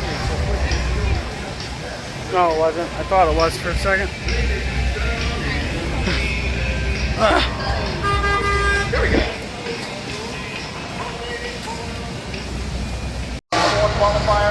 Snowmobiles are going, so that means they're back underway.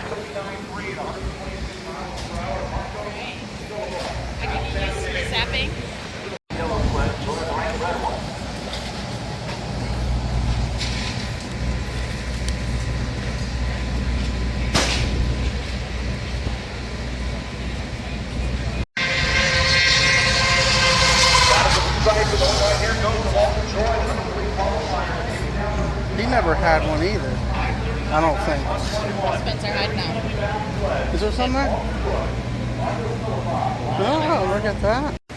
It was the first I've seen Spencer Hyde's card all weekend. So.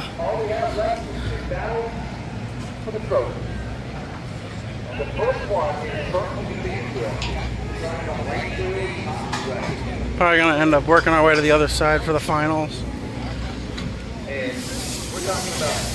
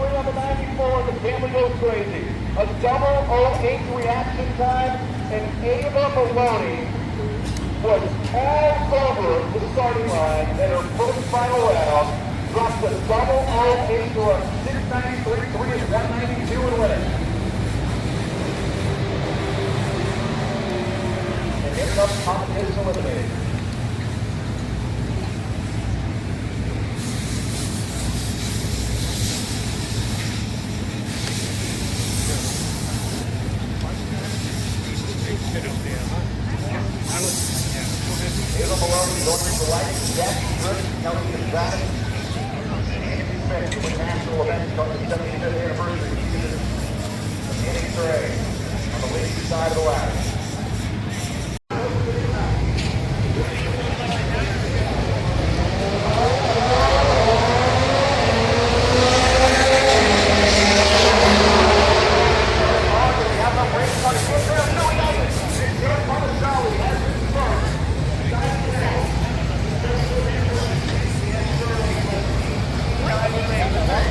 What? God, what's wrong with you? You always assume the worst time. No.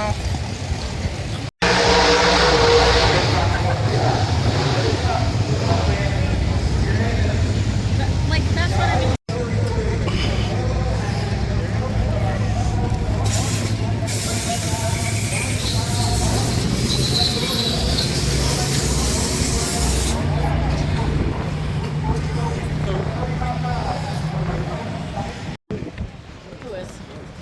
The Hot Wheels ones, I think they're from.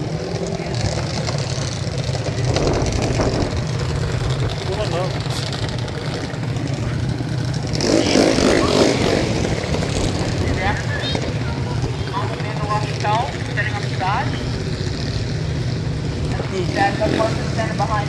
All the Legends cars are all away too.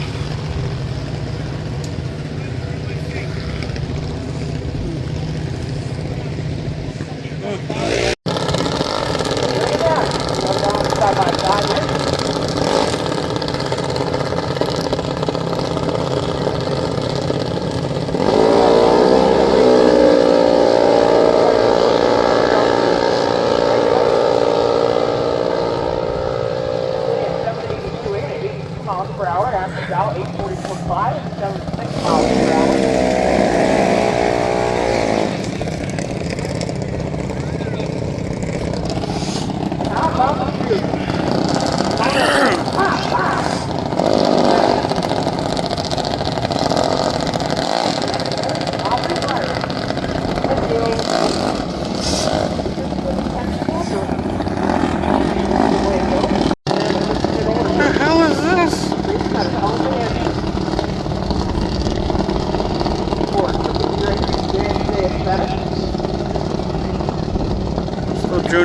But what is that pair? Some people win tickets to take a trip down the track. What? Top dragster winner. I like Taylor's top sportsman winner. He's coming to the stage. His first win in his career, Eric Capone. All right, Eric, you to see a young person like that come out, second national event ever, and win the race. You get to win alongside. What was your side of that story, though? You offered some sage wisdom. I went over and told her that these are hard to come by. Enjoy this moment. I've been doing this for 30 years, and this is my bucket list. I want everything for the national event quality. So to get this was incredible.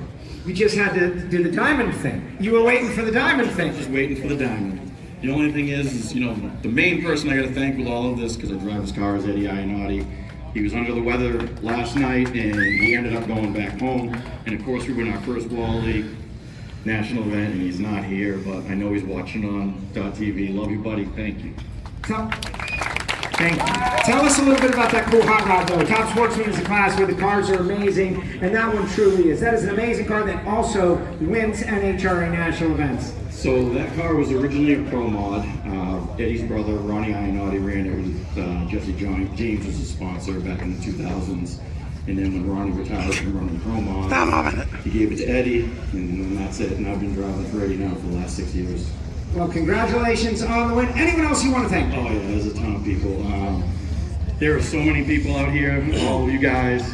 Jacob and Maddox here, my two little bed bunk buddies this weekend, hanging out.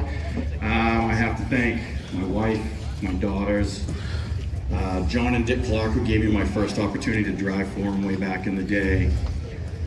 Pyers brothers, Masons, the Byrons, the Rileys. I can just go on and on and on. There's so many people over the years. If I missed any of you, I'm sorry. Oh, and my crew chief there, that kid, Greg. Yeah. Sorry, Greg, I was forgetting you. He's the one who gets up every morning, gets the car ready for me, takes care of everything, and I get to wheel. So, thank you. Also, Brian Bell, Conachal, the guy who won here in comp. Him and his dad maintain our motors. So it's pretty cool. It's a cool full circle deal.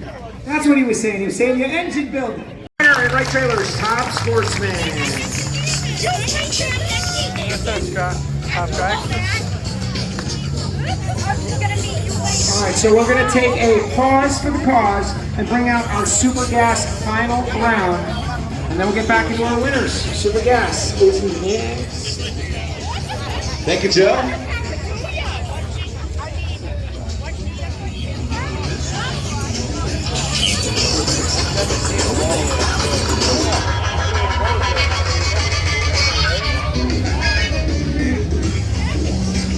Well, here we go. Super Gas final round.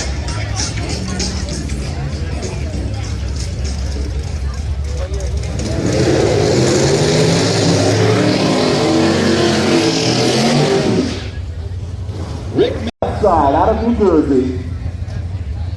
Kanopik on the right, out of Canada. The 990 car. Followed Kanopik, that beautiful 63 Vet Roadster. And right now, the only one of those unique cars up here to the track. It's a 67 Orange Camaro with a 427 small block. The car he purchased when he was in high school in 1980. He was ready fit to his first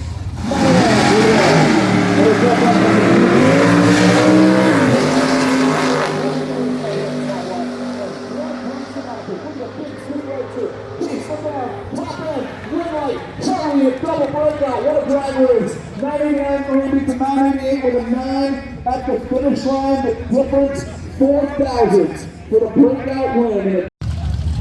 Super Comp final.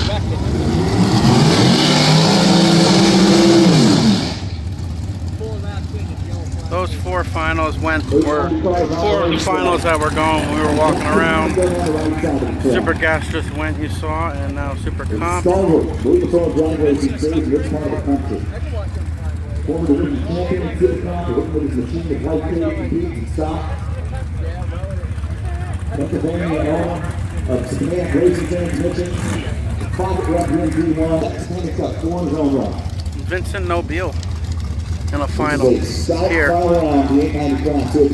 miss him from Pro Stock. The old Englishtown days, huh? New York versus PA. Jackson Hank on the right. Super gas winner.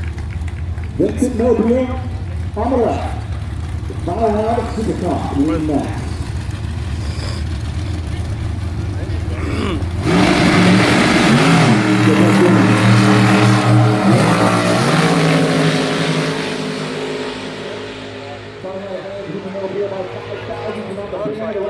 Jackson sneaks by the winner's fifth national event. But on 7 to take fourth down. Jackson wins the New England Nationals presented by B Pro Auto. In his fourth, but his first since Atlanta in 02. Super Street final. 1090 on the board. The 5 tips pro tree. Super Street final. Super Comp coming your way. dragster came back when we were coming up the stairs here to sit.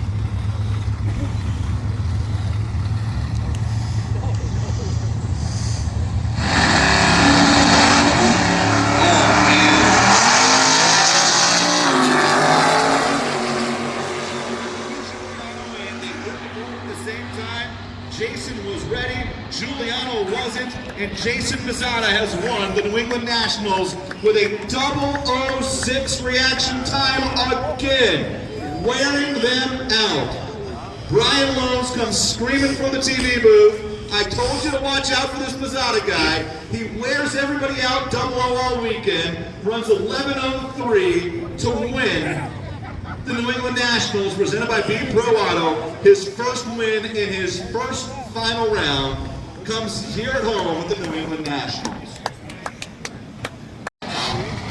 Pro Stock Snowmobile final.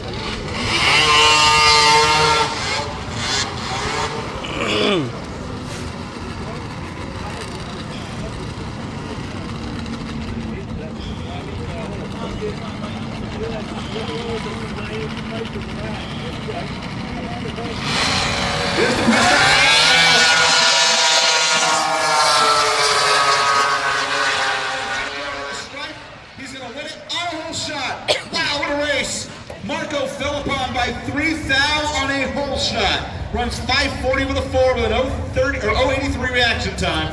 Walter Joy is 103 to go 5:38.7. Marco Philippon wins Pro Stock Sled. What a drag race that is, man!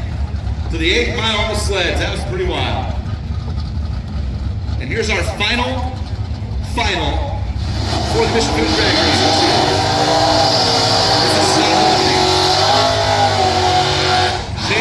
Stock Eliminator final. Two cars I see every year at Lebanon. And he came up short. And here in Super Stock, he's got another chance. 2D1 Joe Lisa on the other side of the racetrack. The HF Auto Center. 87 Camaro. Dial 995 GTI automatic machine. Shane Oaks, the Super Stock H Auto. 98 Formula. The fire run on the left. Dial 970. Rough running machine.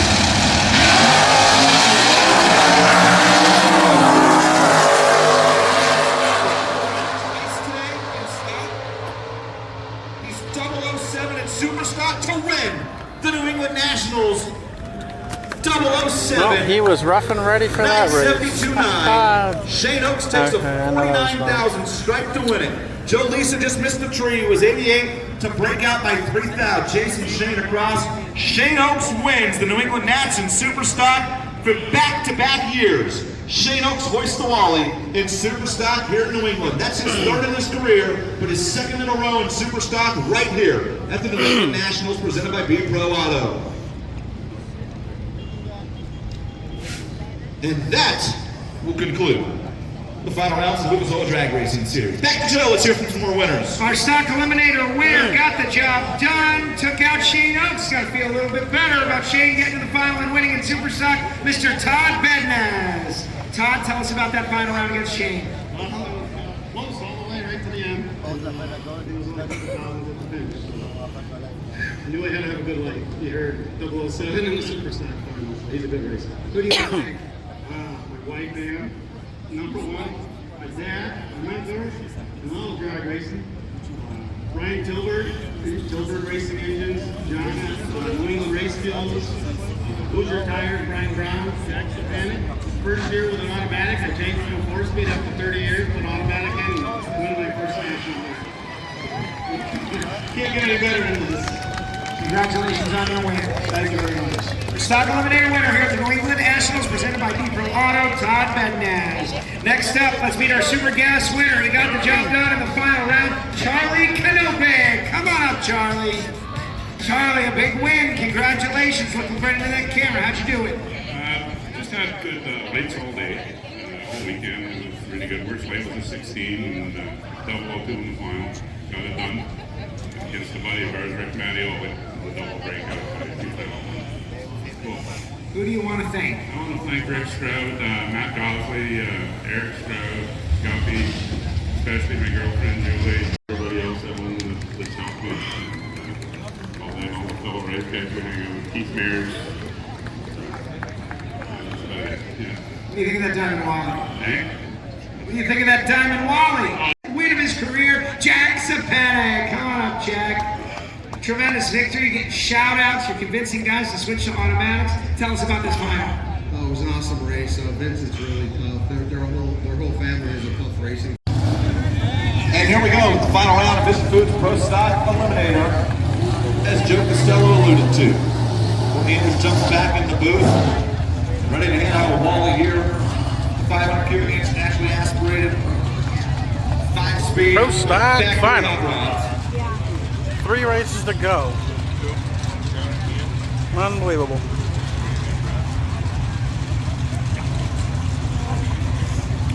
I wish I could say we'll see you at Maple Grove in September, but Double O Dallas Flynn and Matt Hartford squaring off the final round for the they took that off the schedule with IHRA buying the track. Hartford kicked off the season with the win at the Gator National. You know, every time he does, and every time you say maybe not, you know, as we talked about earlier today, Dallas's car hasn't been what it had been. I think that Matt, Hartford, and Eddie, they pull it out when they need to. Wholesale piston rings for Hartford on the right, wrap torque systems for Dallas on the left. They both 1K Titan engines. Here we go, the finals. The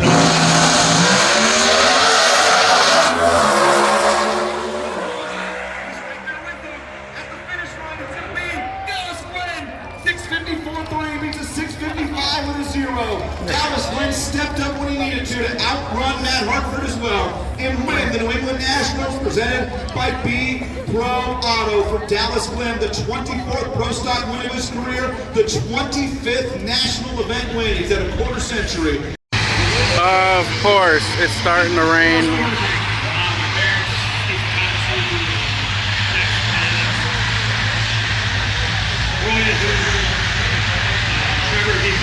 Everybody that helped us, so that's about it. Congratulations, appreciate it. It's definitely harder than it's been all weekend. I don't like that. One round to go. Oh boy. He got the job done in Pro Stock Sled. Please get loud for Marco Philippon. Only a couple times a year do we get to see the sleds. It's a big deal when you get the job done and you got yourself a Diamond Wally Parks medallion. How's it feel? Couldn't wait 10 minutes. This rain couldn't just wait 10, 15 minutes. Tell me about that final. You know, I gotta tell you, all everybody day. in this class Come is on. very tough to race against, so I knew it was going to be a tough one. It was going to be on the tree. It's still Got like it tight, pulled a whole shot victory, and it was just great from that point on. So that's what it's up. Tight field. Who do you want to thank?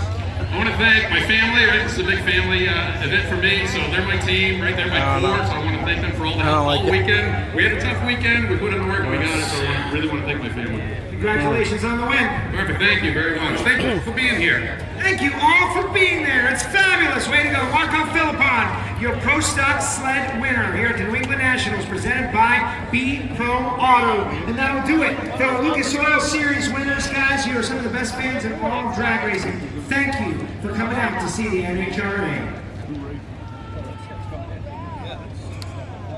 Somebody's upset about the rain.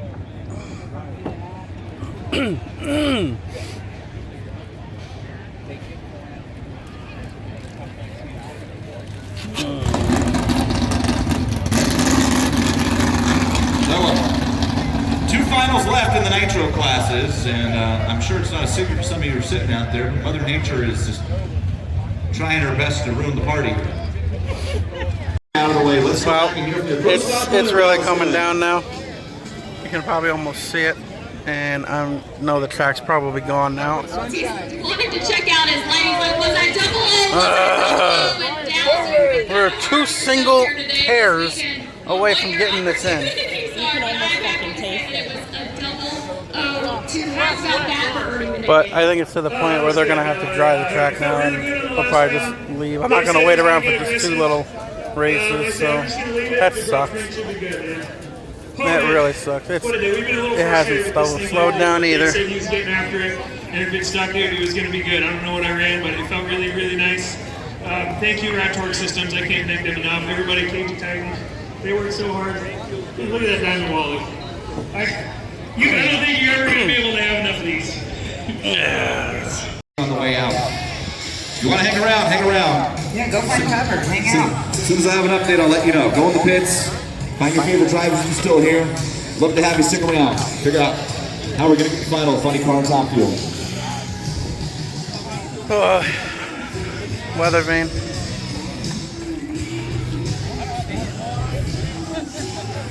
It's completely wet now, the pavement. So it's to the point where they're going to need jet dryers for the track, and it's going to take a while. So even if it stopped now,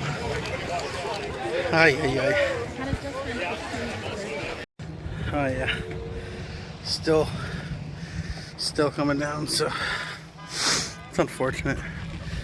Still, I mean, it was still worth it for sure. All but 2 single little races, even though it's the 2 main ones, but it's been fun. Epping, we'll see you next year. Yes, we are taking a trip to Maine-ish, just so we can get some weather vane, and then we're heading home.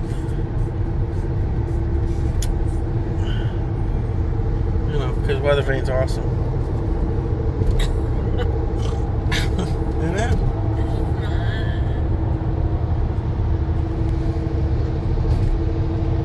Skies don't look awesome, but I mean the picture looks nice. But what the hell's up that way is what I want to know. Oh yeah. Hello, weather vane.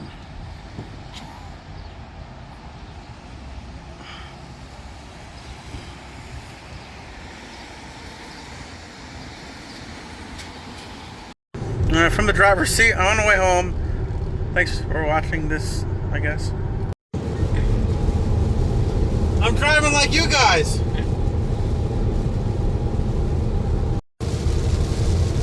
This is the real life Majors 24. Split 10. Scott Farley.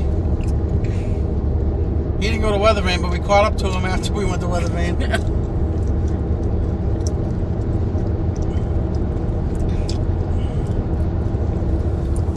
You think he's driving? Probably. That's creepy, babe. Stopped at a rest area in Massachusetts, but it's funny. I had her record a couple times in the car, and I'm definitely gonna put them in my video. Funny, and you might not get when I say it, but because they were doing the Majors 24 this weekend on iRacing, and it was a monsoon rainstorm the entire time they were doing it. That I just thought it was funny because I was driving in the rain, so I figured I'd say I'm doing the same thing.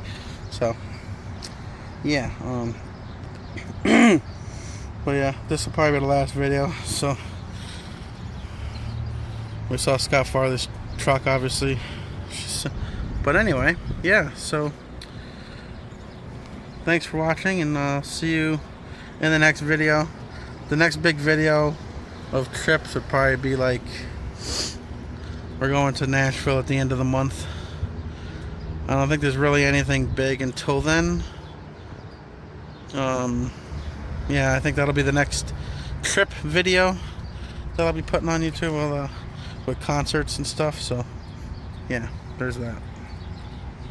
So, it's been fun at Epping, as always. No Maple Grove this year, so that sucks. So this is my only nitro fix, and it kind of blows. And it's so early in the season. You got it? Okay. Antron Brown's trailer. Oh, there's another one up there too. Oh, there's another one of Antron's trailers.